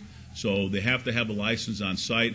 The facility has to be designed so it can't be a covert prostitution building. So, and it's my understanding that the city of Las Vegas is the first one to really take a huge stab at cutting back on human trafficking. And again, that goes back to the folks that we have in the city with the health district and Metro and our city employees. I didn't put this thing together myself. They came together and put this together. So what I'm hoping is that, and what I really believe is this ordinance is going to shut down illicit massage parlors in the city of Las Vegas.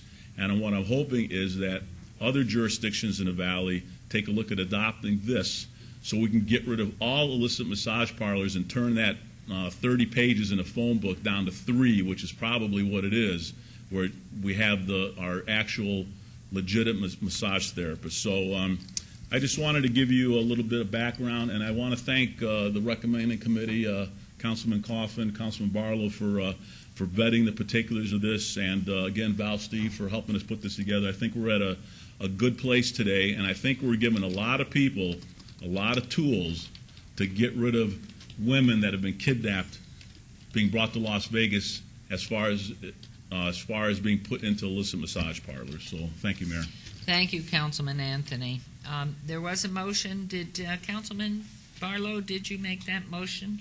Yes, ma'am. Thank you very much. Any other comments? Hearing none, we will vote on the motion.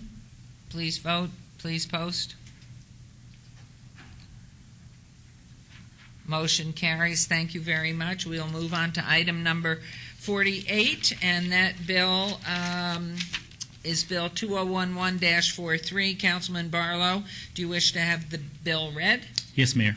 Please, Mr. Steed. Bill number 2011-43, an ordinance to update Chapter 6.69 of the Municipal Code pertaining to the licensing regulation of reflexology and to provide for other related matters. Thank you very much. Is there a motion? Yes, motion for approval. Thank you very much. Any discussion, any questions? Hearing none, there's a motion. Please vote. Please post. Motion carries. Thank you very much. Bill number 49, which is 2011-45. Councilman Barlow, do you wish to have the bill read? Yes, and also after the bill is read, I believe that my colleague, Councilman Coffin, may have some words as it relates to our discussion in recommending on yesterday pertaining to Yucca Mountain. Thank you. Please, Mr. Steen. Thank you. Bill number 2011-45, an ordinance relating to city boards and committees, updating municipal code provisions regarding the Senior Citizens Advisory Board, repealing provisions establishing the Animal Advisory Committee, Management Committee for Emergency Operations, Records Management Committee, Citizens Priority Advisory Committee, and Yucca Mountain Nuclear Repository Committee, and providing for other related matters. Thank you very much. Now, this has come about back several months ago. I had asked the city clerk please to investigate the boards and many committees that the city council has had and have made appointments to or served on themselves over these past years, some of these boards and committees have not met for years. Some of them certainly are outdated, and a variety of reasons. So as a result of that, this number 40, Bill 2011-45 has come before us today. So Councilman Coffin, you had comments, please. Oh, thank you, Your Honor. Yeah, at the meeting yesterday in recommending on this bill, I moved to amend the bill to remove the mention or to actually stop the removal of the Yucca Mountain Committee because I understand it hadn't met very often, but I felt that the important thing was that maybe it ought to meet a lot more often, but more importantly, that when you do something like this, you send inadvertently, I think in this case, a message to the nuclear power industry and the investor-owned utilities, particularly in the Midwest and the East Coast, that the city of Las Vegas does not care so much as it used to about this subject. The transportation routes for the nuclear dump run right through the city of Las Vegas, through Councilman Ross's district, his ward, and it's one of those things you just can't avoid. If it's coming, it's going to come right through our city unless they do some other thing. In any event, you still have the attendant bad publicity of having the dump around. So the point of having a committee is to be able to respond, to be able to act quickly, and to bring information to the whole council quickly when something happens. I think we send the wrong message if we get rid of this committee. If I had known there was a movement to get rid of the committee when I became a new councilman 5 months ago, I would have would have asked for placement on the committee. But two incumbents, Councilman Wolfson, Councilman Tarkanian, were on the committee, so I had no way of knowing that there would be a move either to, get rid of it. So I kind of think that the members probably didn't know that either, or they would have resigned. So I'm inclined to think that it would be most important for us to amend this bill to remove that. Keeping in mind that certainly a committee that hasn't met very often hasn't cost us any money either. Well, if I may, I'd like to ask both Councilman Wolfson and Councilwoman Tarkanian to speak to this since they sit on the committee and what their thoughts are. Thank you, Mayor Goodman. Councilman Coffin, I think your comments are well taken. This is a committee that was certainly more active a few years ago. I attended a number of meetings a few years ago, but frankly, since what's happened in Washington, I think everybody's kind of taken a back seat because of what's happened in Washington, and there being an idea that Yucca Mountain will never really become a nuclear repository. But at the same time, I agree with you. I don't think it's necessary that we disband, get rid of this committee at this time, because it perhaps sends a bad message, and you never know. I mean, something could turn in Washington tomorrow, and this committee could become real active again. So I think for purposes of just doing the right thing, my suggestion would be to the sponsor of this bill, who is, I guess, our city clerk, there she is, to excise this committee from the bill so that if the ordinance passes, it removes all of the other committees, but not Yucca Mountain. Thank you. Councilwoman Tarkanian, do you concur, or you have another thought? No, I concur with what Councilman Wolfson has said. I serve on the state nuclear committee, and I will tell you that things are happening now that are bringing back that Yucca situation that is pushing hard against us. So I think it's very important that we don't give any indication whatsoever that we're not still concerned and interested. So I think this would not be a good time to do it. I do think, however, that we need to look at the committee, and perhaps I was thinking I could help in providing information to it from the state, and maybe Councilman Coffin would like to take my spot on the local city council committee, if he likes, I mean, if he wants to, because I get a lot of information and I'm kept up to date on the state level. Thank you for your offer. I mean, that little piece, that end piece of replacement, will take care of that because that's an in-house matter, but you then concur. Yes. So may we, how we handle this is to go ahead and approve the motion, but without removing Yucca Mountain Nuclear Repository Committee from the, as you said, excised committees and boards. Okay, and almost, yes. Mayor Goodman, just I want to chime in here a minute. There is additional cleanup that we need to do, so if there is a motion to pass this bill as amended, I would like the opportunity to have the maker of that motion consider my cleanup before you take a vote. We always go with the law. We identified one additional provision in the code. It's in Chapter 9.36, whereby the Emergency Management Committee receives certain reports, and we would simply delete that reference and have that report go to the fire department, which is in effect the manager of that operation anyway. So it would just be a little bit cleanup, and then the amendment that has been referred to would be simply to delete Section 13 of the bill, which is the only portion that addresses Yucca Mountain. Okay. Would you like to restate that, Councilman? Yes, I would, Mayor. Also, just to take into consideration that our federal representative in Washington, D.C., Vicki Cram, what is the name of the, Ted, if you come forward, please? Ball & Jenick, our consultant firm in Washington, D.C., our lobbyists in Washington, D.C., they also keep us abreast of all of the federal legislation and the various maneuvering as it surrounds Yucca Mountain. And so we have coverage in Washington, D.C. from Ball & Jenick, and Vicki Cram updates us on a regular basis, as well as representation at the state level from Councilwoman Tarkanian, and at the local level, of course, Councilman Wolfson and Councilwoman Tarkanian, possibly soon to be Councilman Wolfson and Councilman Coffin. But that's for a later date. And so I just wanted to make sure that I was accurate in this statement, Ted, as far as our representation from Washington, D.C., as to why I called you forward. For the record, Ted Olivas, Director of Administrative Services, you are correct. She is with Ball Janik. Vicki Cram is with Ball Janik. If perhaps you'd like a bit of history on this item, I did speak at the recommending committee yesterday.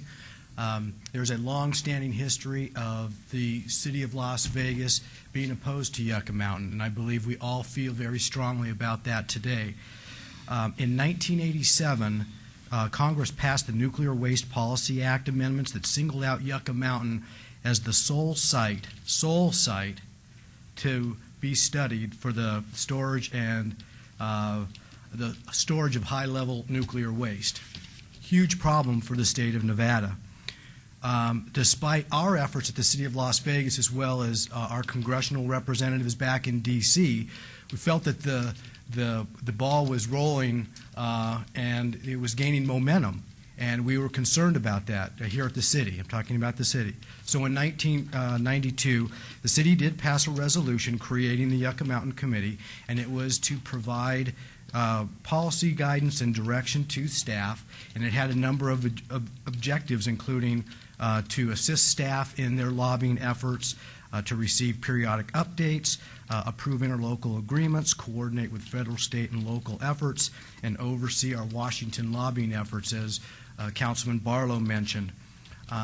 The resolution defined that it was 2 council members and essentially staff that was involved in this committee. Many things have changed since this committee was formed. The funding has been slashed. There are still the lawsuits out there that we're actively engaged in. The activity at Yucca Mountain is virtually non-existent, but it's still there. And we have been actively involved in a lot of different things as it relates to Yucca Mountain.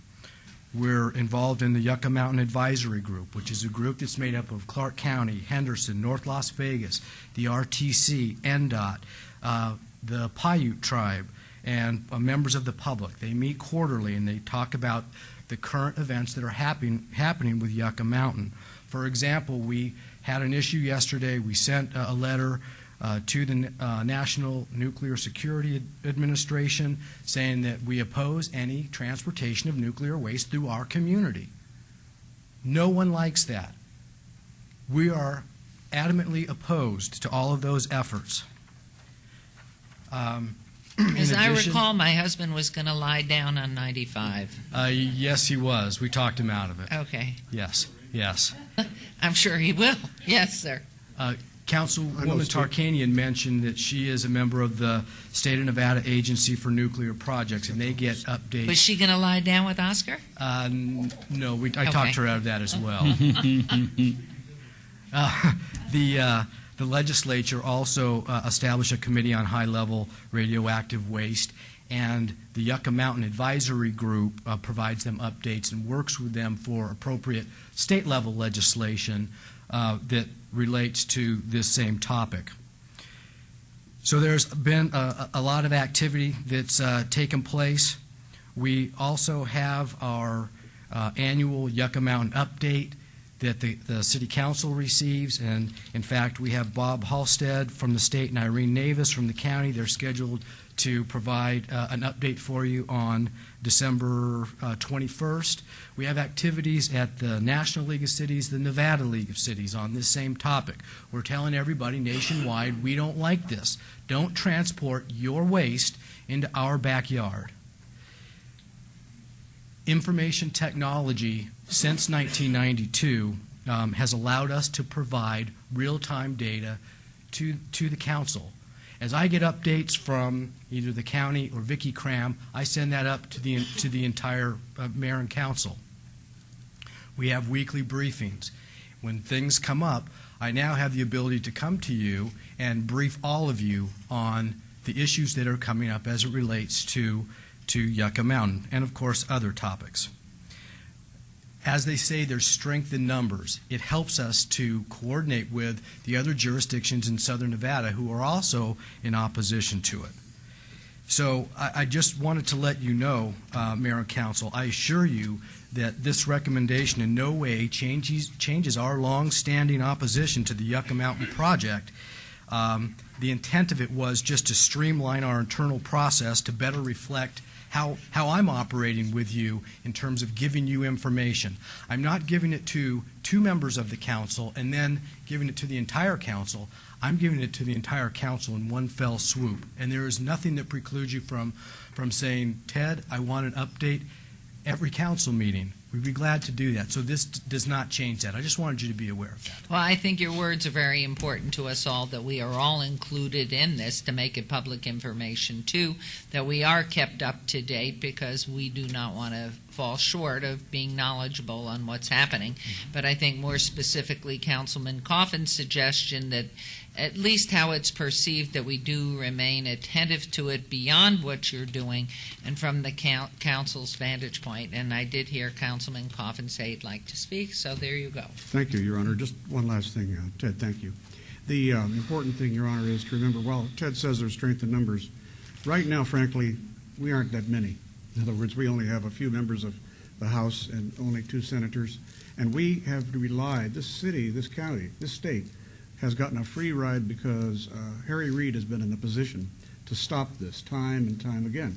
The nuclear power industry and those who rely upon that, and all the ancillary associates, have poured millions of dollars into these congressional and senatorial races here to try to defeat Reid. And Reid has stood literally the power of one to keep it away. So for all those who think it's gone, it's never gone, and Harry can't serve forever. So I think we just have to maintain our guard and stay informed and be ready truly to man the barricades on this issue, because until you've been up against those big boys, you've never seen anything. So I thank the members of the council for the sense that I hear, and the chairman of our committee that will move to to amend the bill. I thank you very much, Your Honor. Thank you, Councilman Coffin. So there's a motion updated as our attorney Val Steed has iterated for us. So, Councilman Barlow, do you have to restate your motion? Yes, I do. Okay. I would like to restate my motion to include the addendum from council as well as the removal of the Yucca Mountain Nuclear Repository Committee from being included in the motion going forward. That is my motion. Thank you. There is a motion. Please vote. So that's his First Amendment? Yes, that is my First Amendment. Okay, there's a motion that on this, in everything that Councilman Barlow has stated, but just for the record, that all of these committees will be excised from our committees except for the Yucca Mountain Nuclear Repository Committee, which will stay viable. So please vote. Just a clarification, I think the clerk was concerned that you're getting rid of the Senior Citizens Board, and that's staying. It's just the ones that were originally designated for repeal. Thank you. We're taking out the Yucca Mountain from those. Okay, and please vote if you haven't. Motion carries. Thank you very much. And now we are on to item number 50. He's hungry. It's all right. We're over lunch. Bill 2011-40 establishes a parking program for qualified alternative fuel vehicles as required by state law. And Bill number 50, as I mentioned, 201144 is eligible for adoption at a later meeting. So is that the correct one? And what does that mean, what later meeting? That would be eligible for adoption at the December 21st meeting. So we're ready now to move on to the singular new bill, as the second new bill, 2011-47, has been stricken. Okay. So we just need item 51 now. Okay, thank you very much. And now we're on to item number 51, which is passed on that one. Item 51, Bill 2011-46, will be heard at the recommending committee meeting on Tuesday, December 20th, 2011. I would like to have the bill read, please. Thank you. Bill number 2011-46, an ordinance to remove the licensing and zoning provisions that prohibit Class 3 jewelry stores, pawn shops, auto pawn businesses, and secondhand dealers from locating on Las Vegas Boulevard between Charleston Boulevard and Sahara Avenue, and to provide for other related matters. I would like to make mention at this time, so that the general public will know, in cities across this country, sometimes there are medallions that are issued and limited as to their number. In the city of Las Vegas, the number at this point of licenses for pawn shops also is limited. And so this particular item will be assigned to Councilman Barlow and Coffin for them to review and give comment to.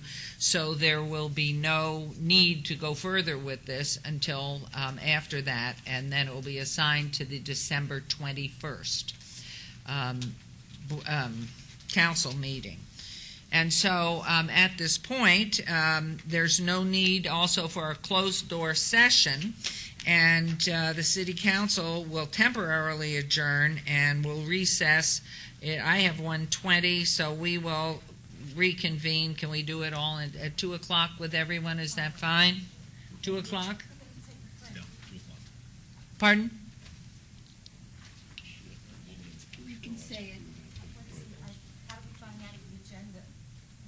There are items that stand on the agenda. Pardon?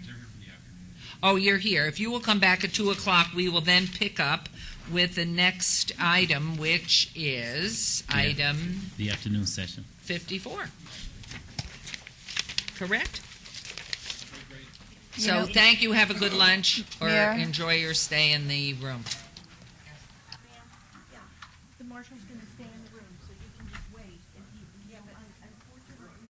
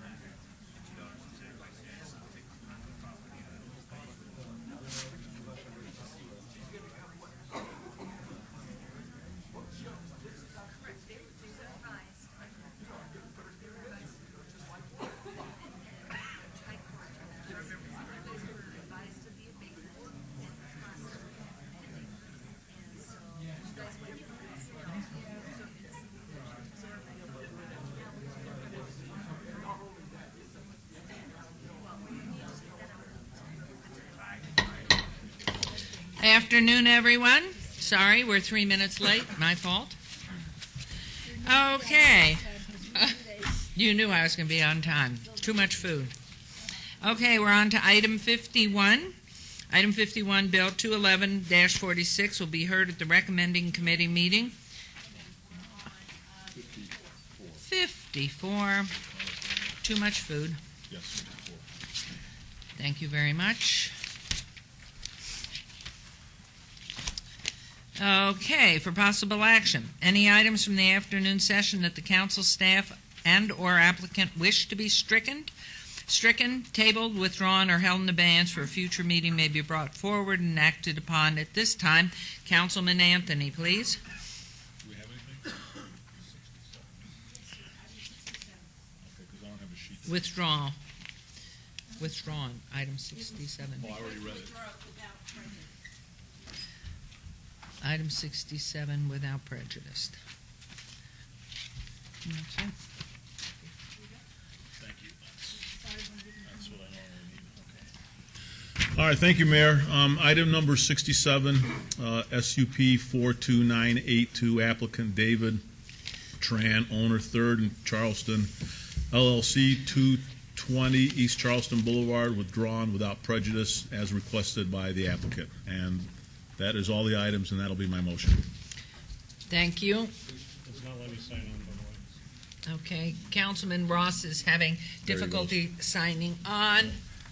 Madam Mayor, for the Yes, record, please. Michael Baus, Code Enforcement Manager. Staff would request that item 56 be withdrawn as all the penalties and fines have been paid. So that'll be a motion to strike, is that what you said? Withdrawn without prejudice. Withdrawn without Yes, sir. prejudice, okay. So 56 then, and 67 would be the two.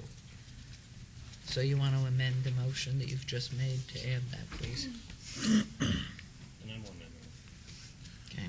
Okay, and then an addition on my motion will be item number 56, withdrawn without prejudice.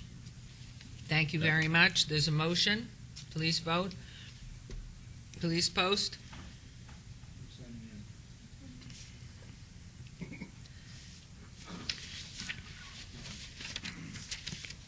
Motion carries. We'll move on to item 55, public hearing on local improvement district for special improvement district number 1504, Jones Boulevard, Elkhorn Road and Horse Drive, and Grand Teton Drive, Maverick Street to Decatur Boulevard. This is in Ward 6. Councilman Ross. This is a public hearing. I now declare it open. Mr. Cervantes. Mr. Cervantes, can I make it? I'm David Bowers, city engineer for the city of Las Vegas. And we're here today for a public hearing for the Jones Boulevard and Grand Teton Drive project. It's just a public hearing and no council action is required. I have today with me Lori Dunford, who is the Special Improvement District Manager for that section, and she'll give you more details on the project. Thank you. Good afternoon, Mayor and Council. Lori Leonard Dunford, Public Works, Special Improvement District Office. This is Special Improvement District number 1507. There are 72 parcels in the district. We have completed construction. The construction costs for this project for the SID portion are $1,587,975. The engineering costs, construction management, and SID administration totaled $288,157.04. We will have some bonding costs associated with this project, estimated to be $150,000, and publication and legal fees, $10,108, for a total of $2,036,241. There was an adjustment to this SID for properties where their assessments had exceeded their maximum benefit in the amount of $56,331. So our final assessment total to be passed on to the property owners is $1,979,910. That represents about 10% of the funding for the project. The overall, the other funding sources included the Regional Transportation Commission, City of Las Vegas Sanitation District, Clark County Regional Flood Control District, CLV Traffic, Fire Services for hydrants, and Southern Nevada Public Lands Management Act, SNPLMA, which paid for some of the trails. The SID improvements installed included an 8-foot wide pavement section, curb and gutter, sidewalk, streetlights, residential and commercial driveways, water mains, water laterals, and sewer laterals.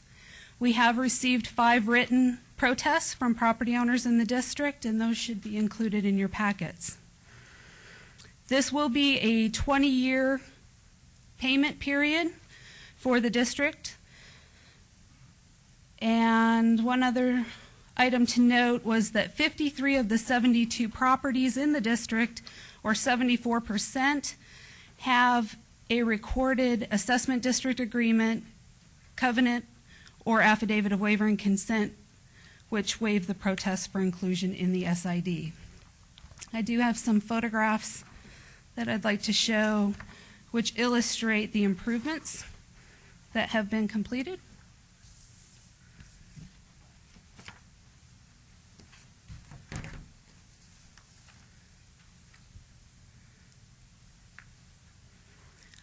This is a portion of the property on Grand Teton. That's looking west from Tom Boulevard. The photo in the upper left shows what the improvements look like, or what the road looked like in 2007. And then the photo in the bottom right is how it appears today.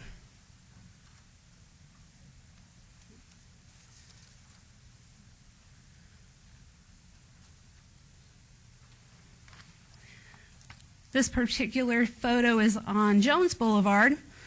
The top left photo is from 2008. It shows the east side of Jones Boulevard between Elkhorn and Severance, and a similar photo taken from the south looking north after the improvements were installed.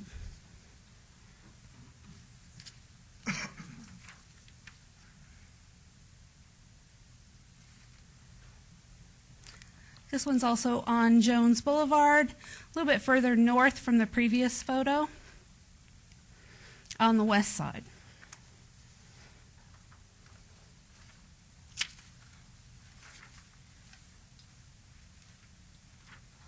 In addition to the pavement that was installed for the project, the Regional Flood Control District put in some storm drain facilities. You can see from this photo, also on Jones Boulevard, west side of Jones Boulevard between Donald Nelson and Farm. We did have some previous flooding problems in the area, and those were corrected with the project.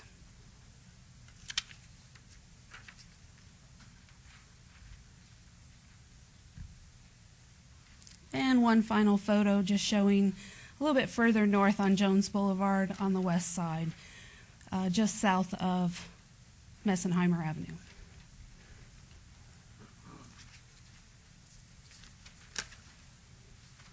And I'd be happy to answer any questions. Council, any questions on this? This is a non-action item, but do you have questions? Anybody from coming forward, please? Yes, thank you. Todd Farley, 248 North 19th Street. Do we have a photo of the trail? Or is there, can you point out the trail in any of these photos? I think this is important because these trails are valuable assets to this community, whether we realize that now or not. Coming forward, these things are, I mean, they're going to be gold. Thank you. I apologize, I didn't bring a photo of the trail because the property owners didn't contribute for that. I should have. Okay. How would he be able to see that? I'd be happy to send it to him. Okay. Ms. Dunford's going to send it to you, Mr. Todd, okay? Right? Comments? Okay. Thank you. I knew you didn't have it in the picture, but do they have horses out there and they can put it in the next picture? Thank you both very much, Mr. Bowers. Thank you very much, too. Appreciate it. If I may, Mayor? Yes. With your permission. And Lori, as the Mayor's indicated, this is a public hearing only with no action on this item. I want you to explain for the public's benefit and the council members what that means, assessment exceeds benefit. Can you explain that to us, please? Sure. When we created this district in 2008, May of 2008, we assign a benefit to the property based on the improvements that are to be installed. And per Nevada law, we cannot exceed that benefit after the final costs have been incurred. For this particular district in 2008, we were getting some higher bid costs, and for 15 of the properties, 15 of the 72, their maximum benefit was exceeded. So we made an adjustment to those assessments to bring it in line with that maximum benefit that was defined. Okay, thank you very much for that explanation. And I would like to point out, for the public's benefit and the mayor and council's benefit, all of the funding sources for all of the improvements along Jones Boulevard and the other streets out in the northwest. And I'm going to stretch this for the Public Works Department, Dave. Take this back to Jorge. Those pictures were weak. I mean, the improvements out there are phenomenal. They're great. So I would suggest, kind of do what Chris Knight's crew does or Mike Bause's crew does, and some nice videos of what those streets and those sidewalks and those improvements looks like. That way, Mr. Farlow can actually see those trails, and Todd, sometimes a trail's a sidewalk, you know that, with improvements on it. So just be mindful of that. But I think what the city's done and the folks that live out there, a couple of things I need to point out, Mayor, and just get on the record. And Lori did most of it. This Special Improvement District was established in 2008. I had the opportunity to go out there in 2008 and visit with several of the homeowners who were concerned about the widening. Public Works was phenomenal in working with my neighbors out there and making the median narrower so we could continue the width of the streets that we needed, and really working with the homeowners who were affected by this. 18 of the 72 properties have changed ownership since the district was created. We do have those 5 protest letters. 2 of those people that sent in protest letters signed the covenants obligating the owners to participate in the SID in 2008. So I want to make that clear for the record. Before this occurred in 2008, publicly noticed in the newspapers, letters were sent out to all the property owners and meetings were held. And I want to make something clear for the council members and the public. Oftentimes when someone buys a property in the city of Las Vegas, and it's in an area that doesn't have curbs, gutters, and sidewalks and streetlights, the new property owner signs a covenant with the city of Las Vegas, as I did in past property purchases I've made in the city, where there were no improvements. And by signing that covenant, I agreed that when the city came in to improve that area, I would be responsible for that stretch of road in front of my house. And I just want to make that clear for the record. I think the staff's done a great job. The construction company did a great job. It looks beautiful. I use it every day. My kids use it all the time. My wife's up and down Grand Teton daily. So just one of my comments on the record, Mayor. Good clarification. Thank you both. Thank you. Oh, question? One more second, please. I was wondering, thank you, if it's possible that values change so much, because when the decision was made to do this, the values of the homes were a lot different. Now then, construction has to occur. Certainly, there was some drop in construction cost because of the recession, but the house values probably dropped in half. Would that be one thing that would suddenly change people into a case of exceeding benefit exceeding value? The benefit was established when the district was created. We did review that at this time based on the Clark County assessor's value, and part of the state law says that the assessments cannot exceed the market value of the property, and that was true in this case. The assessments are below that and will improve the value of the property at least by the amount of the assessments. Okay, I think what I'm getting at is I just wanted to know if in certain circumstances this can occur where people were expecting a certain value based upon a value of the home at that time, but then we have these extraordinary circumstances. The values dropped in many cases to half of what they were, but the expense was incurred of the curb and gutter at street and so on. So that could distort the final outcome. In fact, there's still a value, obviously. I mean, it's there. It's just that it looks odd. It looks like the cost of the project was more than the value of the homes would warrant it. And people might think they were paying too much. I can see where it could happen. One more comment, too, Mayor, with your permission, if you were done, Councilman. I guess I am, because it was more of a, I guess you answered the question. Mayor, when individuals are part of a special improvement district and they are this is a hardship on them financially, there's a remedy. Brian Scott, great city attorney, I'd like him to explain that process when this occurs. And perhaps Lori can probably explain it better than I can, but I'll just give you the gist of it. When a homeowner who's subject of an SID is suffering under a hardship, they can apply to the city for a hardship waiver, meaning that they would have to go apply to the city. The social service agency would actually determine whether they meet our hardship requirements. If they do meet those requirements, I think they're only required to pay like the interest. Lori, is that correct? That's like the correct. interest on the SID, not necessarily the principal. Once they no longer meet those hardship requirements, we then require them to actually pay for the SID and the interest. But until that happens, or until the property changes hands, that hardship case would only be required to pay the interest on the SID and nothing more. And thank you, Brian. Mayor, thank you for letting him explain that. And it's important to know that the public understand this as well. As we improve streets with curbs, gutters, sidewalks, streetlights, and half-street improvements, the property owners adjacent to those areas that are unimproved need to take care of that.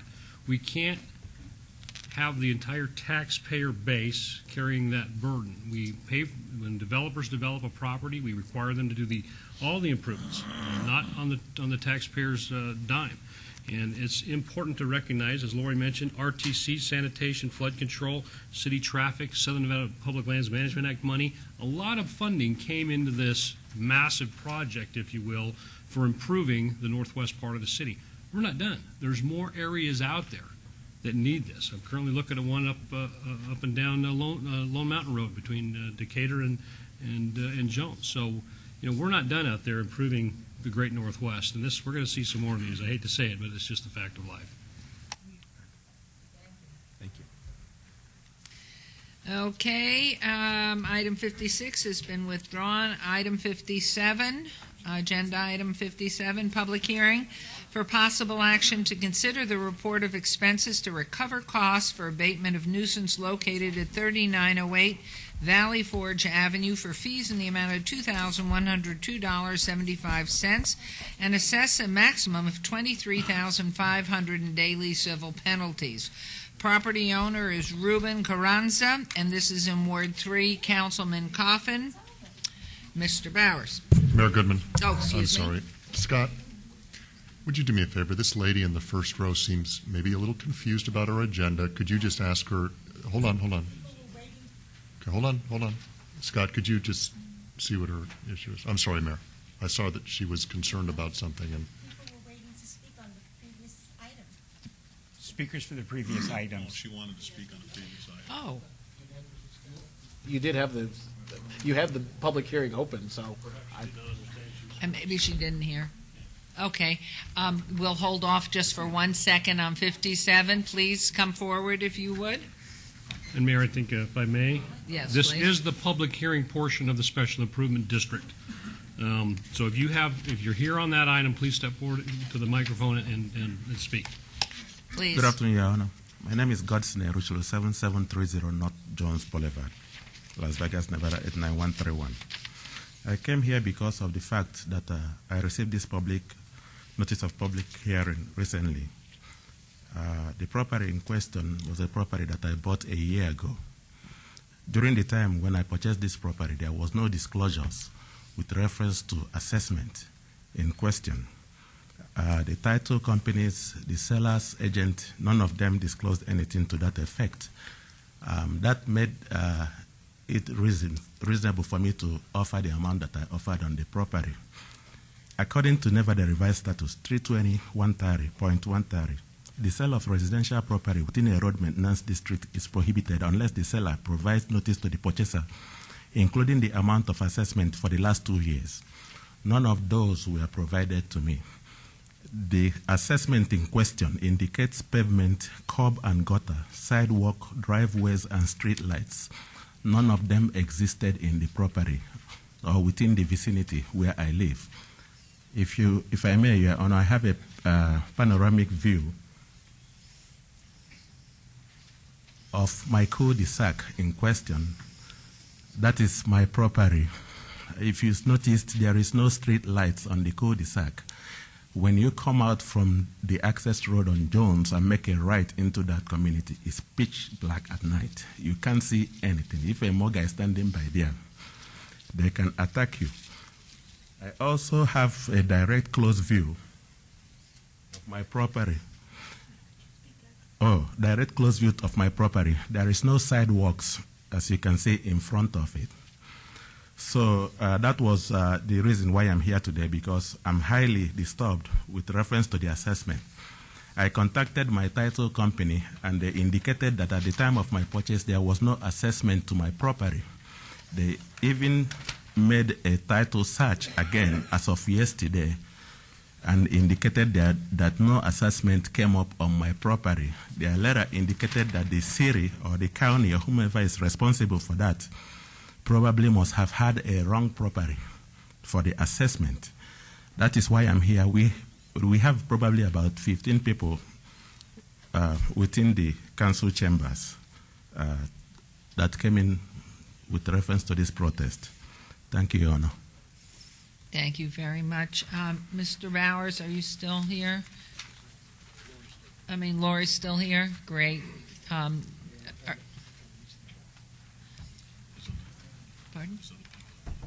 And of course, we will hear from everyone, but I'm wondering if you can, before we hear from everybody, if you can make some clarification. Would you know of anything that's here? Was it in the paper of the prior owner of the property, or what? The assessment follows the property, but the reason that there was no assessment yet is because this is the process we are going through to actually levy those assessments. In the gentleman's title documents, there would be a reference to a potential lien from the City of Las Vegas for Special Improvement District 1507. That was recorded with the preliminary assessment roll in 2008. And I could provide that recording information to make it easier for him to check that with his title company. He is on a cul-de-sac on the northern portion of Jones Boulevard, and he is one of the rear lots.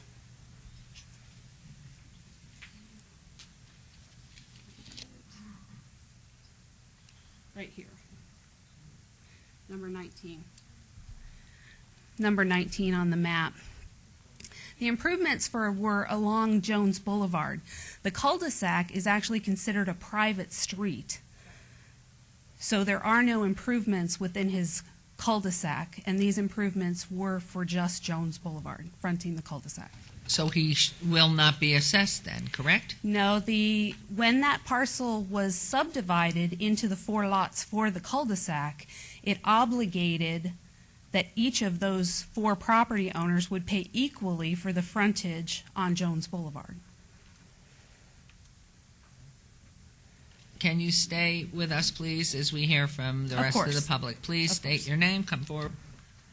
My name is Steve Burdick. I'm the owner of the property on Jones and Ackerman. It's listed with the county as 2.2. Back in 1992, we purchased the property. It was 2.2 acres. We purchased the east portion of it, 1.1 acres on Jones and Ackerman. Apparently, it went through lawyer's title. Apparently, the division didn't take place as we thought it did.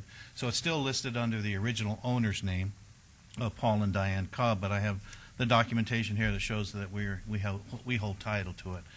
I don't know if we signed that covenant or if it was signed by the original owners in 1990, or they actually bought it in 1990. But the fact was that west of Jones, at that time, across from us, was designated and told to the residents that was going to be an equestrian park. The whole area over there, we used to ride over there, that was open.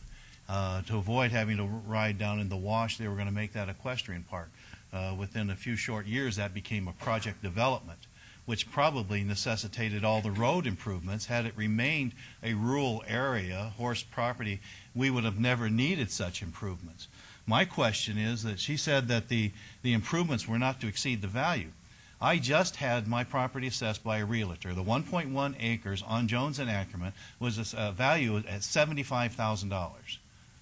My assessment is $117,000 for the improvements made to that portion of Jones. In the next 20 years, given the rate that property is increasing in value, I'll never be able to recapture that, never be able to sell that property with an encumbrance of $117,000 on that. Well, we're dead with that property. I think it's, and all that went in there was sidewalks and gutters, no improvement, it's vacant land. And we can't change it to commercial. We've tried that before. The residents don't want any commercial property in there.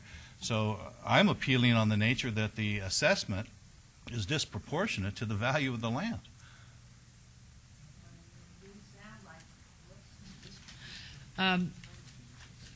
Mr. Scott, sorry. Yes, ma'am. It sounds like, I mean, these are issues that have some validity to them. What are you recommending? I mean, Well, since normally- this was a non-action required at this time, where do they go? What do they do? Normally, these arguments, Mayor, would have been brought up during the time. I mean, for a special improvement district, this isn't the first hearing. You see these multiple times going through the process before the improvements are actually made. These protests should have been made prior to this time, because I think the assessment number may have been known prior to now. Was it, Lori, or do we know after the improvements were made?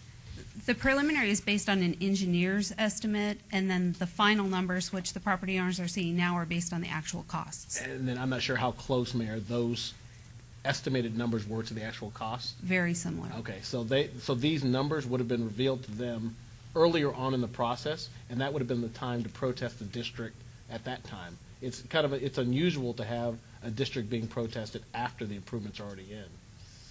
Well, and normally- knowing this was a non-action, what is the recourse, if any, that they have? There really is no recourse you can take at this time. I mean, I think Lori can maybe take a look and see if, in fact, and the benefit sometimes is different than the actual value that this gentleman's talking about. The benefit of the improvements isn't necessarily based upon the value of the property. It's based upon, and Lori could probably explain it better to you as to what that benefit is based on, but it's not based upon assessed value of the property.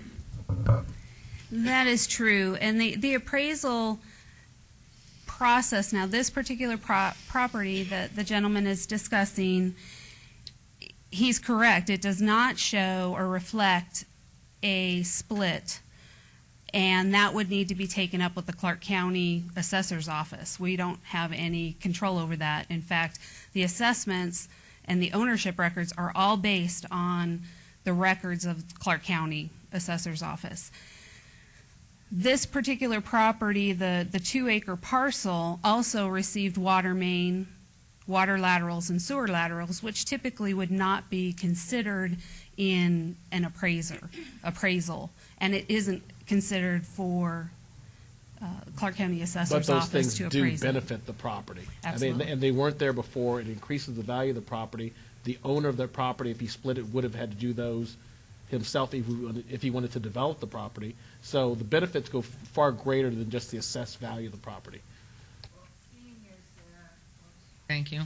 Seeing as there's no action on this item, There- where can we help these people at least What- have a voice, even though it's...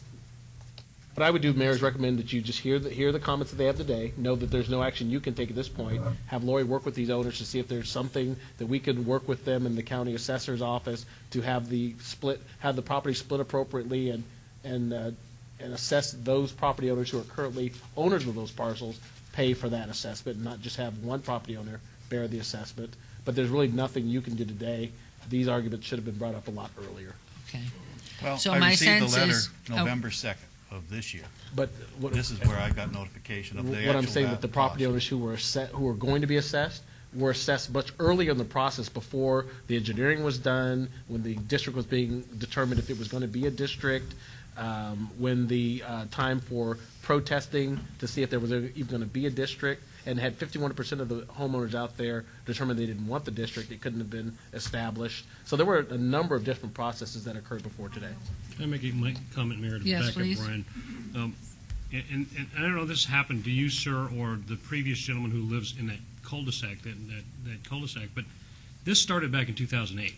That's how far back this goes, and that's when those public hearings, and what Brian's trying to say is that's when these comments and concerns should have been brought to us. If you bought the property or any of the property parcels in this improvement district after the special improvement district was in place and you were not notified and there was no disclosure, we don't have a whole lot to do with that. That's out of our control. And those things are recorded on the parcel, so there should have been some notification, and the title company, before he purchased, should have found that assessment Right. And that's that Okay, kind of so thing. May I make a where, comment, in fact, well, two, and the gentleman that spoke prior, he only purchased it a year ago, and if there was nothing recorded in the title or the papers, we have a hole and we have a problem. So I'd just like to know, in order to at least try to help, to whom do they go? Do they go to the county assessor? Who can help this group of people that either fell in and maybe purchased the property a year ago, 2 years ago, and really they've been blindsided? The SID division can at least tell them exactly when the notifications were recorded on their parcels.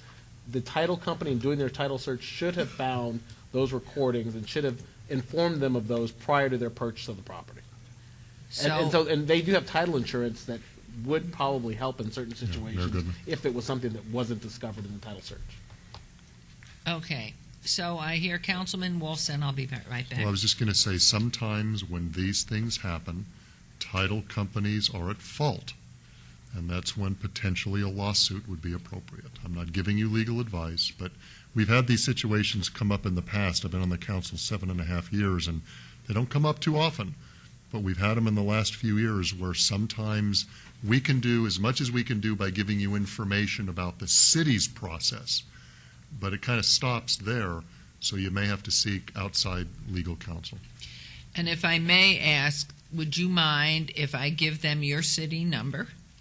Sure. And they can call you, and in fact, if we have, in order to expedite and try to help this along, Lori Dunford could take your name, your phone number, and her number is 229-2136. Sorry. That's the main SID office number. The SID office, 229-2136. Lori Dunford, Dunford, and to proceed in order to help you. And of course, I mean, we have no action today, but I certainly sympathize, as I'm sure we all do, that there has to be some responsible party or some solution to this. So we will work with you to help you find that.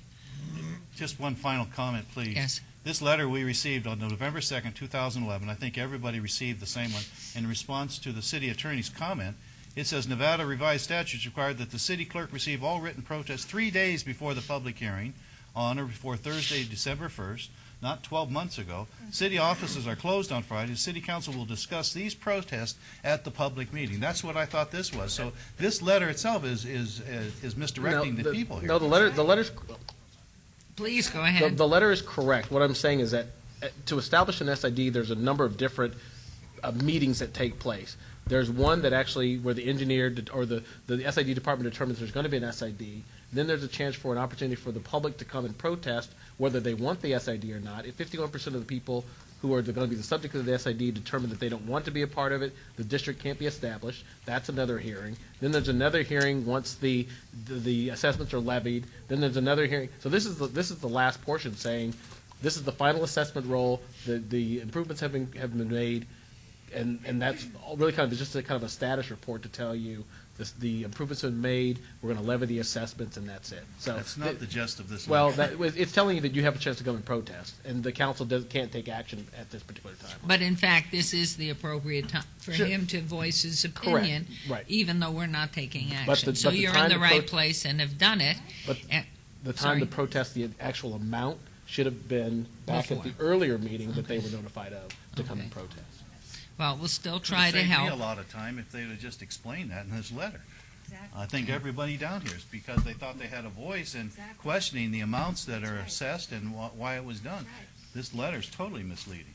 Mayor Goodman? Yes, please. Councilman Who's the author Wilson. of the letter, sir? George Cervantes? It came from Jorge. Okay. Jorge signed the letters. The only thing I suggest is that perhaps you follow up with this lady. Maybe the letter wasn't as clear as it should have been, and maybe the city can do something better in the future. I don't disagree with you. It sounds to me like you were misled, not intentionally, but I would suggest you speak. What's your first name again? Lori. Lori. and perhaps that can be corrected. It doesn't give you any relief now, sir, but I understand your point. And Mayor and Council, maybe it would help for you guys, for the council in the future, maybe Lori, if you gave the council maybe sample examples of what you send to each of the homeowners and what you record throughout the entire SID process, that would kind of help them to maybe know exactly what the process is about. And if I could, I'll just add a little to your comments, Brian. When we created this district, the property owner public hearing, or we had at least three property owner meetings. There were several community meetings regarding the project. The one that is referenced in one of the protest letters was the public hearing when we created the district, which was March 5th, 2008. That was here before City Council. And in this particular case, there are a couple of exceptions where the council can direct us to force the SID to continue with the SID regardless of the number of protests. In this particular case, this met one of those exceptions because greater than 50% of the funding for the project, the overall project, which was $19 million, greater than 50% of that funding came from sources other than the SID. Only 10% of the funding for the project was actually contributed by the SID. So when we had that creation hearing, because of the number of assessment district agreements where property owners committed to participate in the SID, that did have a role in moving forward with the SID portion at that time. But going back to 208, this poor gentleman here who bought the house a year ago and it's not in the title, I mean, there's a real flaw there. There's a need for disclosure in that title that you should have had.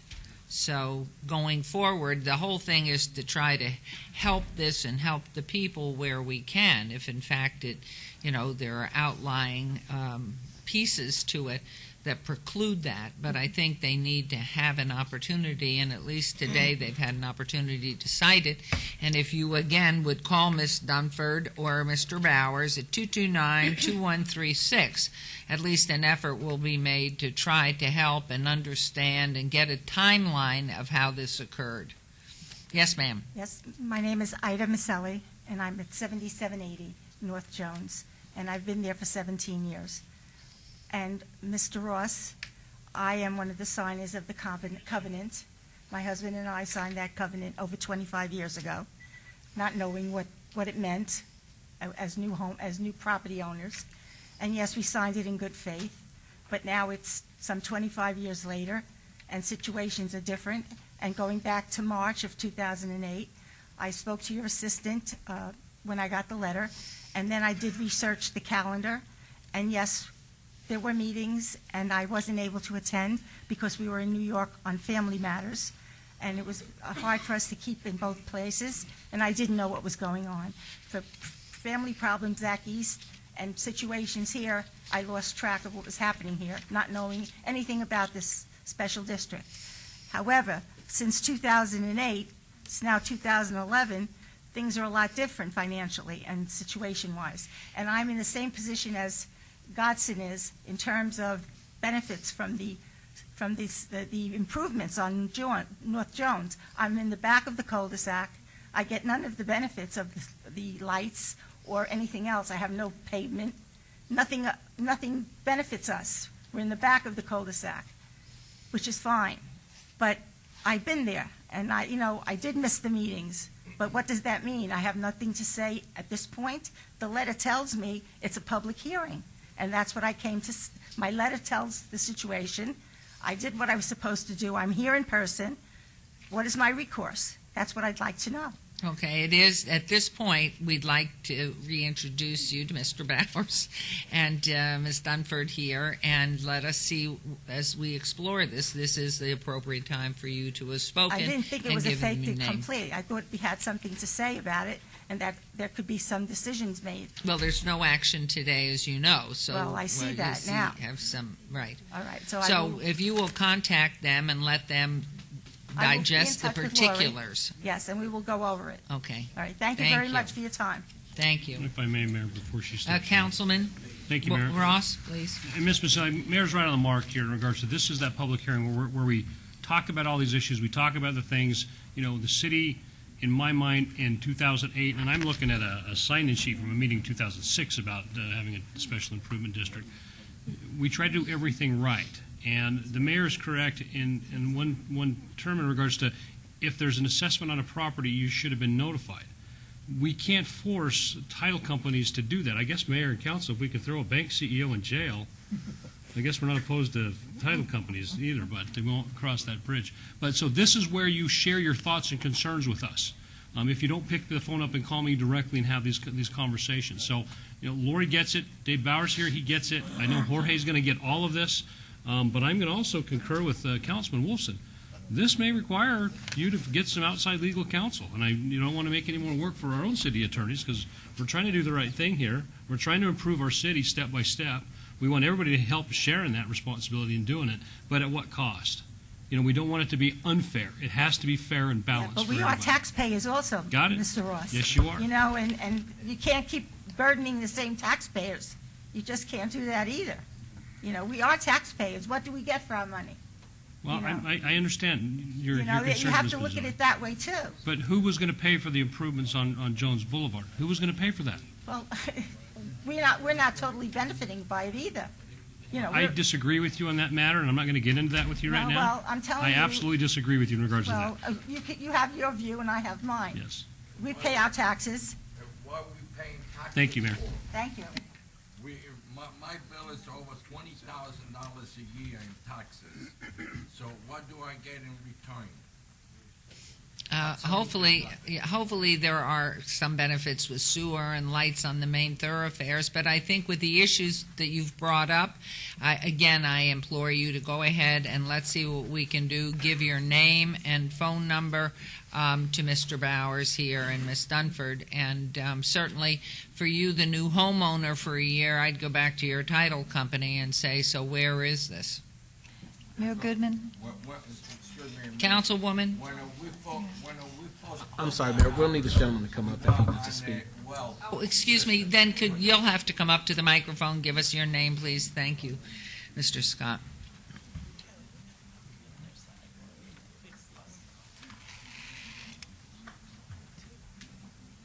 And please give your name if you would. Yeah, my name is Charles Maselli on 7780 North Jones.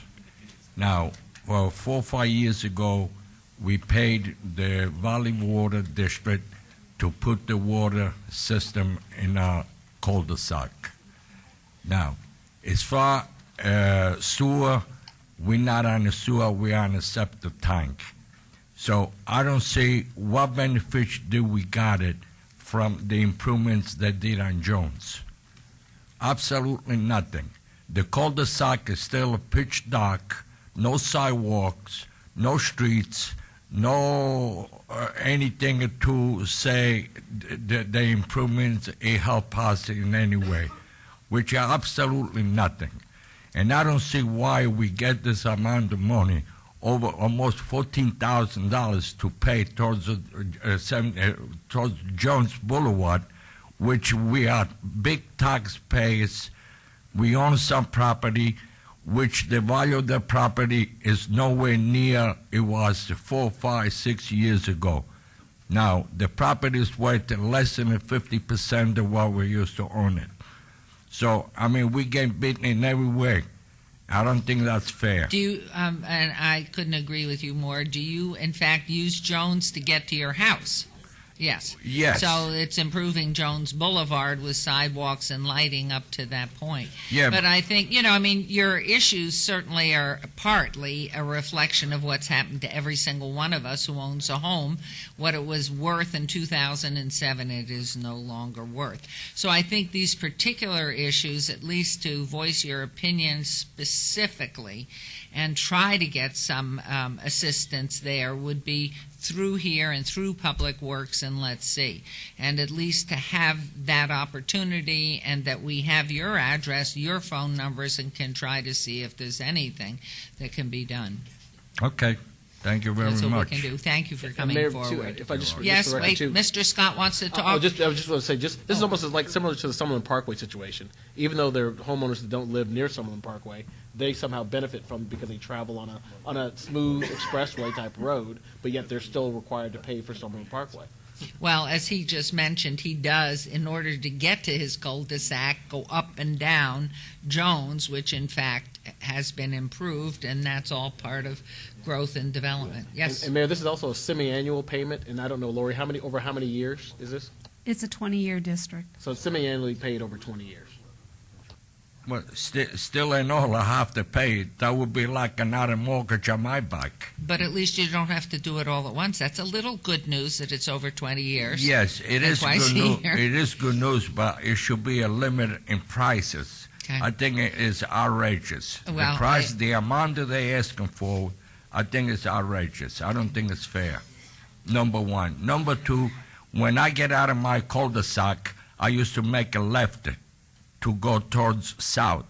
Now I have to make a right and go a full block all around to go back to the right lane, to go back south. So it's a little inconvenience for us too. Which the amount of gas the way it is now is we use the extra gas in order to go one block and make a left and go back south. Thank you for your comments, and please do follow up. Mayor Goodman? Yes, Councilwoman. I would just like to ask a couple of questions that would help clarify it for me. First of all, did the people who are here today vote on this? Were they part of that vote? There was a vote on this SID district, right? I mean, you must have records of who voted approval. There were a number of public meetings. I can't say which property owners attended. Well, I mean, wasn't there a different formal meetings. vote to show that over 50% went for it? No. No. There was no formal vote. Now, I just have to say this then, if I can, please. If I read that letter, and I have a PhD, I would feel the same way they did. And I can't see how we can go any other way, feeling that way. So that's just the sort of thing that we have to watch out for. It's not that we were trying to do anything bad, but I think we have to be very careful in the future. And the other thing is then why are we holding a public hearing now when it doesn't matter whatever they say or whatever proof they bring forward, there's nothing that can be done about it. This type of meeting should have been held before some formal vote was made by this group, and also reflecting what that vote was or wasn't, if there was no vote.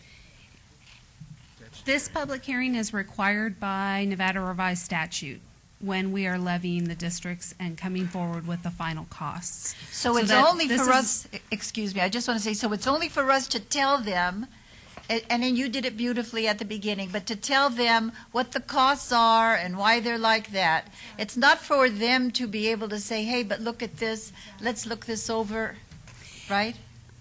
There can be a review by the council as to some of the improvements.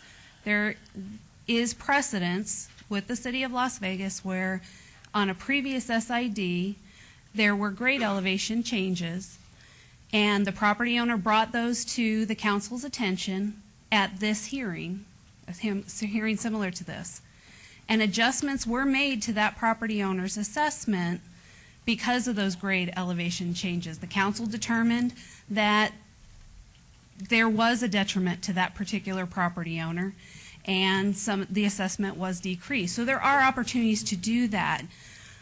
And if I remember that instance, Lori, I think it was because the grade of the street actually surpassed his grade of his, so he was almost having to go over a hill in order to get out of his driveway, and they felt that it was more damaging to his property, more so than a benefit. And Councilman, at one of the prior hearings, there is an estimated value or estimated benefits that's related to each homeowner, and that's the opportunity for them to protest that amount. And Lori indicated that the estimated value and the actual value were very similar to one another. So that opportunity to protest the $100,000 or so that he was being assessed should have happened during that estimated meeting. Right now, the improvements are already in, and we've already spent the money. Well, that's why I'm wondering why we're having a hearing now, because it's already in, we've spent the money, and whatever they're saying, it seems we can't do very much about it. And I just think if you have this type of switch situation, we should try, as the mayor has pointed out, to help as much as we can, and then also make a very concerted effort that this doesn't happen again. And if the NRS says something and it doesn't make sense, then I think we have to have our legislative people move to let them know it's not making sense. And that does happen a lot. So I think they want to give the homeowners every opportunity. Like I said, like Lori said, in that one instance where there was that grade change and it may have damaged the person's property versus actually benefited it, that's the instance where we wanted to help that particular. Can I ask, on the Alta SID that's in Ward 1, didn't you have a vote of those people? The Alta SID is a maintenance SID for the plantings, and that's a little different than this one. And that's only so that's one why it's time. different. And like every year you come back and we are reassessing what Right. the costs associated with maintaining those Right. plantings would be. That's a little different than the SID here. All right, because it seemed to me that they did make a vote and that sort of helped. It's important too, Brian, and Lori tried to allude to this. This wasn't just $1 million project. This is a $19 million project using funding sources from other places. And so this assessment to the 72 property owners is 10% of the, what's the total? A little over 10%. It's $1,979,910. So almost $2 million is being assessed to those property owners who received benefits of the improvements. And I think, Councilwoman, I think that's important to recognize, because it's not a regular SID where it does go to a vote. We need 51% to say yes. Am I correct? Just in terms of that vote, you have to. It's 50, if 51% of the people who are being benefited by the improvements come in and protest, you can determine that the SID is no longer warranted. There's no real formal vote. It's just that 51% of the people come in and protest. Well, it sure isn't a good situation at all. And I hope that we can, as I said, the mayor said, help you in any way. It doesn't seem right to me. I would be upset myself. And it sounds as though some of the issues, at least in particular this one gentleman, his issue may be both issues, but you certainly have a different issue because something was not disclosed to you. And so, I mean, I would certainly go right there. You want to come forward one more time? And again, state your name, please.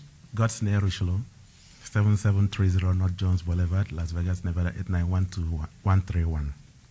Yes, Your Honor, I have the preliminary title search for my property when I bought it under item 3, 8, and 15. That's where it should have been disclosed, but nothing was disclosed when I bought it.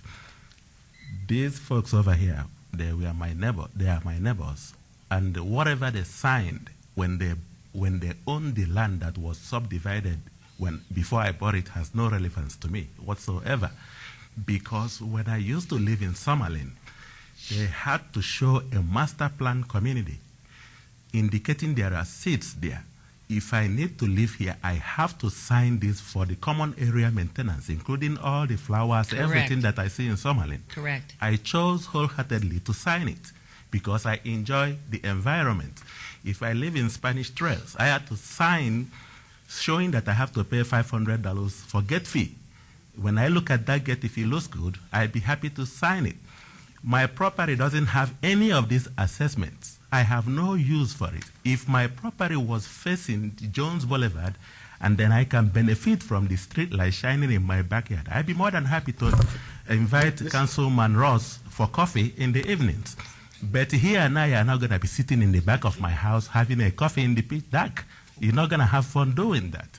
So that is why I brought this preliminary title abstract so that the city personnel can take a close view on it if they like. There is no disclosure whatsoever. And then my title company even sent an assessment database query as of yesterday showing there is no disclosure, there is nothing assessed to my property. That is why I bought the property with the understanding that I was making a bona fide transaction. I would absolutely go back to your title company right away because you wouldn't have moved there perhaps Exactly. because of that. I So wouldn't go have back to your even title made company. half of the offer that I Okay. was. And Mayor, about just to again make. for the record, you Yes. don't have to live adjacent to an improvement to be To the benefit subject from of it. benefiting Right. from it or to pay for it. Just like Correct. Summerlin Parkway, I live miles and miles away from it, but I pay for it. So Right. it's part of an Right. assessment. And that is the whole Summerlin area has an SID Correct. attached to it Correct. when you move in there, just as you say. So, I'm yes, sorry. I didn't Councilman mean to interrupt Wolfson. you, Mayor Goodman. Brian, you know, we're entering into this discussion. I think it's probably a healthy discussion. Here's my question. The way this agenda item reads, it says public hearing on local improvement district for SID number 1507, and then it gives the description. What are we doing today? What is the purpose of having a public hearing? This is part of the NRS requirement that requires after the district has been improved or the improvements have been made, that Lori come back to you, make a formal report to you, and tell you exactly how much the actual costs have been to establish the district, and for you just to hear the. And that clarifies that. It's the end of a process that's established by our Nevada revised statutes. Correct. Then my only question would be then, let's look at that letter, Mr. Lewis and I talked about that went out to at least one homeowner, because I think it's misleading. I think it maybe gives them an impression that you still have an ability to change something or influence us, when apparently you don't. So let's take a look at that letter for the future. We will, sir. Thank you.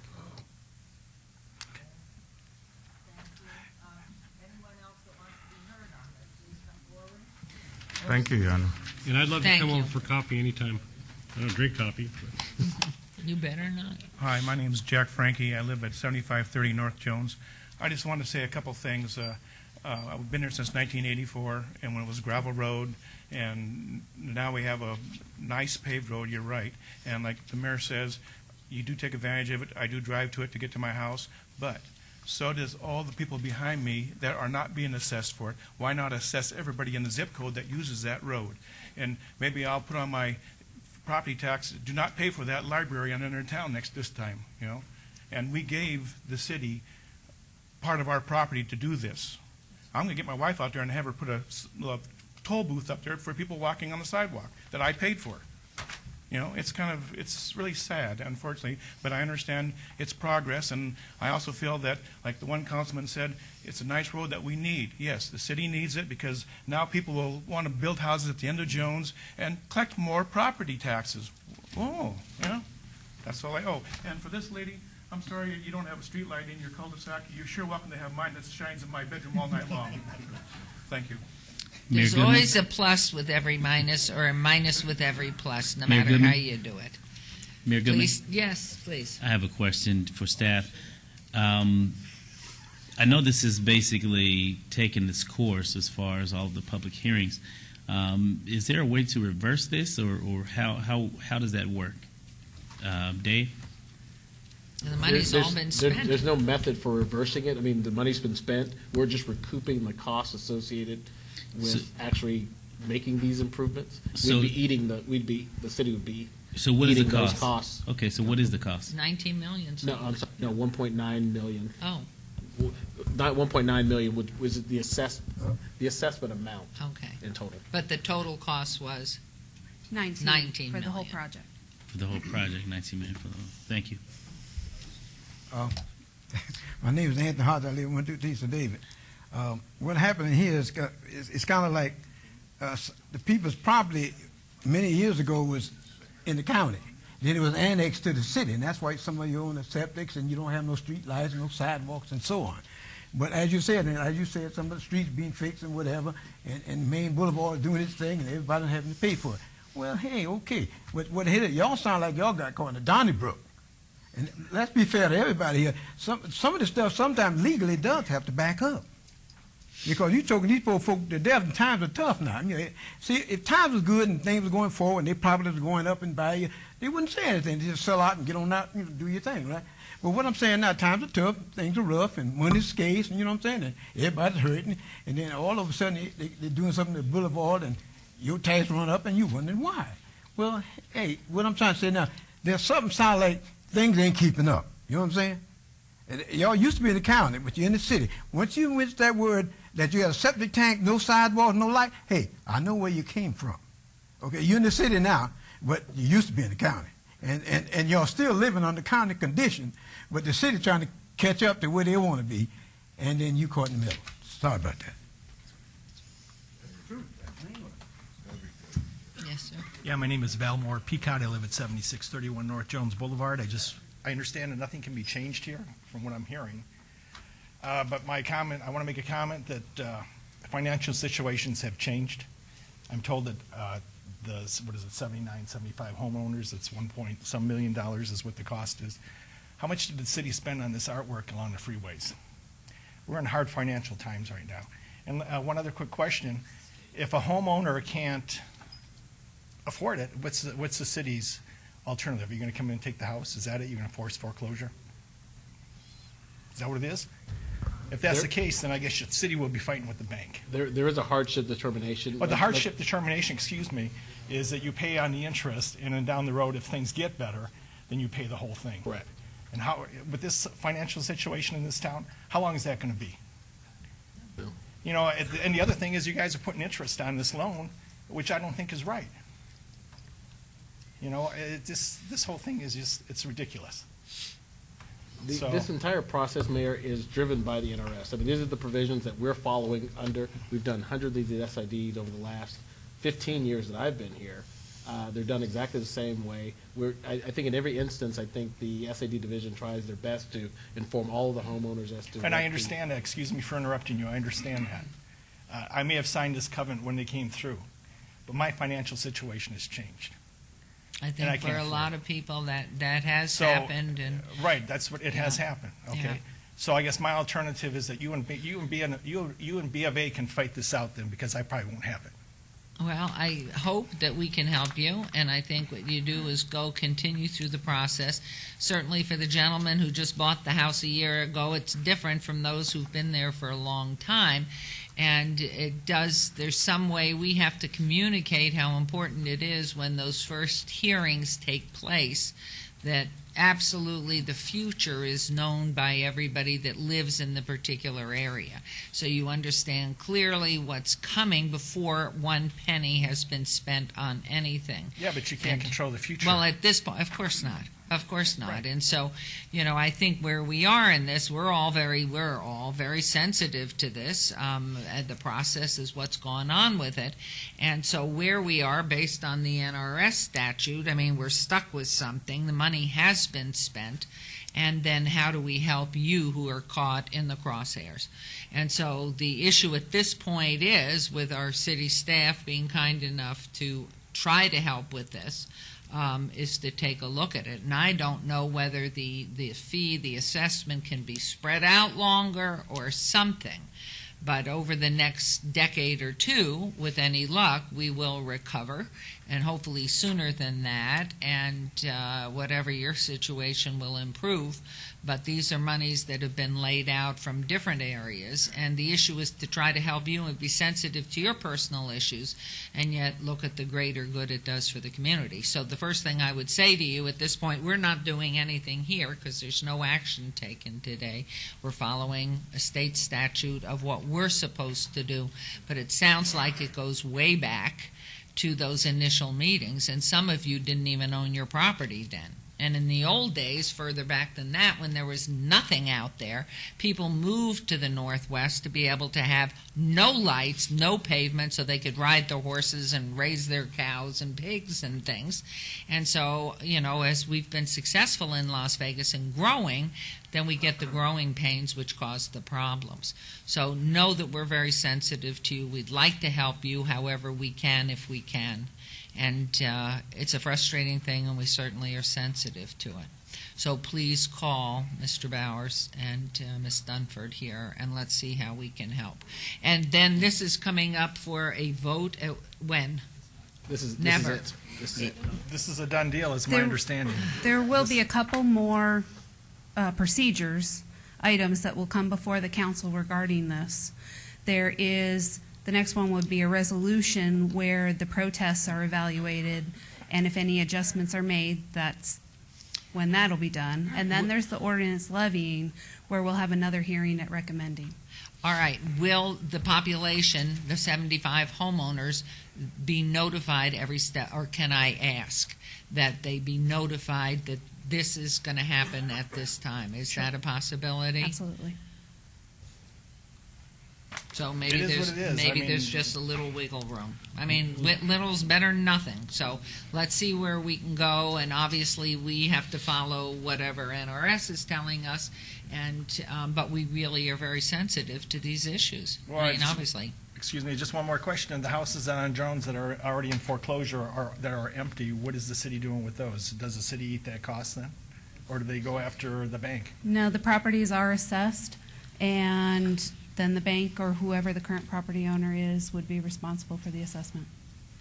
So that's the bank, if they're the lender on the home that's been foreclosed, or it's a private individual who will be assessed on that foreclosed home. Okay. If I may, Mayor. That's all I got to say. Thank you for your time. We have one more Yes. statement here. This is tough. I mean, in 2008, we started getting into this crisis. The economy is different. Incomes are different. Values are different. Were those values taken into account from then to today, or did they just, were we going on those values from 2008? We did look at the values, and the statements that have been made today are accurate. The values have dropped more on vacant property than on But improved does that help property. them any with their assessed value, assessed portion? Not at this time, because we based it on the actual cost that the city paid to construct the improvements. So I think all of you here today understand we've spent the money, it cost X amount of dollars. This is the process laid out to us as a city government from the state legislature per Nevada revised statute. We've done this many, many, many times. This special improvement district just happened to be at a time, it started at a different time. Of course, it's ended now, and we're in a different economy. And I don't know how to address that.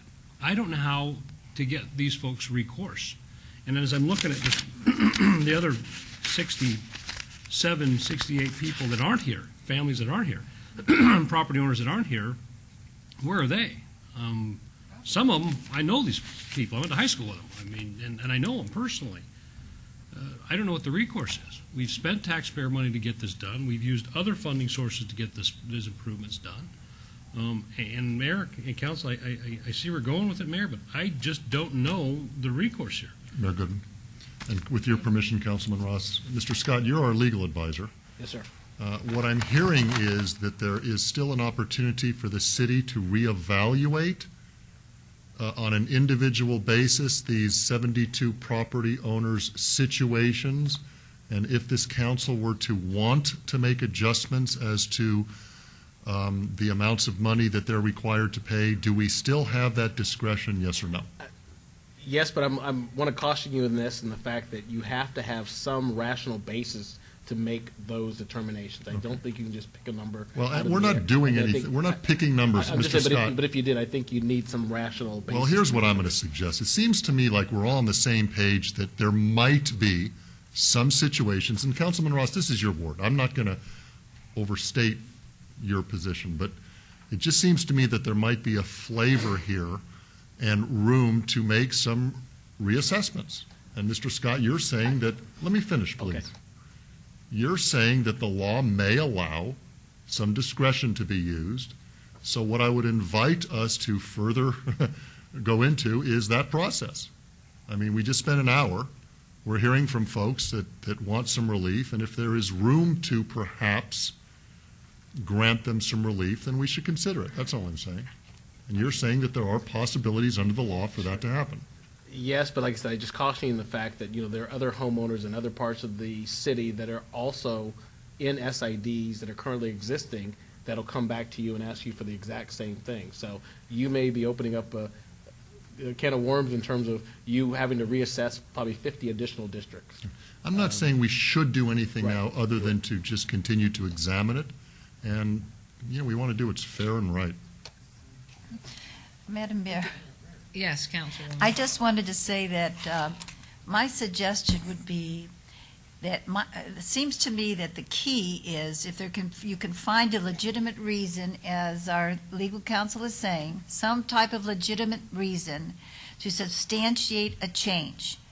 And I think you're going to have to go to a lawyer, all of you together, and see if somebody can research, or maybe you have people within your own group that could research this and see how you might be able to find a legitimate reason. One was the grading that you mentioned happened, down there. Now see, look at these men down there. Okay, so there was a chance they did it due to the difference of the elevation of the land. There might be other things. And I have found that when you get into situations like this, you have to do a very careful research on the whole thing, each step by step, and see if there might be something there that would substantiate what our attorney says we need to have. And that is some legitimate reason. I can't think of what it might be now. You live there, you might be able to think of some reason why. And I think attorney would help in that case, but I don't know. He knows attorney situations better than I. But as someone who has fought what I thought was unfair, that's what I've always done in the past, and I will tell you, you have a good chance of coming out. All right, if you just never give up. And one other thing I'd like to add is looking at extending to diminish the actual payment now when things are so tough. And just so the money is there.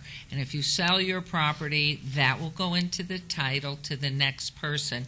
And maybe there's something that can be to get the payments more palatable and extend them over a period of time, which is still guaranteeing the city the same amount of money coming in, but it's sensitive to your needs, which would be actually it has to go back through a legal process to make sure that same availability is equal to all.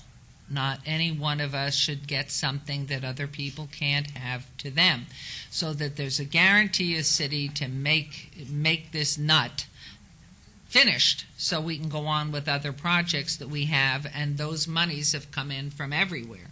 So, I mean, because this was a shared investment, as I understand what you said. So it does take exploration, but I think first and foremost it needs a list of all of you who are here certainly today.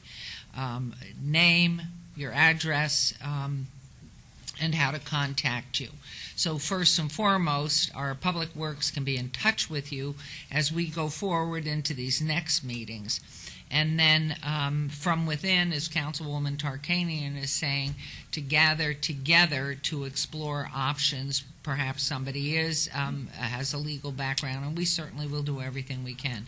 But we have to be fair to all, and that's the biggest thing, because were I scraping along and down there on Jones with the light shining in my bedroom, and I've been paying because I gave up something else to pay, it wouldn't be fair that some of us get a better situation than others. And so I think what it is looking at stretching it out there. Perhaps with any luck will be some alternatives that you can find out. So, yes, Councilman Coffin. Well, Your Honor, the only thing I could see of relief is if somehow construction costs exceeded a reasonable amount. That's where you would start. You'd say, wait a minute, they spent 30 or 40% more on this job than they should have. There's things that I don't know about this particular project. That there is the kind of recourse that they might have against a city whereby we examine it and find out that it wasn't done properly. You know, that's something that is on a lot of people's minds sometimes. But frankly, our legal counsel has given us the best advice, which is that there are hundreds and hundreds of CIDs covering hundreds of thousands of people who are paying in, and their houses are only worth half what they were when they were assessed on a different value. That was my first question an hour and a half ago. That happens a lot. It's going to happen a lot. It's going to ebb and flow. The values are going to come back on these houses, and this debt is not going to seem quite so horrible as it does today. It's just terrible. It's depressing for all of them, but they're sharing the same pain that we are all sharing. The older houses in town, the older property owners in town, my ward, for example, was well built out and continuing to pay property taxes and assessments to pay for the growth of the Las Vegas Valley out to the west and the northwest. This is a shared thing. It's a community. And so this happens sometimes. Thank you. Doesn't Well, I seem think right, where but we that's are what it is. we will get that list from these people, and then to notify them back of those next meetings that are coming forth. Yes. And then see what we can do, and you're going to your title company. Anyone, we have anyone else that wanted to speak to this? Thanks for your time. Please, thank you. And we're sorry. Hello, my name is Rasan Joshua Collins. Again, I'm a minister for the Lord Jesus Christ, and I just like to remind everyone of a proverb. Maybe you've heard it or not, I don't know, but it says that those that ignore the cry of the poor will cry themselves and not be heard. I see that a lot of times when I was here in Las Vegas years ago, preaching and fighting for the homeless, I was getting arrested and sleeping. For sleeping outside, I did 2 months in jail before. So I've had a lot of experience in being my own lawyer, and I see that that the NRSs are broken continually. If you look at NRS 201, the good morals and public decency laws, a lot of them are being broken. Like, for instance, profanity, things like that are being broken. Profanity is against the law. Actually, even police are using profanity all the time. But the thing is, if you can break moral laws of NRS 201, why is it that you cannot, choose to break some of these laws that you've created that are oppressing people and kicking people out of houses and things like that? It seems like a big hypocrisy to me. I mean, if you're going to choose to legalize sin, essentially, and immorality against the law, why can't you legalize mercy to the people that need help? And that's all I'd like to say. Thank you. Anyone else? Steve Burdick, I spoke previously. I just wanted to be clear so that we make sure if we do seek legal counsel or pursue this, exactly the type of meeting, the forum of the meeting, will it enable us to address this? Will we have to be represented by counsel? Will it be a public meeting? I'm not sure. She said there was a couple meetings upcoming. Can we get some idea of the venue of those meetings and how we might be able to present our side? The next item that would come before council is a resolution, which generally is on the consent agenda, but it is where we would make any adjustments to the assessments. The other hearing that I mentioned is at recommending committee when the ordinance levying the district is introduced, and that is a public meeting for people to come in and make comment on the ordinance. Are those both city council meetings that you're speaking of, and what would be the dates, or is the first one in some other venue? I would like a little time to investigate some of the protests and address some of the property owners' concerns. The resolution was scheduled to come before you on January 4th. It may get pushed back now until about the 18th to allow us adequate time to meet with the property I would ask that you owners. push it out a little further. I have to go to the U.S. Conference of Mayors on the 18th. I would like to be in this one. Okay. And then the ordinance obviously is introduced at the same council meeting, referred to recommending, which generally takes place about 2 weeks after that. So it takes about a month for the ordinance to work through the process. Could I ask City Clerk, please, to give a pad and pencil so you don't have to make these phone calls?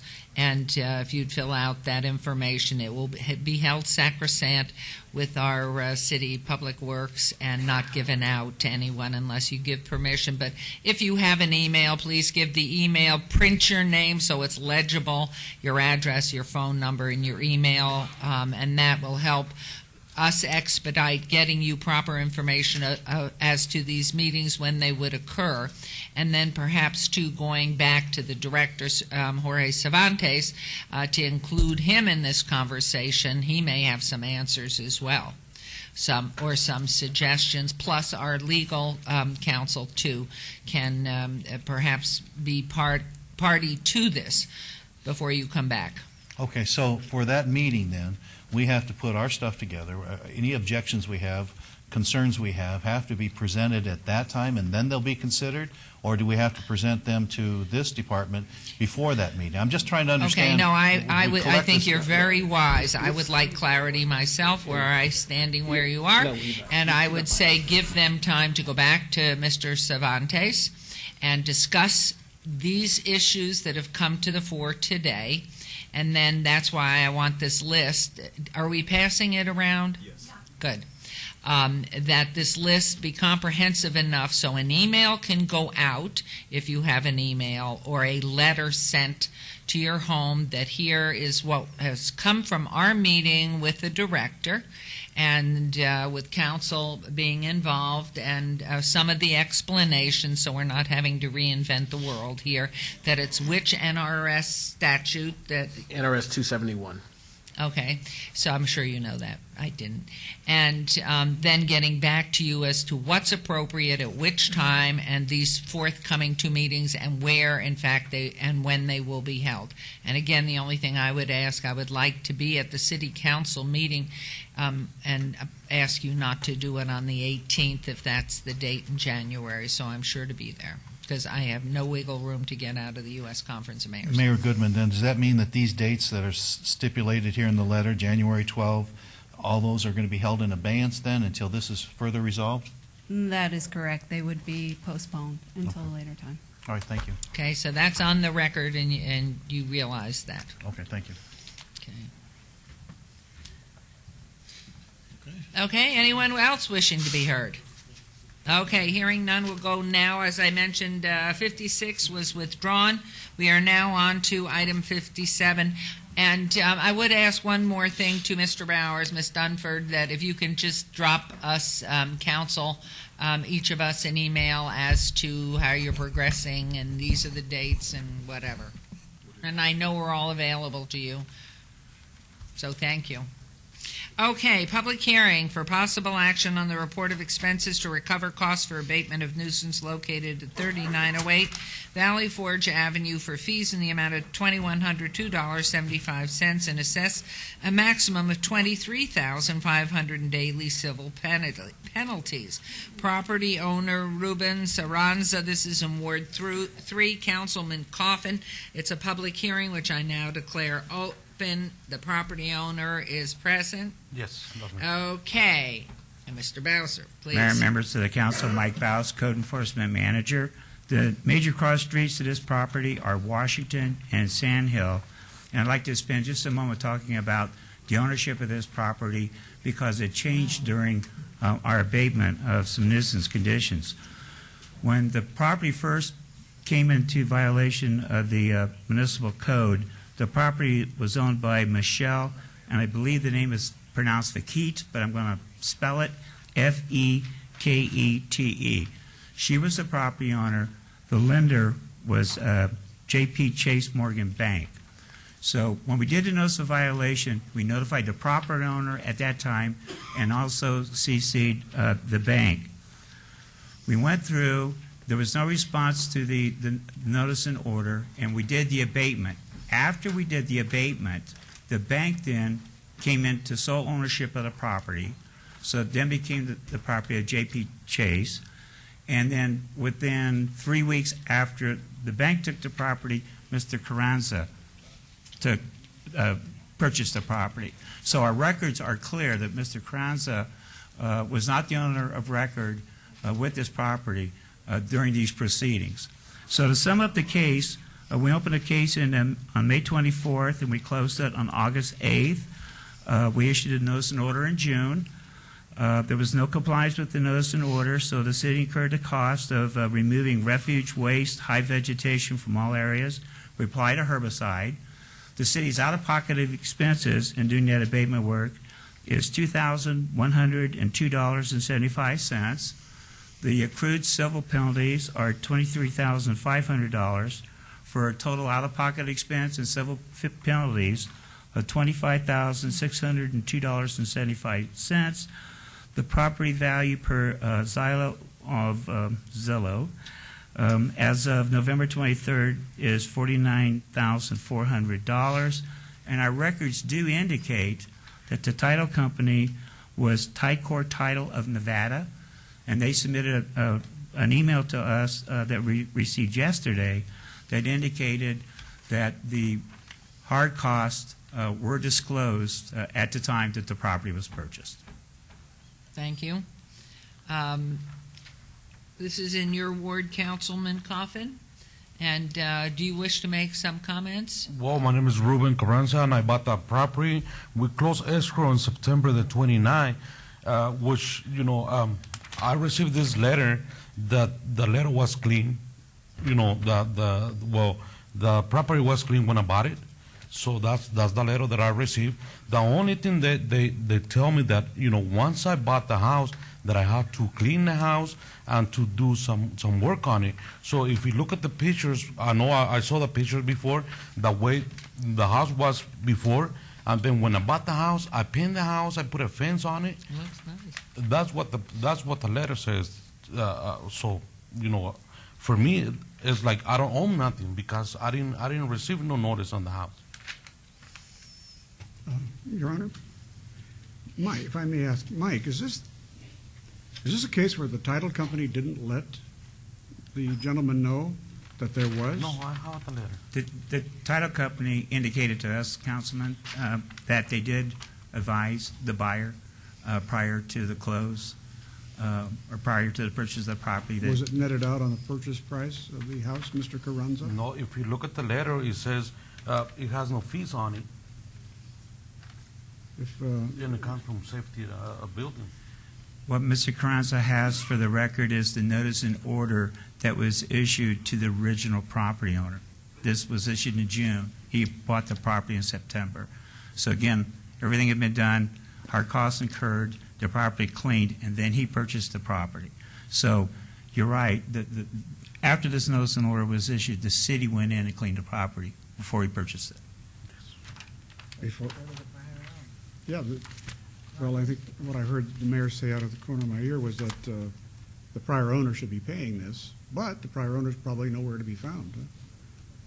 Are we? In other words, it's an escrow thing that should have been negotiated out in escrow. Yes, sir.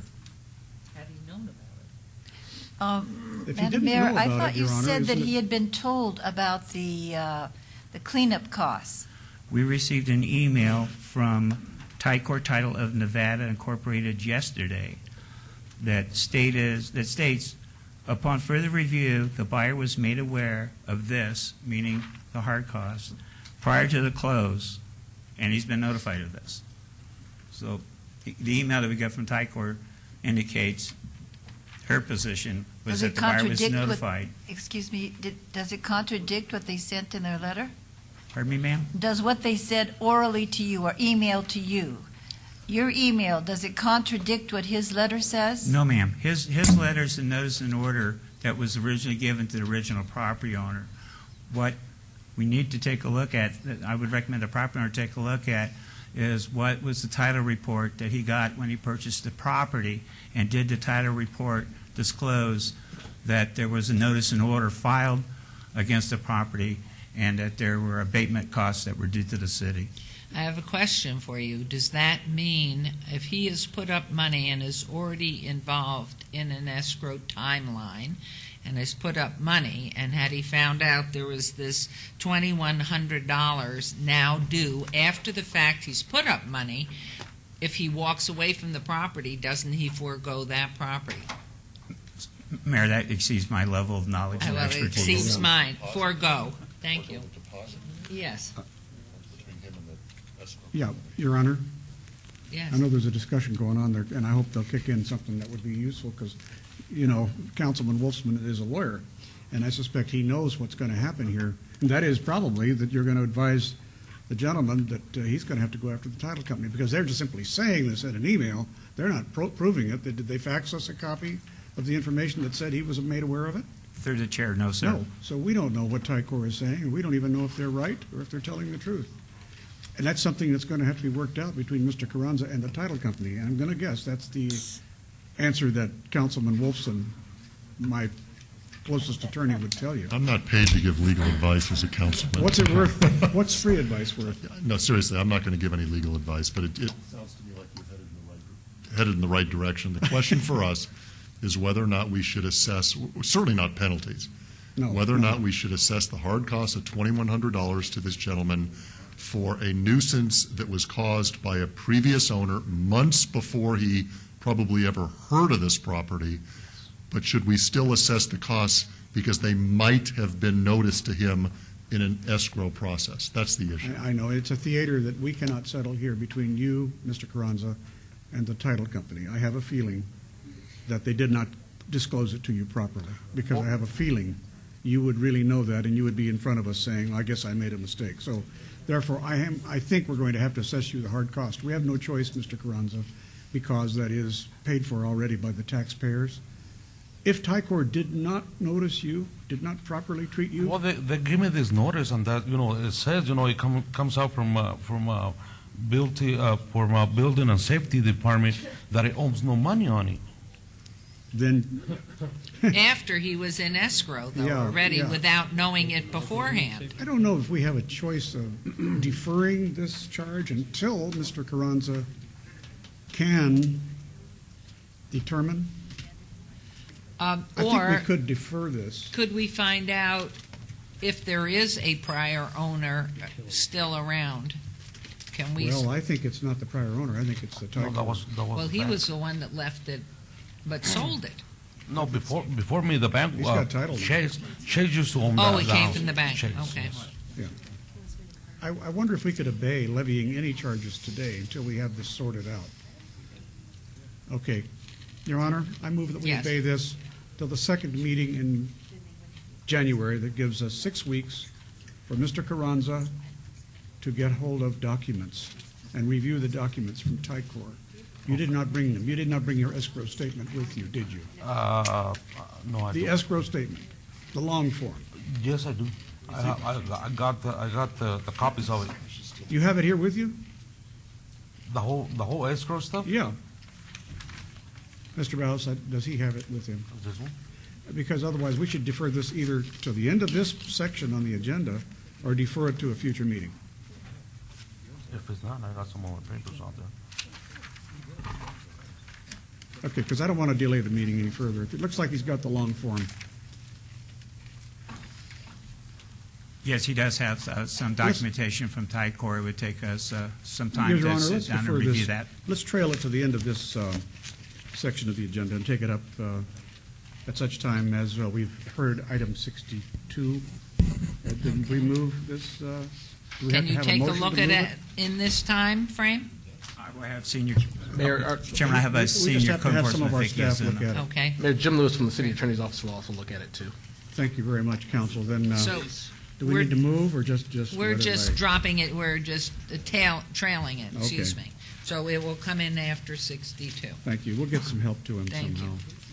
you. Okay, this is an interesting day, it really is. All right, moving on to item 58. Public hearing for possible action to consider the report of expenses to recover costs for abatement of nuisance located at 1551 North Wind Court for fees in the amount of $2,775.50 and assess a maximum of $26,500 in daily civil penalties. Property owner is Trustee Clark County Treasurer, care of Bank of America, N.A., Ward 3, Councilman Coffin. It's a public hearing which I declare open. Property owner present, and Mr. Baus.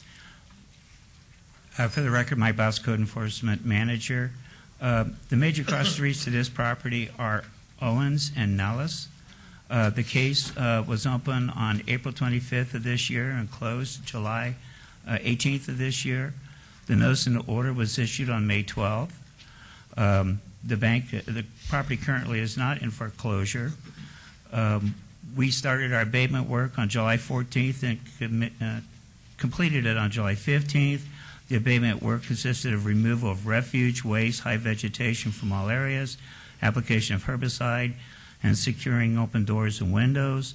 The city's out-of-pocket costs are $2,775.50.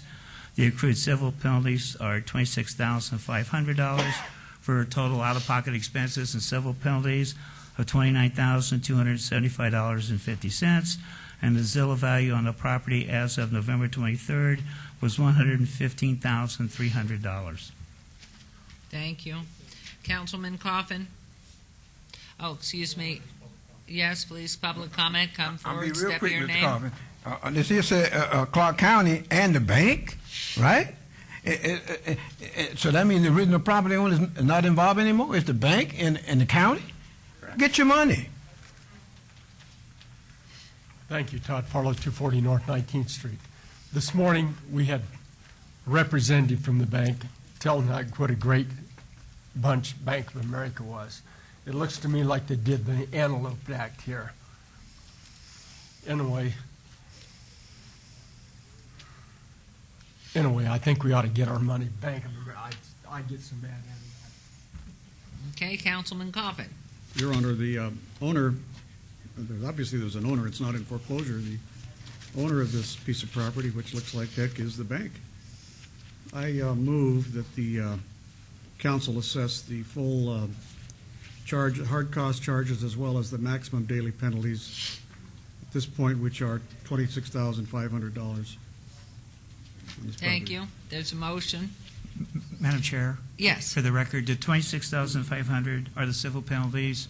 Councilman, did you include the hard costs? The hard costs as well? That's correct. I'm sorry. Sorry, I didn't enumerate it. Thank you very much. All right, there's a motion. Please vote. Please post. Motion passes. We'll go on to item number 59.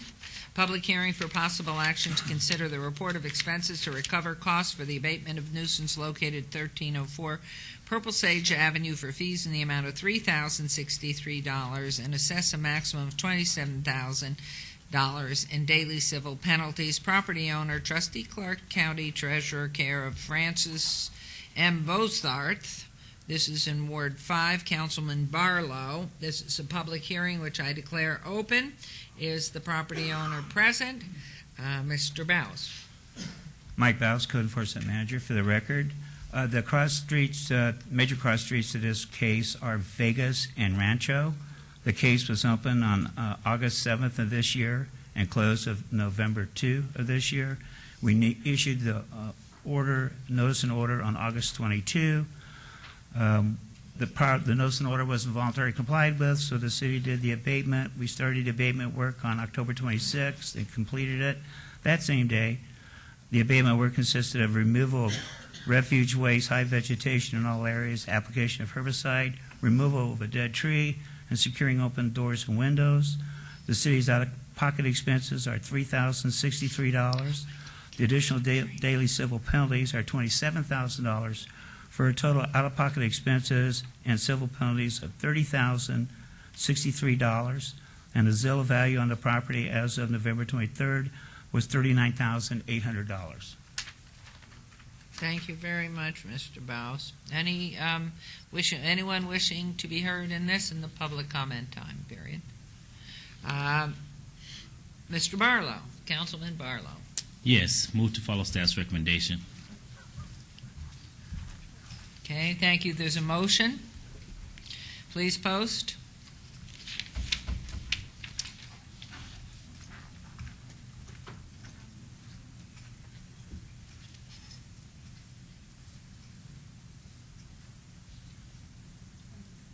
Motion carries. Thank you very much. We're on to item number 60. Public hearing for possible action to consider the report of expenses to recover costs for abatement of dangerous building demolition located at 833 F Street for fees in the amount of $28,052.50 and assess a maximum of $58,500 in daily civil penalties. Property owner, Trustee Clark County Treasurer, care of Come Unto Me Evangelist, Ward 5, Councilman Barlow. This is a public hearing. I declare it open. Is the property owner present? Mr. Bowes. Mike Bowes, Code Enforcement Manager. Mayor and Council, the major cross streets of this property are Washington and H Street. This case was opened on October 6th of this year and closed November 1. We did 11 inspections on this property and issued the notice and order on June 6th. The abatement on this particular case consisted of demolition and removal of all structures, of fence, asbestos from the building site, and this case was actually abated in conformance with the dangerous building provisions of our code.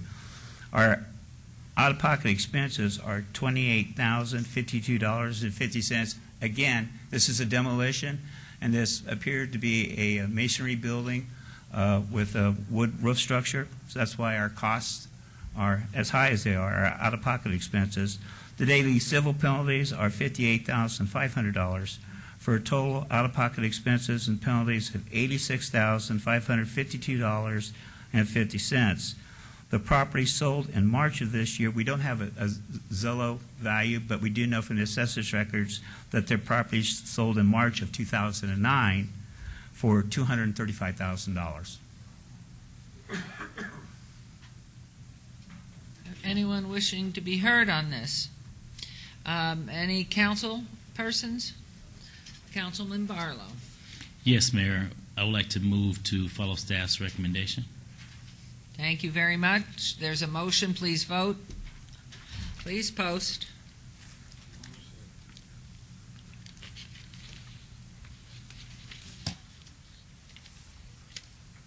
Thank you. Motion carries. We move on to item number 61.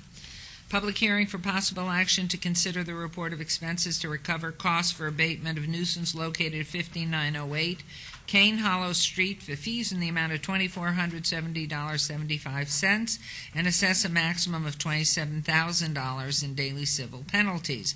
Property owner Gabrielle E. Irvin. This is in Ward 6, Councilman Ross. This is a public hearing which I now declare open. Property owner present. Mr. Bouse. Mike Bouse, Code Enforcement Manager. Mayor and Council, the major cross streets to this case are Tropical and Rainbow. The case was opened on August 3rd, 2010, and closed November 1st, 2011. We issued a notice and order on August 22nd of 2011.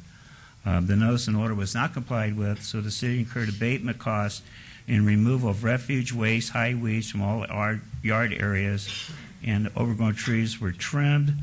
The total out-of-pocket expenses that the city incurred are $2,470.75, and the accrued civil penalties are $27,000, for a total out-of-pocket expenses and civil penalties of $29,470.75. The Zillow value of the property as of November 23rd was $149,000. Picture, any picture on this? Or did I miss them when looking down? There should have been. There. Okay. Now, Vicki, we have. I have pictures in file. I'm just trying to figure out. The one on 5908 Kane Hollow Street. We don't seem to be able to see the before and after. Pictures? We have pictures. No. Yes, 61. Should I circulate these? Or just put it on the little mirror there, or whatever it is. Go ahead. Oh. This way?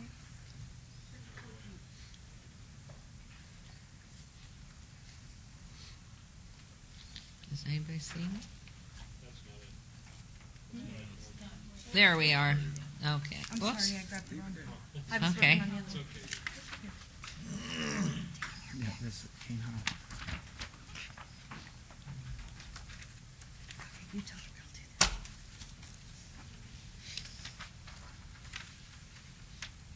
Thank you. Go ahead. Amazing. Oh, okay. Did we see that one? Is that a side of it? These are the side yards. Mm-hmm. What a difference. These are the rear yards. Was that air handler there before, or has that been put in since? The air conditioner. She's She's asking taken about. for the Oh, back. just- She's asking okay. about the condenser unit. Your Honor, it appears that I believe that was always there. That the second Just picture is taken different picture. further back, different Okay. perspective. Very nice. And you said the Zillow's 149, Yes, ma'am. 149,000. Yes, Mayor. Okay, Councilman Ross. Thank you, Mayor. Oh, we have some public comment. Oh. Excuse me. Excuse me, Mr. Ross, but the property owner still own the property? The property owner is, Gabrielle Irvin. as far as we know, this property is not in foreclosure. Oh, it is in foreclosure. I'm sorry. The property is, excuse me, the property is in foreclosure. The code enforcement spoke with Quality Loan Service Corporation, and they advised that J.P. Morgan Chase Bank was the current mortgage holder, and Litton Loan was the servicer, and we sent both the lender and his servicing company are notice of violation, and there was no compliance. Thank you. Okay, comments? All I got to say is get your money. It sounds like a bunch of people's involved, so run them all down, whatever it takes, rope them with a saddle, lasso them or whatever. But meanwhile, get your money since it's in foreclosure, right? Right. Thank you, Todd Yes, Carlick, sir. 240 North 19th Street. Councilman Ross, is that a Mondale Pine? This is the point I want to make. What we were talking about, that agency that went around and kept this stuff up, that's really important on these trees. I mean, if that's a Mondale Pine, that thing is worth, what, $15,000? It's a mature Mondale Pine, what, $15,000? Yeah. We've got to get this under control, and I'm really glad this council has addressed this morning. Thank you very much. Councilman Ross? Thank you, Mayor. And Mr. Mouse, thanks for taking a good look at the notes in regards to J.P. Morgan, because I was on the phone with them yesterday afternoon. Had I known that, I had a little different conversation with them in regards to their lack of response. Wouldn't it be nice, however, if we had an ordinance that caught these houses long before they came to us? Wait, we do now. So had we known this house, and notice of default, notice of foreclosure, we'd have known this house was in that condition, including the last 5 agenda items we had in Councilman Coffin and Councilman Coffin's ward. Importance of that, significance of that ordinance. This is similar to everything we talked about for months and months and months since the nightmare started. So I'm going to follow staff's recommendation to recover the $2,470.75 in hard costs, along with the daily civil penalties of $27,000. And Mr. Baus, anything else you want to throw at the bank, I support. That's my motion. Okay, there's a motion. Please vote.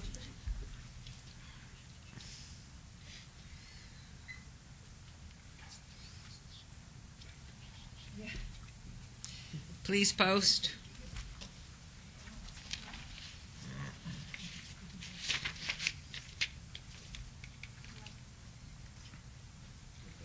I did. I thought, didn't I? Twice. Sorry.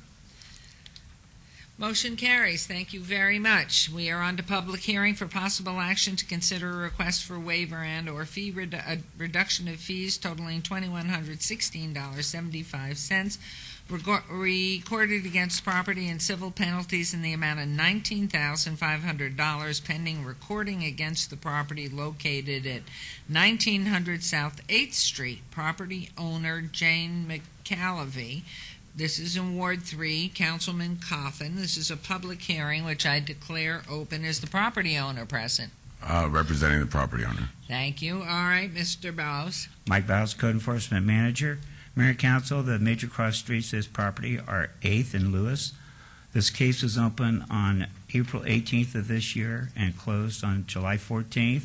The notice and order was issued on May 26th.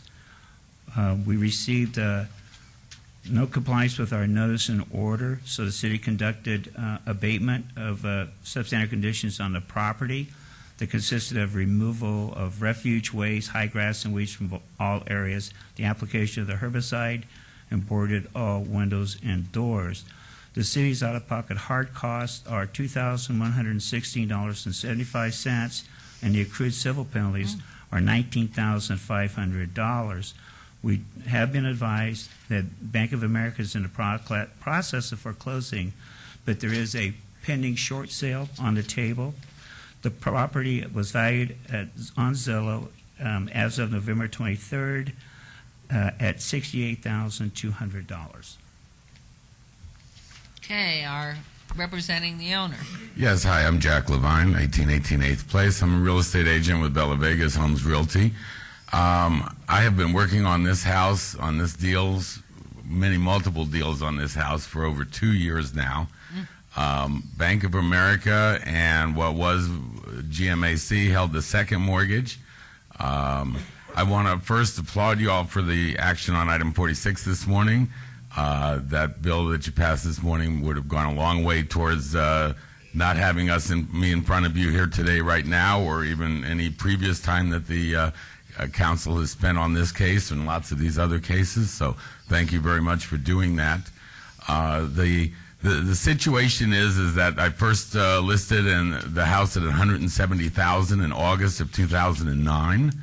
The property was sold within days for $165,000. We spent 9 months waiting around for Bank of America to even acknowledge the fact that there was a short sale on the table. We finally got approval from them. The buyer then proceeded to do their escrow part of the process, in which case the appraisal came back at that time, almost a year later, at only $130,000, and Bank of America refused to budge off of the original $165,000 sale price. I put the house back on the market at the $130,000, saying I'll go ahead and try it again and get Bank of America to do something. That's when the burglaries and the break-ins started, which certainly should not be reflective of the great downtown neighborhoods that I've been promoting and protecting, and that Bob Kaufman has been a major supporter of my efforts, and me of his, and of Mayor Goodman's efforts to bring and move new people back downtown. I don't want these kind of break-ins to be reflective of that whatsoever. But we do have roaming bands of vandals coming through these vacant homes, ripping out plumbing, ripping off heat and air conditioning units, doing all kinds of horrible things to these properties, homeless people then moving in. And we've had 5, 6, 7 different events have happened at this property. I personally have spent over $1,500 of my own money on the if come that I might someday make a real estate commission on this property. The current owner, Jane McAlevey, has worked with me tirelessly and effortlessly to do everything that was asked of her to do, except for to cough up money to keep the property clean, which she does not have the ability to do, having been now a cancer survivor and having left the house and moved to California for cancer treatment, which is fortunately now in remission. And she's back in school now, trying to learn new degrees, because all of her career skills are of no more value to the marketplace, it seems now, once you hit middle age. So anyway, just one more sad case in all the many thousands and thousands of sad cases of people who, through health, through loss of job, for all kinds of reasons, aren't able to maintain these properties. But, you know, the banks need to step to the plate also and do their job, as you've addressed this morning. And so anyway, I do have a qualified cash buyer for this property. He wants to restore this house. He is not a flipper. He plans on holding it for me to be able to find a great new downtown tenant, the kind of people that we're always looking for. And I can't make this deal happen if we don't get at least the civil penalties waived. It would be really nice if the hard costs would be waived as well. But I've agreed to share in my commission and paying of the hard costs along with this buyer, who's agreed to that, as well as the blackmail that's being done by the second mortgage holder that was GMAC, who sold this loan for somewhere on pennies on the dollar, their second mortgage, to a company out of Florida now, who is insisting on $7,000 instead of only the $3,000 that Bank of America standardly routinely would pay to the second mortgage holder to get them to go away. And so that buyer's agreed to pay that $4,000 in hostage money, and he's willing to split in the cost of this hard money. So I'm asking, please, abate the civil penalties at least. Council, any comments from the public? Councilman Coffin. Your Honor, I wish we could abate the hard costs, because half the hard costs ought to be right at the feet of Bank of America for dithering on purpose, since we now know it is their corporate policy to do that to people. Thank you. And someday someone will get it out of them. A.P. Giannini is turning in his grave at the way people are running his bank now. With that, though, Your Honor, I'm afraid that the best we can do is to waive the civil penalties. So I have to move, Jack, that we are going to levy the hard costs and welcome a new person into our neighborhood, and pray to God that they have success. And please pass on our fondest regards to Jane McAlevey, our former citizen here. That's a heck of a motion. I'm sorry, Your Honor, but if everybody read that, then... you are waiving the civil penalties. Yes, ma'am. I'm happy with that. Okay, so there's a motion. Would everyone please vote? Please post. Hooray. Thank you. Good for you. Thank you. Okay, that was item 62, and now we trailed item 57. Where are we? Are we ready to speak? Oh, my goodness, are we efficient?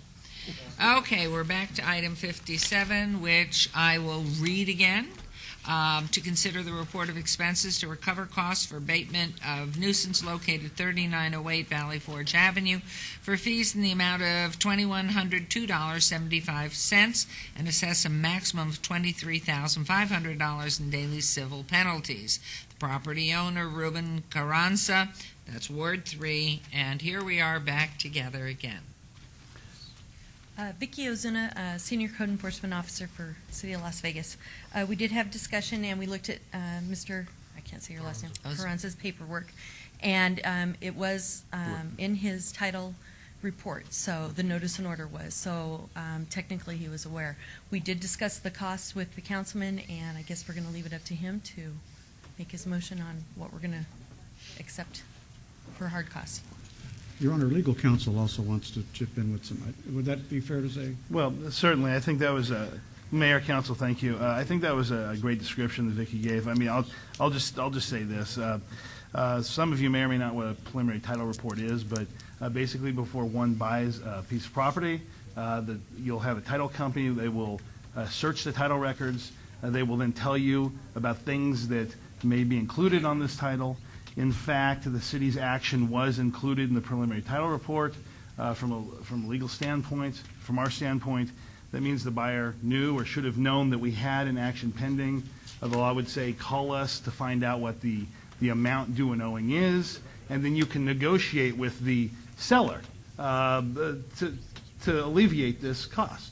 And so, in fact, for our purposes, Mr. Carranza is responsible for this fee. He may or may not have an action against some other party, but I'll leave that for him to decide. But I just wanted to explain what I found when reviewing the documents. Thank you, Mayor. Thank you very much. And Thank you. wondering one other question before you make your motion and before we hear from anybody else. Is there any way to spread out payments on this? Yes. I told the property owner that he can work with finance on setting up a payment plan. We do work with people on that. Thank you very much. And that was exactly what we had talked about at the sidebar, Your Honor. See, I so must you're have been thinking listening. Exactly as I am. I want to make sure, Ruben, you are employed, aren't you, sir? Yes. Ye- Well, yes, but I live in California. I don't live in Nevada. Okay, who is occupying this house now? I'm renting it, but I'm not getting a lot of money out of the house because I didn't pay that much money for the house. So I'm planning to move to Nevada, but not yet. Maybe next year. We're going to have to levy the hard costs on you. I'm moving to, well, I don't see whether we have any choice. We've got to, the civils have got to be levied. We can waive the civil penalties. I want to make sure I've got the right property here. And I'm going to move that we waive the civil penalties.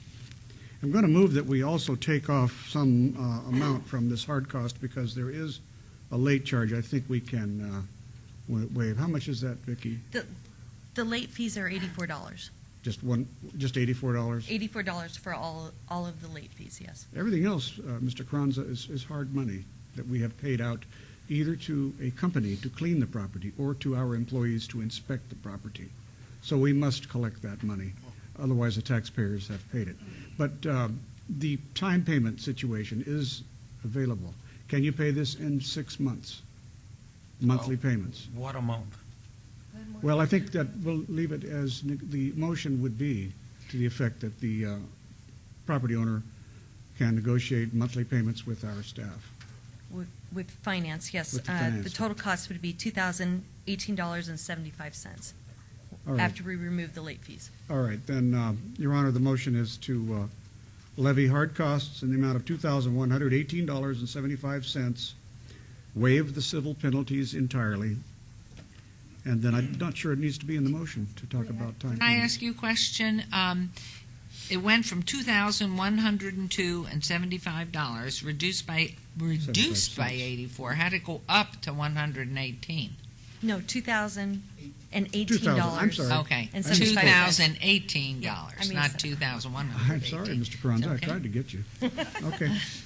The motion stands corrected, and it's understood that there will be a time payment arrangement made with finance. All right. Okay. Good luck, sir. And you're paying taxes in California you don't need to pay here in Las Vegas. So you should move. Wait, we haven't voted yet. So we have to vote. There's a motion. Please vote. Please post. Now you may. It passes. Thank you very much, Mr. Coffin, Councilman Coffin. And now we move on to consent agenda. Items 63 through 66 on the consent agenda are considered to be routine and are recommended for approval by the Planning Department. Do I have a motion to approve the consent agenda, items 63 through 66? Motion to approve items 63 through 66. There's a motion, thank you, Councilman Mayor Pro Tem, to approve items 63 through 66. Would you please vote? Would you please post? Motion carries. Thank you very much. Item 67 has been withdrawn without prejudice. Item 68, variance 43315, public hearing, applicant owner Guoliang Pang for possible action on an appeal of a denial by the Planning Commission on a request for a variance for a proposed front yard patio cover, an existing rear yard patio cover, and for existing accessory structures, Class 2, with a combined floor area of 1,659 square feet, where 635 square feet is allowed, and that are not aesthetically compatible, metal, with the principal dwelling unit, which is stucco, to allow a 0-foot front yard setback where 20 feet is required, a 0-foot side and rear yard setback where 3 feet is required, separation distances of 0, 2.5, and 3 feet between existing accessory structures and the main building where 6 feet is required, an accessory structure with a greater height of 16.5 feet than the principal dwelling unit of 14 feet, and 59% lot coverage where 50% is allowed on 0.15 acres at 1912 Pink Ice Court. This is in Ward 5, Councilman Barlow. Planning Commission with a 7-0 vote, and staff recommend denial. And so this is a public hearing. I declare it open. Is the applicant present? Is there anyone wishing to be heard on this item? Who would? That's interesting. Yes, Council. Todd Farlow, 240 North 19th Street. At the Planning Commission, when we went into the details, this thing got worse by the inch. And that this guy built all of this stuff saying that he didn't know that he didn't have to have a permit is just ludicrous. Thank you. Mm-hmm. Anyone else wishing to be heard on this? I declare the public hearing closed. Is there a motion, Councilman Barlow? Yes, Mayor. I do want to put on the record that I have received a number of calls from residents in this neighborhood. A lot of individuals that communicated to me begged and pleaded that this structure, or I should say these structures, come down.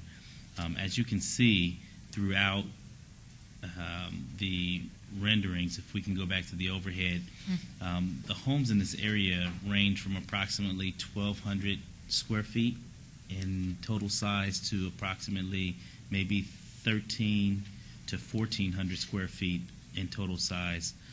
And the structures in which have been built against city's code without pulling any permits from building or any participation with our planning department,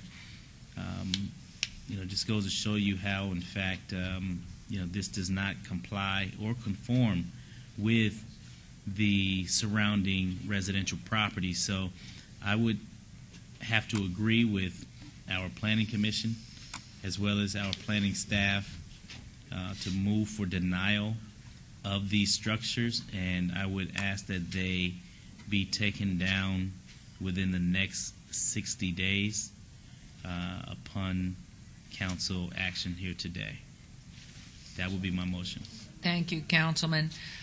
Who enforces this? code enforcement. Code enforcement will be sure that 60 days. They will. Planning will coordinate with code enforcement. Yes, we will. Thank you very much. And There's- also, if you will, before we go to the vote, I would like to make sure that we stay on top of this because the residents in this community are flat out outraged that this was, built practically overnight, and more so over the weekend when in fact code enforcement and building and safety are traditionally not working.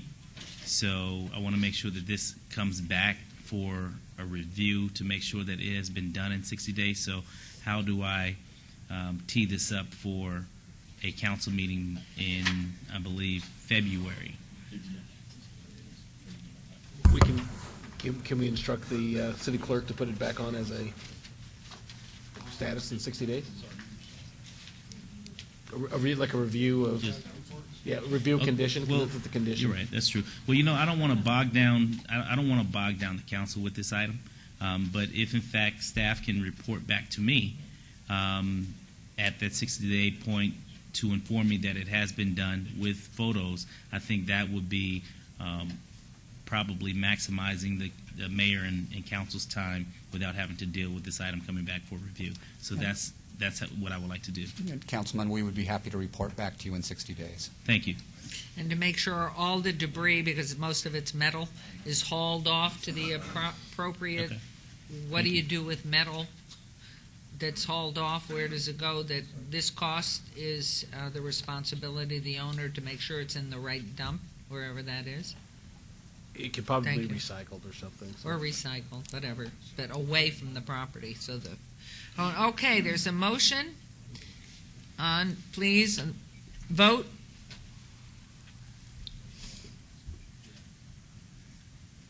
Please post. Motion carries. Thank you very much. And now we move on to item 67, which is withdrawn. Item 68. We did, excuse me, and we're on to item 69. Variance 4331, variance public hearing, applicant owner Manuel Hernandez for possible action on a request for a variance to allow an 8-foot front yard setback for an existing attached carport where 20 feet is required on a .15 acres at 5517 Bromley Avenue. This is in Ward 1. Councilwoman Tarkanian. Staff recommends denial. Planning Commission, 7-0 vote, recommends approval. Could you tell us the denial reason, code? The reason for denial is exactly that it does not meet code requirements. Thank you. This is a public hearing. I declare it open. Is the applicant present? Anyone wishing to be heard on this item?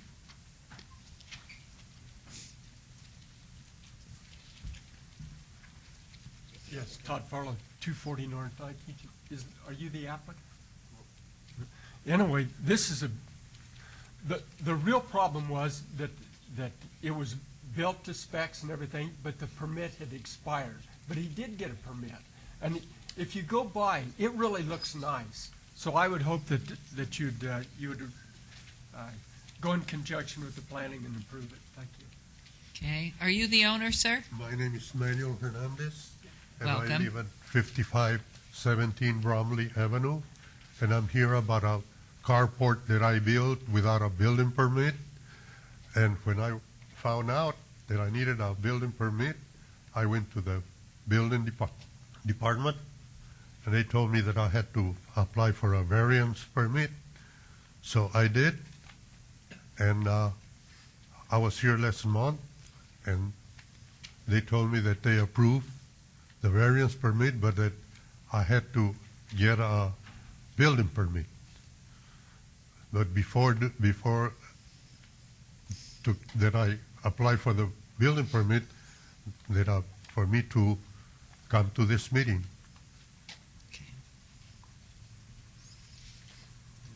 Okay. So this is, anyone else wishing to be heard on this? Councilwoman Tarkanian?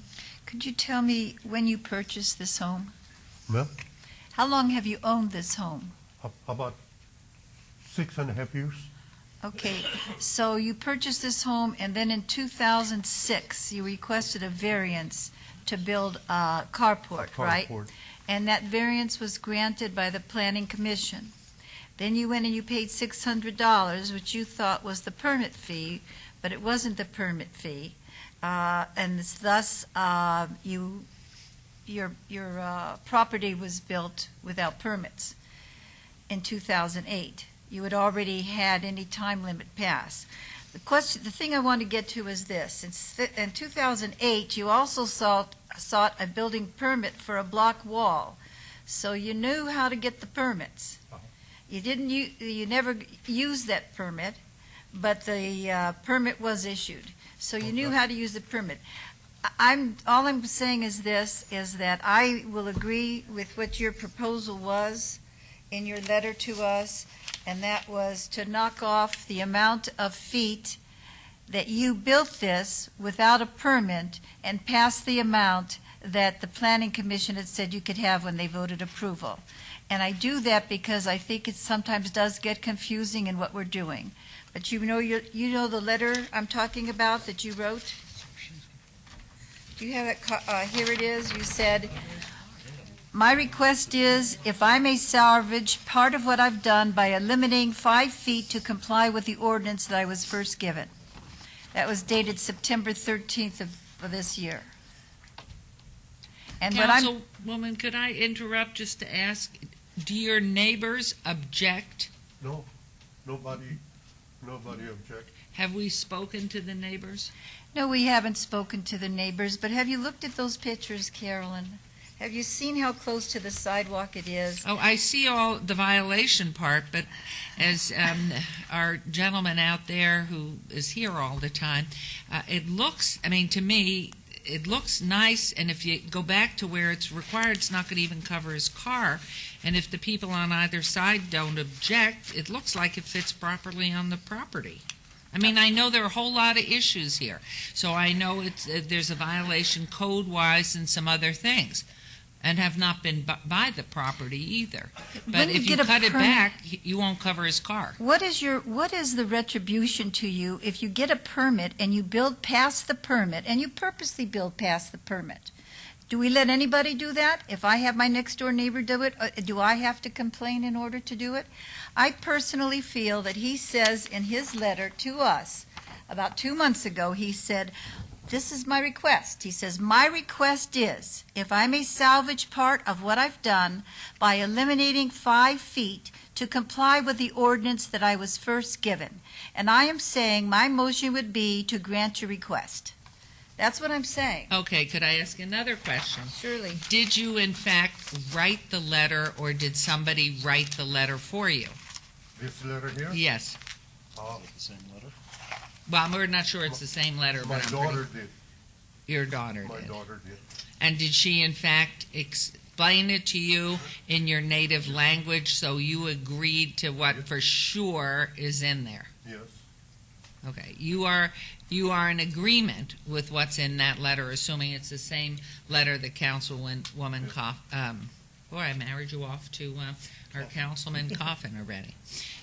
Okay. Thank you. I just wanted to make sure that the language of speaking, that you understood exactly what was being asked of you, because it looks to me if you take the 5 feet off, you're not covering your car.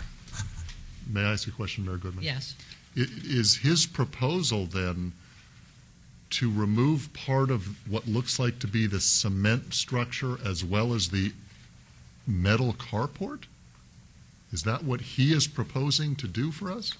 Based on the letter that he submitted with his application, yes, that's... I would like to hear him say that, because, I am going to go with Councilwoman Tarkanian.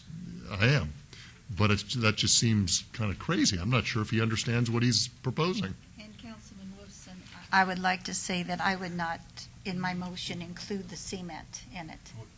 Okay. I wasn't counting so that. Just the metal carport portion? Is that what we're looking at? Yes, 5 feet. I'm with you to eliminate 5 in the back road? Right here? Okay. Sir, do you understand my question? I'm willing to do what I said on this letter. And what does that mean, sir? Well, What do you mean by that? What are you willing to do? Well, if I can't keep the carport the way it is, I'm willing to eliminate 5 feet of the overhang of what I have now. Which is do you see the same picture we're looking at, Mr. Hernandez? Can you see that picture? He's asking if you can see this picture. Yes. Can you see where it says 5517? I'm willing to eliminate that if I can't keep it the way it is now. Is that a metal cover? Metal cover? Is that made of metal, that roof? No. Is it wood? No, it's some composition So material. you're willing to remove the front 5 feet of it? Yeah. Okay. Could I ask, what's behind that garage door? What's behind? Mm-hmm. It used to be a garage, but the broker that sold me the property turned it into a bedroom. So was it a bedroom already when you made your request to planning, originally in 2006? See, my concern is just that, is not that you went ahead and you built it without a permit. I can understand all that confusion. My concern is that you went ahead and you built an additional 5 feet other than what you were permitted to build. I mean, that's my concern. And I know you have to know something about the permits, or someone's working with you, because you have a history of going for their permits and using them or not using them. So, could I I'm ask willing another? to do whatever That's very, whatever you very decide gracious. for me Flynn, to do. could I ask you a question?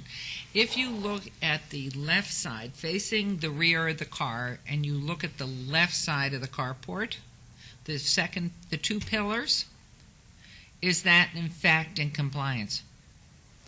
No, it is not. The one that's attached to the wall, there are 3 pillars on the right. If you look at well, actually, I mean, part of it's part of the house. But if you start at the garage door, there on both sides, there's a pillar attached to the house. Then there's a second pillar on both sides. And it would look like to me, at this particular picture, that it is only the right-hand side and a roof adjustment that would need to be made. Or is that an incorrect assessment? Actually, the front 5 feet facing the street, so that first pillar that you see on either side of the carport, those pillars, both of those would have to be removed and moved further back. Okay, including the one on the left where we only see 2. Correct. Okay. Okay. could I ask, that cement driveway, where does that go? Is that the neighbors? The cement driveway to the back? Or is that his backyard or their backyard? Or is it a joint use backyard? Looks like we each have a door with a joining pillar in the middle. Yeah. So it's a joint use evidently, or else I don't know See, if it no, used to be an alley. the white one with the black wrought iron looks to be his, and the one on the right of the white pillar Yeah. looks to be his neighbor's with the red thing. But is that bedroom, that was the garage, currently used as Yeah, a used to bedroom? be a It garage. is, so the garage is gone. Okay. All right. Go for it. It's over. I mean, you know, he's willing. He's. No, I know he's willing. I'm just trying to be fair, is what I'm trying to do. And if he had just built. If you had just built what you had the permission from Planning Commission to build, I wouldn't have a concern. I don't know why you didn't go to Planning Commission with the full amount. I didn't hear you very well. Oh, my goodness. I better Excuse articulate me, better. could while you're explaining again, could I ask of Mr. Fagg again, please, what is the construction to the left of his home? Is that a home, or is that this thing with the awning that abuts his house? It looks like it might be a business or something. No, that's the neighbor's residence and the front porch. Huh. Oh, that's their front porch. And a 2-story home. Okay? Oh, I know what that black thing is here, too. We did not receive a single, how are you feeling, Flynn? Protest letter is what you're requesting, correct? I know, I asked you that earlier. We didn't have any record of any protests or any letters of support being received when we published our I have to tell you, that's really unusual, because what happened was, we got two packets of protests. And one packet was Councilman Coffin's with, I believe it was number 70. And it was number 70. The other was a packet marked 69 in Coffin's area, his ward, and all of them were 70 also. So I'm just saying it's unusual that I didn't, that I got nothing. I got nothing, and Coffin got twice as much as I, and far more. I'll move to follow through with his request. Councilwoman, if you choose to do that, I might recommend that we add a condition as follows, and the condition would be worded such. The carport structure shall be modified so that it is in compliance with the 14.5-foot setback allowed under variance VAR-12081. That would be the condition, and then that would require him to modify his carport in accordance with the variance that he originally had granted to him in 2006. That the Planning Commission had granted in 2006, and which I wouldn't question as a variance, which I sometimes question variances, because I don't agree that it's his fault in that situation. I think things got confused and didn't get followed up with him, and so I would go along with his request of what you just said, basically.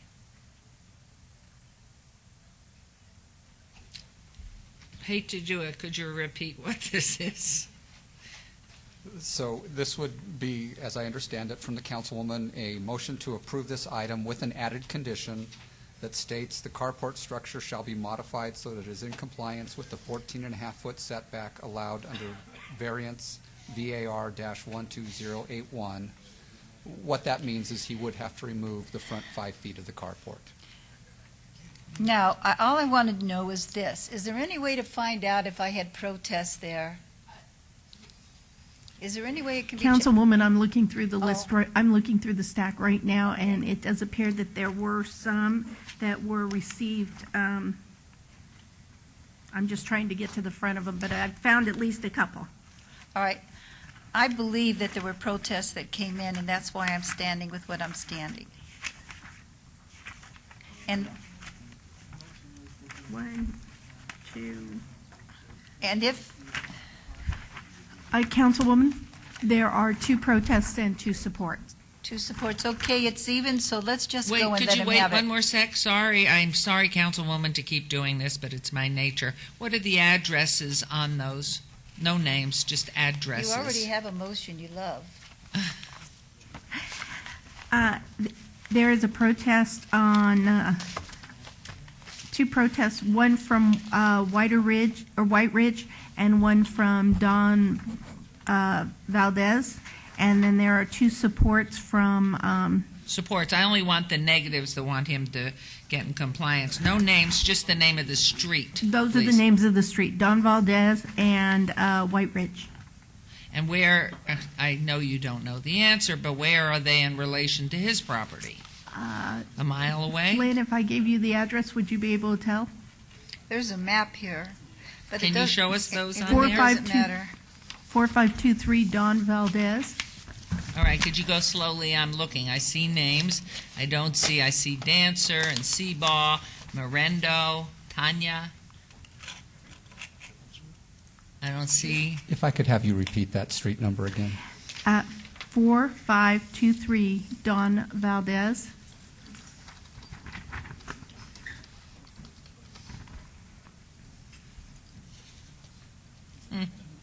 Is there a zip on that? Yes, the zip code is. I hear you, Miss Mr. Oh, Kaufman. I apologize. The property owner lives in Los Angeles. I'm sorry, I was just looking at the street. I And apologize. living in Los Angeles, he's objecting to this carport. Yes, ma'am. Okay, how about the other one? The other one is definitely Las Vegas. Great. And Henderson? that is, no, White Ridge, 89107. And that And that- address is approximately 2 blocks away from the residence.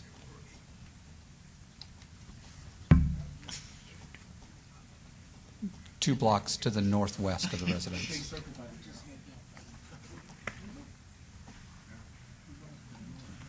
Councilman Anthony. I just want to be real clear on the motion so I know what I'm voting for. So this gentleman has submitted a letter that was written by his daughter stating that he's willing to remove 5 feet from this car. And is that your motion, Councilwoman Tarkanian, to follow the recommendation? of No, the I letter? tried to say earlier, I must tell you that I feel there's a really great interest in carports from other wards in my ward. So what is your motion? My exactly? motion is to let it move as it is and let it stay.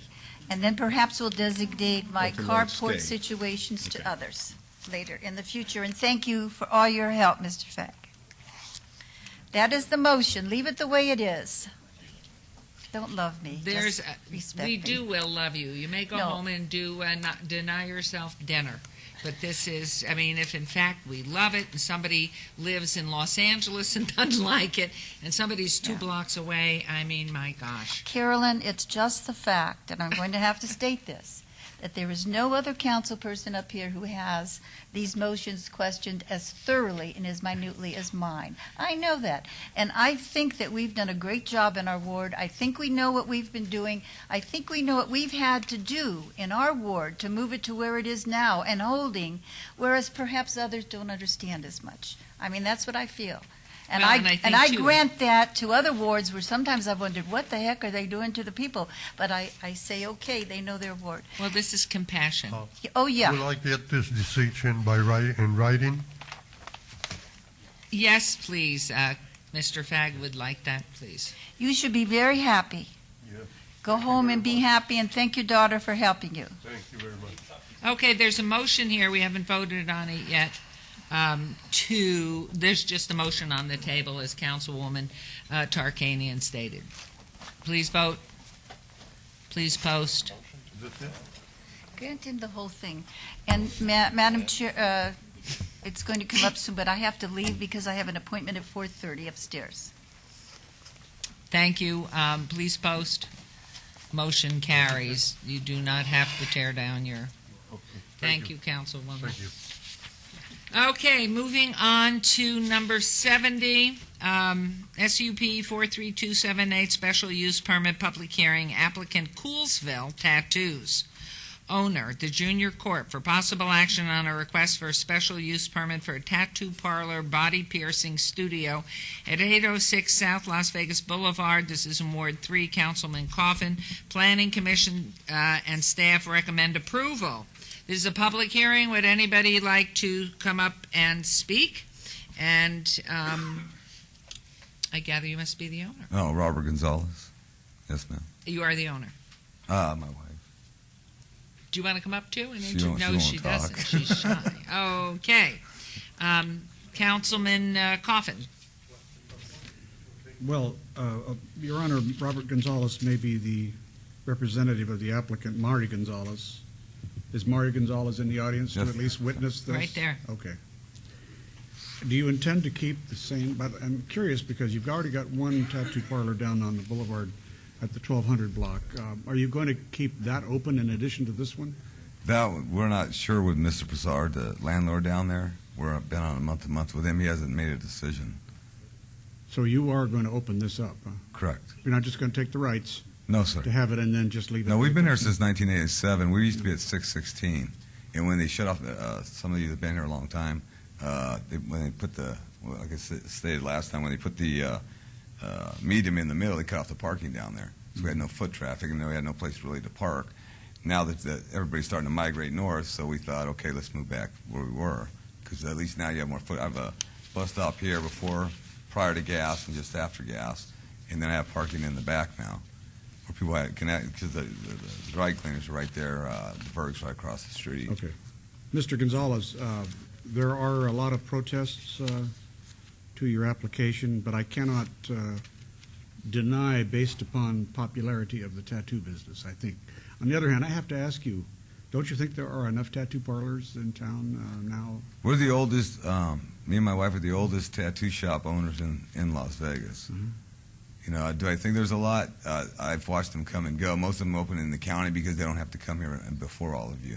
So they avert $1,030, and they go into the county and they open all over the place. That's where most of them are. Really? It's 160 plus. There's probably only maybe 40 some odd that are actually in the city of Las Vegas. There's really not that many. They're all in the county, and there's a reason for that. They don't want to come before you. But you're going to keep a decent name on your tattoo parlor, I believe, Coolsville? Correct. Correct. It's called You're not going to Coolsville. have some obscene name like a competitor down the street. Please don't No, go well, I know there. everybody- Councilman Coffin, That's don't it. go there. Your Honor, it's all right. Most of the Thank you people that very have opened here used to work Right. for us. Almost everybody's been here more than 10 years, have worked for us at one time or another, and they all moved out. They moved down the street and opened their own Okay, shop. then you agree to all the conditions as outlined Yes, sir. by the Planning Commission. Then, Your Honor, I'm going to move for approval with conditions. Thank you, sir. Okay, we are in a public hearing. I Oh, do I'm see. sorry, Your Honor. Please come forward and state your name. Rasan Joshua Collins, a public minister for the Lord Jesus Christ. And a good question Councilman Coffin said about, just will this be a moral thing? But basically, a lot of tattoos that are created are very immoral. They have naked women and things like that that people are getting tattooed with. And that's one reason why I would not support this, because I don't think it's something that young people need to be put on their bodies and things like that. Because I doubt that he's going to limit what they are allowed to put on themselves, and just encourage not supporting this. Thanks. Okay, anyone else wishing to be heard? I declare. Hello. You look different. You changed your clothes. No, you put it on a jacket. Tattoos are here to stay, I presume. And, hey, they're all over the place. The objective is, it's a business, and it's up to Mr. Kaufman or whatever. And so I'm gonna leave it there. But I ain't too fond of tattoo, but that ain't my thing. Hello. You're the wrong generation. Councilman Coffin. I'll pay for one for Hodges. There's a motion on the floor, Your Honor. Okay, there's a motion. Please vote. Please post. Motion carries. Thank you. Good job. Are you going into taking them off one day, too? We have a dermatologist that we have, and we have cosmetic people nurses that's what It they used to actually be do. $100 an inch to take them off. It still Laser. is. Believe it or not, Still it's 100? 100 plus. And what's your most reasonable tattoo? We're home with a $10 body piercing, $10 tattoo. Say $10 put it on, 100 take it off. I take it. I get people come in and get $10 tattoo. So, I don't ask. Thank you very much. Thank We you, are Your now Honor. moving on to item 71. Okay. Whoops. SUP 43347, special use permit, public hearing, applicant BJC Enterprises LLC, owner FAEC Holdings, Rorola LLC, for possible action on a request for a special use permit for a beer wine cooler on and off sale establishment in conjunction with the proposed 1,255 square foot restaurant at 450 Fremont Street, Suite 123. This is in Councilman Barlow's Ward 5. Planning Commission and staff recommend approval. This is a public hearing. I declare it open. Is the applicant yes present? Okay, please. Magdi Abdulhamid, 144 Lost Ball, Henderson. Henderson. I don't even know where that is. But good, at least you're bringing a business in. Oh, look where you're going. Okay, and yourself, please, sir. Can you open this? Jim Navin with the Environmental Design Group, 450 Fremont Street, Suite 233. Thank you. And you are designing this property? Yes, architect. Okay, and where is that crosshatched one? Yes, ma'am, right there on the left center. The And what is it called? The Fremont Mediterranean Cafe. Fremont Mediterranean Cafe. Okay, Councilman Barlow. Thank you, Mayor. Number one, I see here where you're requesting in your SUP for on and off sale. Are you still proposing off sale? No, we've agreed with the planning. We submitted a letter agreeing not to provide off-sale. But they would like to provide off-sale if it's an option, but they've agreed before to not provide the off-sale. It's an option, but it's not an option with me. Right. So I'm Yes, sir. asking, what are you proposing before us here today? We propose to go with the letter that we submitted to planning. And if planning will read that letter into the record, please.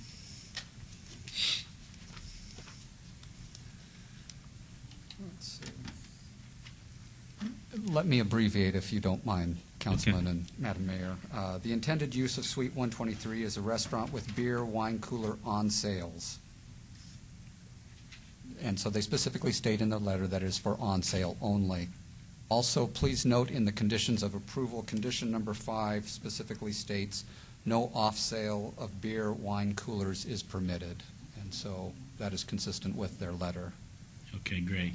Because I just wanted to make that clear on the record that I'm not supporting off sales at this location. However, I do support the on sale and the success of your business at the Neonopolis location. And so with that, unless other council members have any questions or comments, I would like to move forward for a recommendation for approval of this item, subject to the stated conditions of no off-sale use of liquor.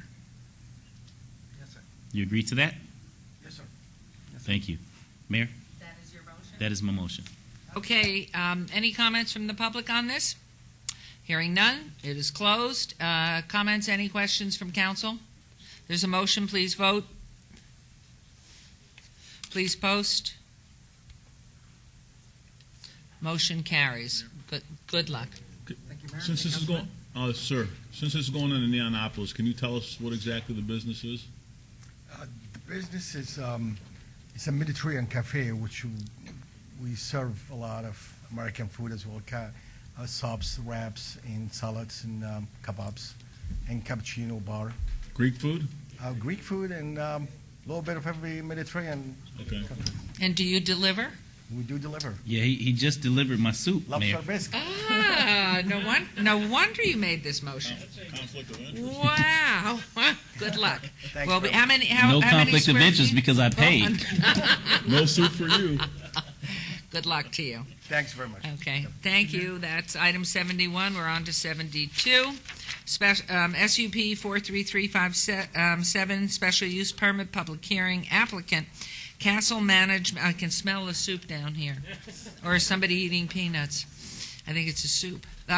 Castle Management LLC, owner FAEC Holdings, Warula LLC, for possible action on a request for special use permit for proposed 22,160 square foot liquor establishment tavern with waivers to allow a 0-foot distance separation from another liquor establishment tavern, a 1,200-foot distance separation from a religious facility, and a 1,340-foot distance separation from a school where 1,500 square feet is required at 450 Fremont Street in a portion of Suite 130. This is also in Councilman Barlow's Ward 5. Planning Commission and staff recommend approval. It is a public hearing. I declare open. Is the applicant present? I see yes. Please come forward and... Your Honor, C.I. Miri, co-owner, Castle Management, Inc., and I am present. And if you have any question, Mr. Eric Peterson, our CEO, would respond to that. Okay, thank you very much. Can we, which item, where are we here? Item number 72. No, I didn't mean that. In the Neonopolis, I can't see where. Upstairs, 250, where Jillian's used to be. Oh. Heat and air conditioning working? Yes. I didn't smile initially. Okay, is there anyone wishing to be heard on this? Oh, Nice. Councilman Barlow? I believe we have someone. Oh, we do coming have from the someone coming public. forward, please. Hello again. My name is Rasan Joshua Collins, Public Minister for the Lord Jesus Christ, and I see that it's, basically, getting closer to schools and also closer to a religious facility. I don't know if anyone from the school is represented here or the religious facility. I don't believe so. And I am concerned also it could be a crime against religion. Actually, under NRS 201.270, there is a section about crimes against religion. But I just encourage, sobriety, of course, as a minister. And we got plenty, I preach on Fremont Street all the time, and there's plenty of people that are destroying their lives with alcohol, and we don't need any more booze out there. And it's sad to see people just stumbling drunk, and it's awful out there what I see. But just encourage denial of this. Thank you. Thank you. Goodness, that's your third outfit of the afternoon. I'm trying to get out of here. Okay. I know y'all probably going to throw me out. I'll do it myself, whatever. This is a business, right? Times are tough. Give these people what they permit, whatever. I'm in favor. Hello? Good luck. Okay, any other comments from the public? Hearing none, I will close this portion. You did make a motion, or you did not yet? No, I did not. Okay, here we go. I would like for the gentleman to answer the mayor's question as far as not only where you're located inside of Neonopolis, but the theme of your business, and go ahead and give your business a plug. Okay. It's up where Jillian's used to be. I have a couple pictures. We've got 12, If you place those pictures 12 right in the lanes center. of bowling. Oh. Which was there, so we're just cleaning that up and changing it around a little bit. The name of the business is Drink and Drag. Like I said, 12 lanes of bowling, 5 pool tables. There's a game room in the back. It'll be staffed by female impersonators, so that's where the drag part comes in, is Drink and Drag. You saw pictures. There's another one. So really cleaning up the space. If you've ever been into Jillian's before. Pool table. One more. And you'll be serving what? Just liquor? Liquor. I mean, soft drinks. We'll have But a food? cold kitchen. Cold kitchen. So just nachos and that type of thing. So just real simple food. And what are your hours of operation? 4 p.m. to 4 a.m., 7 days a week. Good deal. All right. Anything else you want to say about your business? Not today. Thank you. And what would be your recommendation today? I would recommend approval. Okay. Then, Mayor, I would like to follow the gentleman's recommendation of approval of this item. Wait a minute, are there no restrictions? Subject Mr. to all Mack, conditions. No restrictions on this? We have the conditions built into the backup, which they have agreed to. So unless Flynn has anything else addition to add, I believe we have everything covered. Okay. So my motion would be to follow your recommendation of approval. Okay, wow. There's a motion. Please vote. Please post. Congratulations. Motion Good luck. carries. Good luck. You don't live in Henderson, do you? Las Vegas. Good. Goodness gracious. Thank you very much. Good luck to you.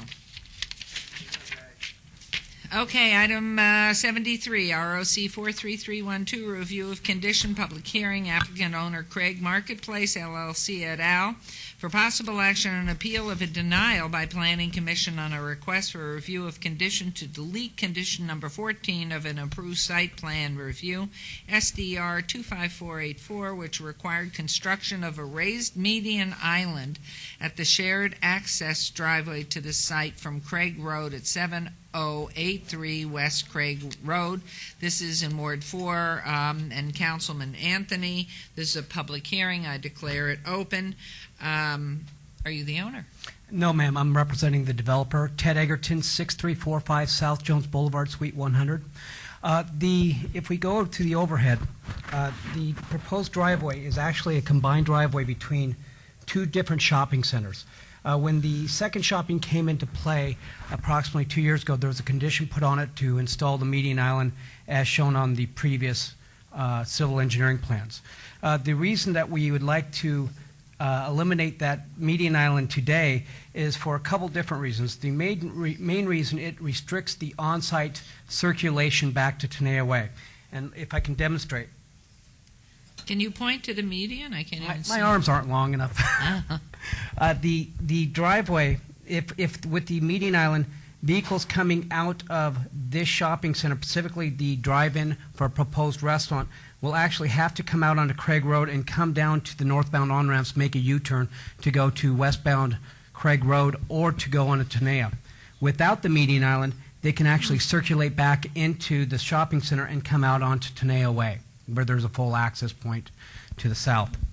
Didn't the owners know that before they constructed this? That was a question. The median island is actually on owner's A property. Owner B's property was conditioned on there. The owner's A representative did not realize it at the time. So it was approved without the exact knowledge of owner A per se. Okay.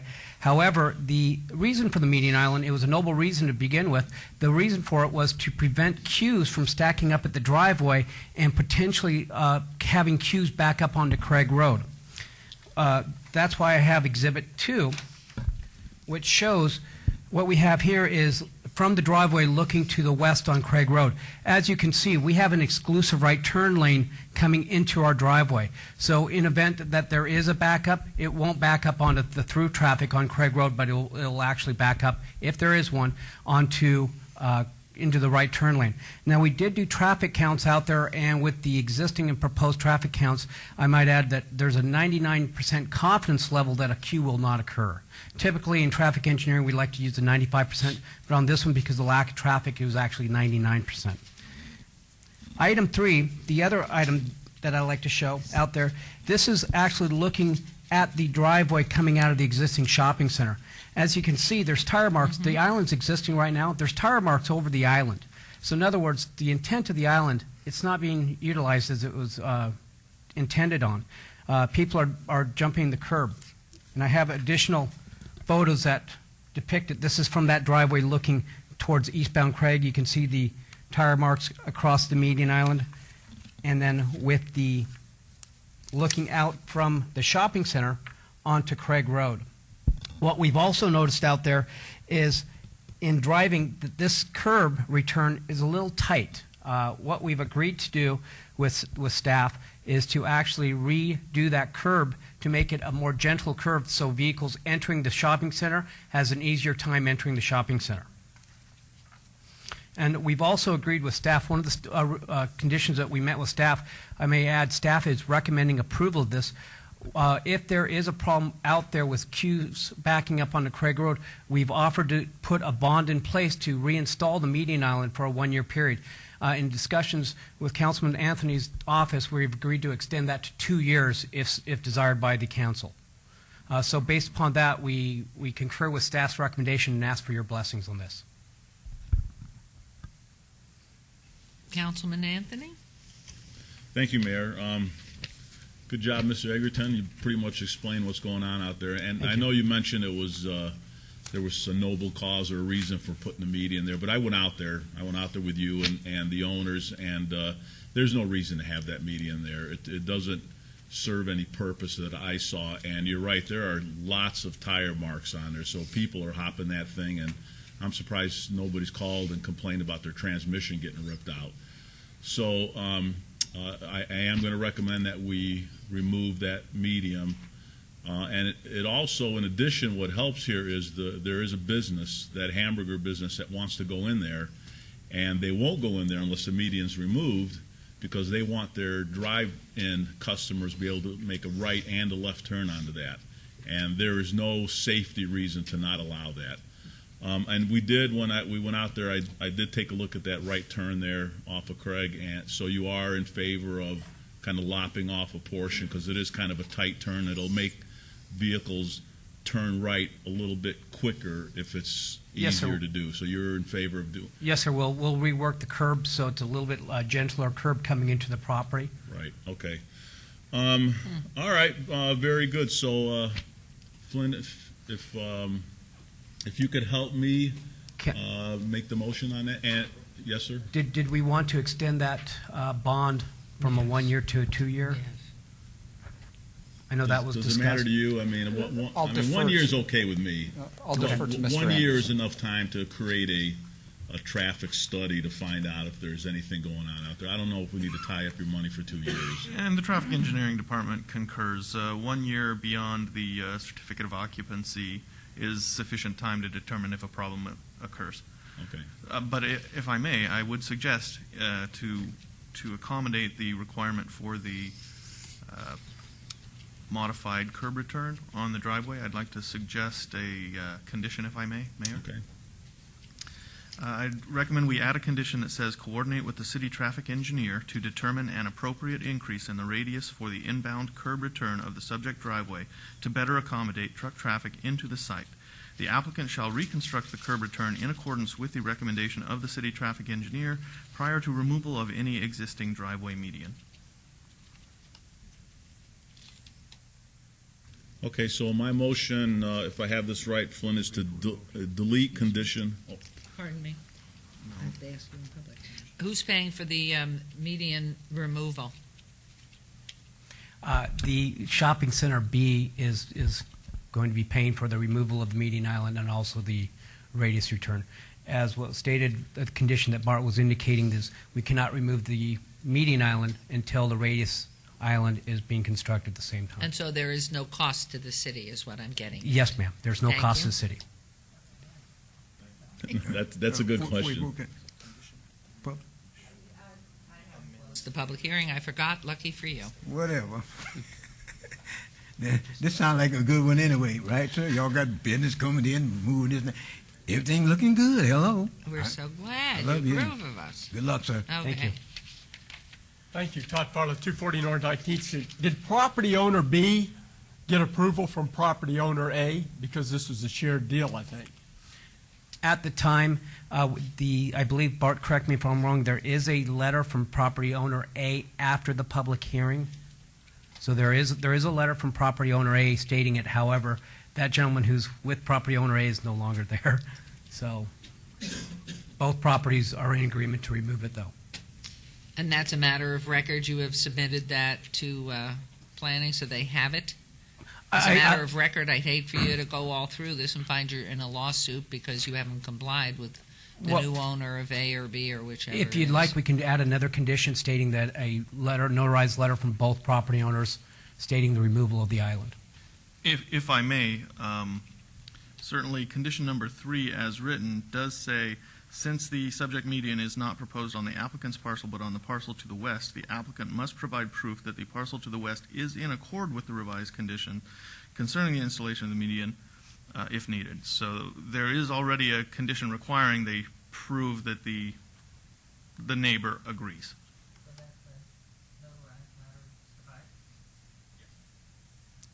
More conditions.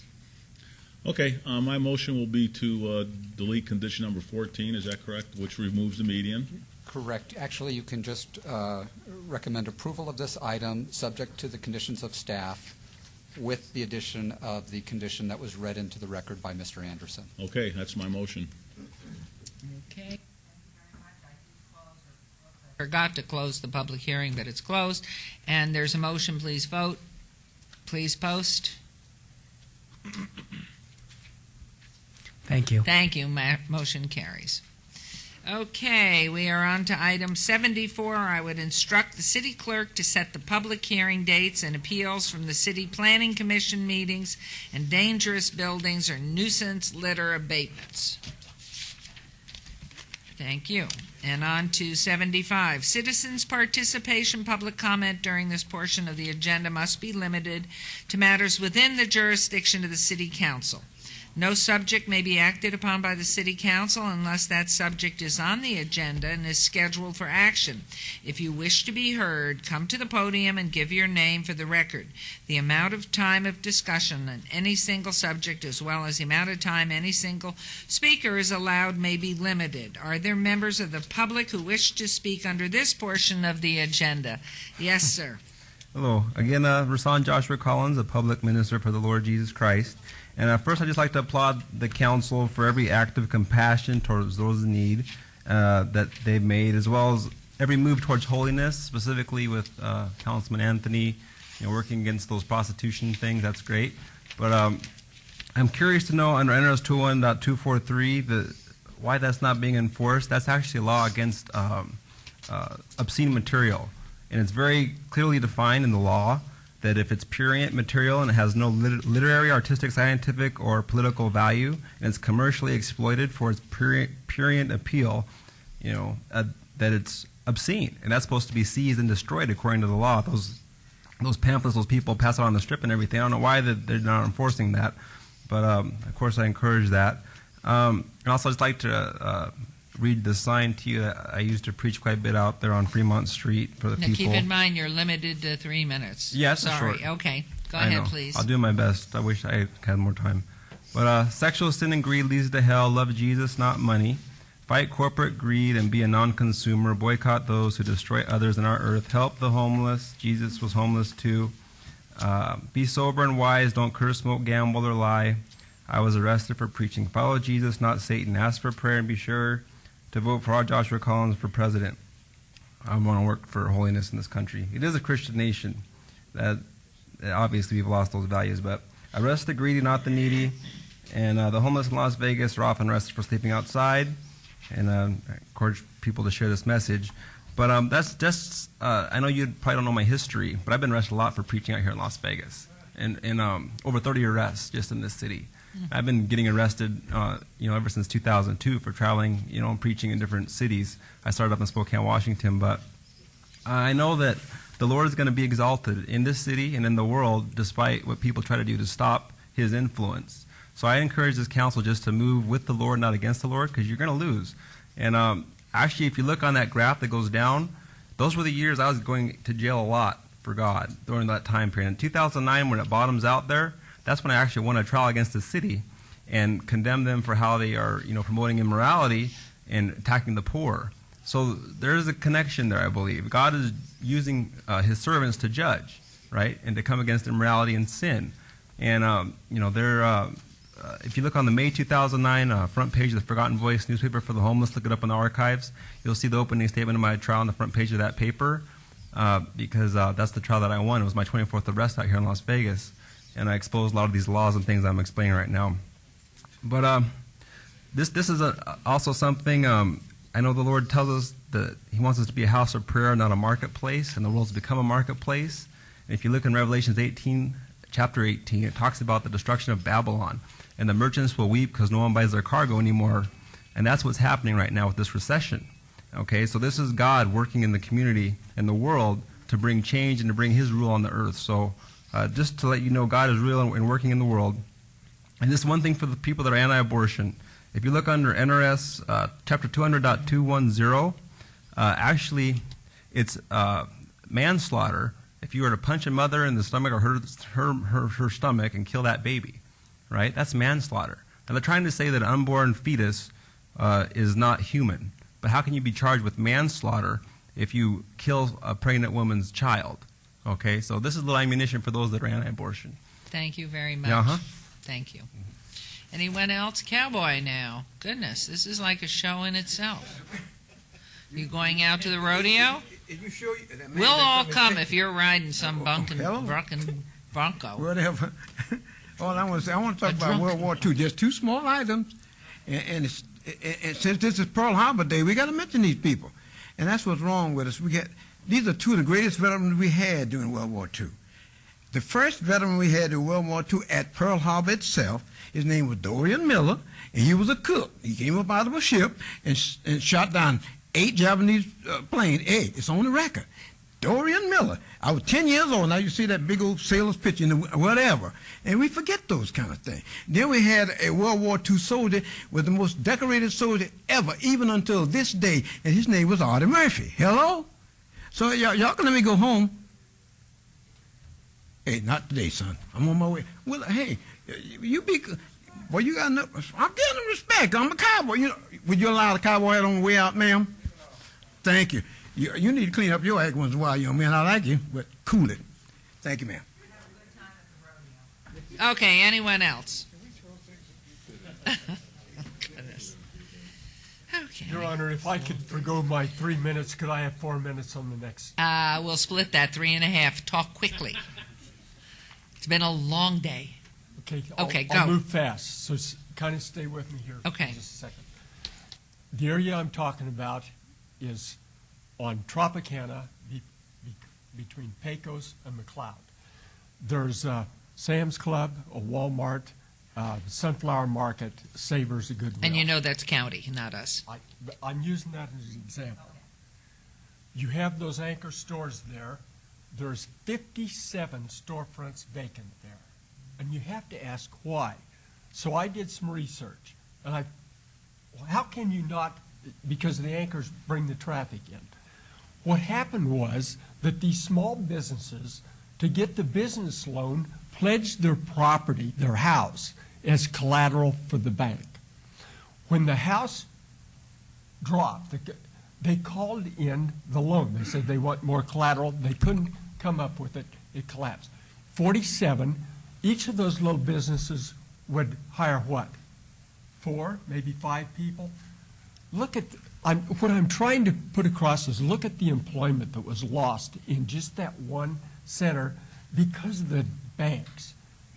And the reason they had to do that is because if you're some sort of, so if you borrow money from the Fed, the overnight thing from the Fed, they require you to have these collateral cushions or whatever it is, so they can call in the loan.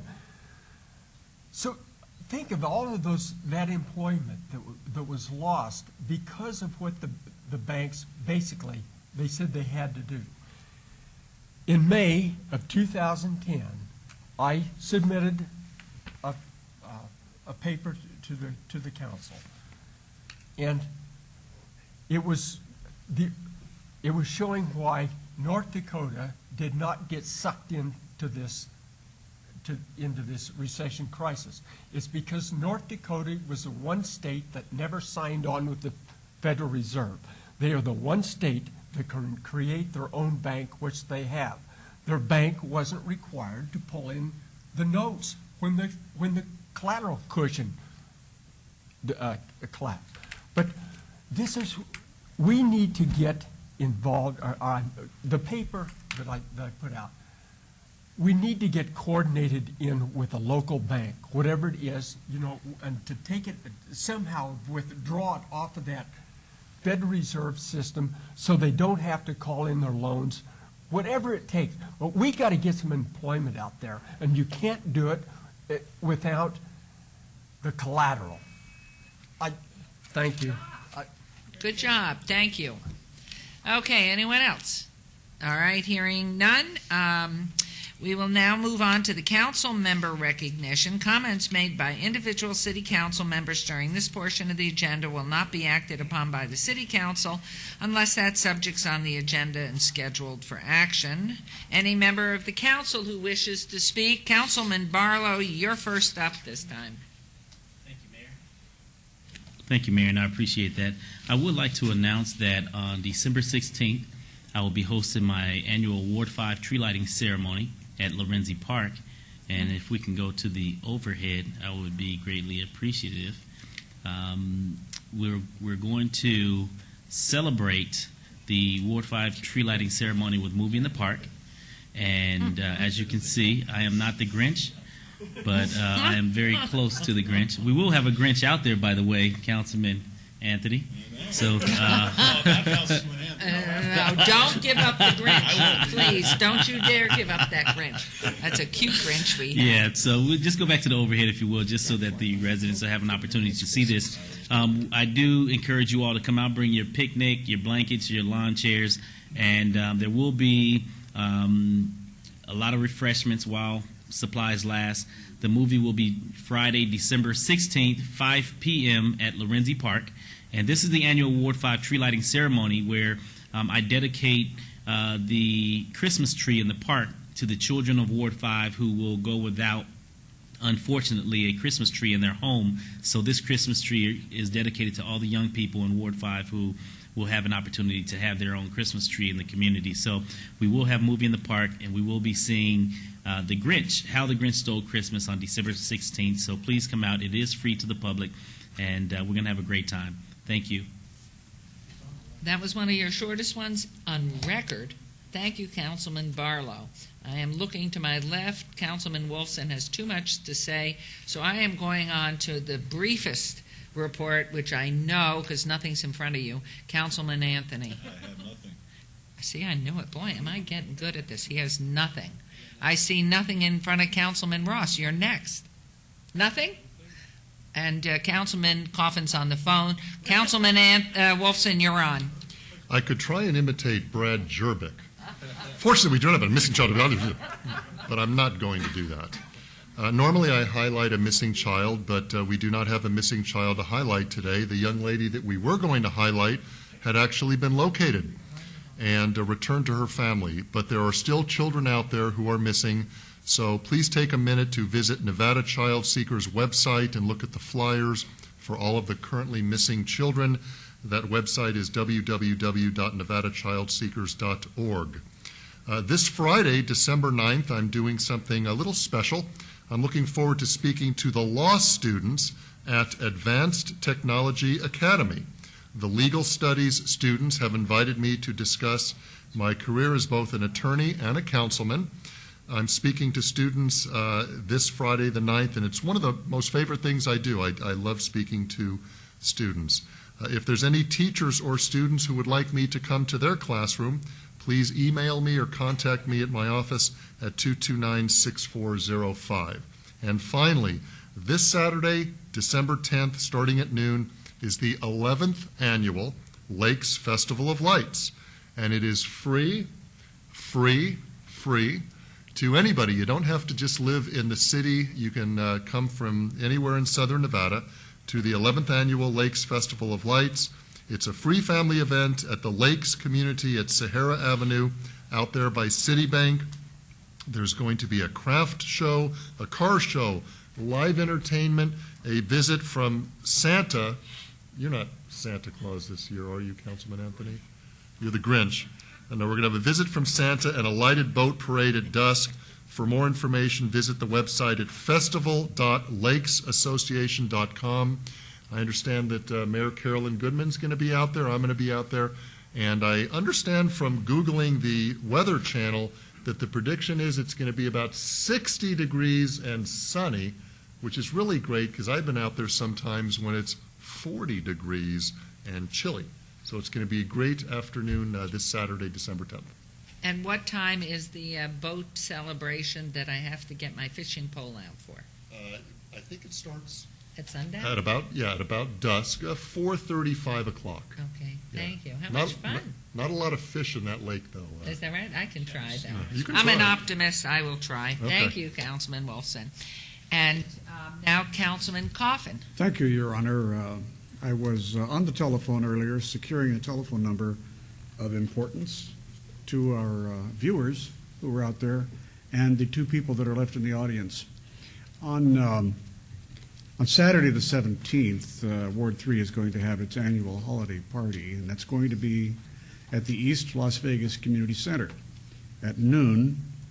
So I think if you're a senior citizen, we'd like you to come. But more than that, your price of admission is either bringing a young person with you, a school-age child, or a lonely friend. I found that the focus of these events, always on senior citizens and exclusively senior citizens, needs to be broadened, and so I'm changing traditions in Ward 3 to make sure that we feature the kids. There will be a Santa, there will be photographs with Santa, and lots of goodies and lots of good hot food that day. So I'm going to give you a phone number. I want you to write this down, Mr. and Mrs. Las Vegas. It's 229-6851. That's 229-6851. Any council member who considers themselves to be a senior citizen is welcome to come, as long as you bring someone younger with you. Your Honor? I don't know why you're looking down at this end. Well, and the mayor has also asked me to plug one of her own things. So as a shameless publicity hound, she has asked me to plug, if you're watching this live, because the replay won't do you any good, but Thursday morning, that is tomorrow morning, ladies and gentlemen, at 7:30 in the morning at Doña Maria's Tamales on Las Vegas Boulevard near Charleston. Coffee with the mayor will happen, and it will be a glorious morning. Trust me, you will have plenty of coffee and chips to start your day out. And will you be there? I intend to be there Oh, with you. wonderful. And I hope that your staff Thank will you. be there because mine won't be. Thank you. They'll be Okay. working, recovering from We'll have everything a I've good done time. today. Doña Maria has always been wonderful to Yes, us. Your Honor, I'm looking and, forward to seeing you. Easy to access. Yes, ma'am. So thank you. Yep. All right. I guess there is nothing else. Anybody have anything to say? Poor Scott has been sitting here the whole day. Anything you'd like to do? And we thanked our clerk's office for taking such good care of us, and we thank those of you who've remained to the bitter end. And there's nothing more. This meeting is adjourned, and we will reconvene on December 21st. Correct?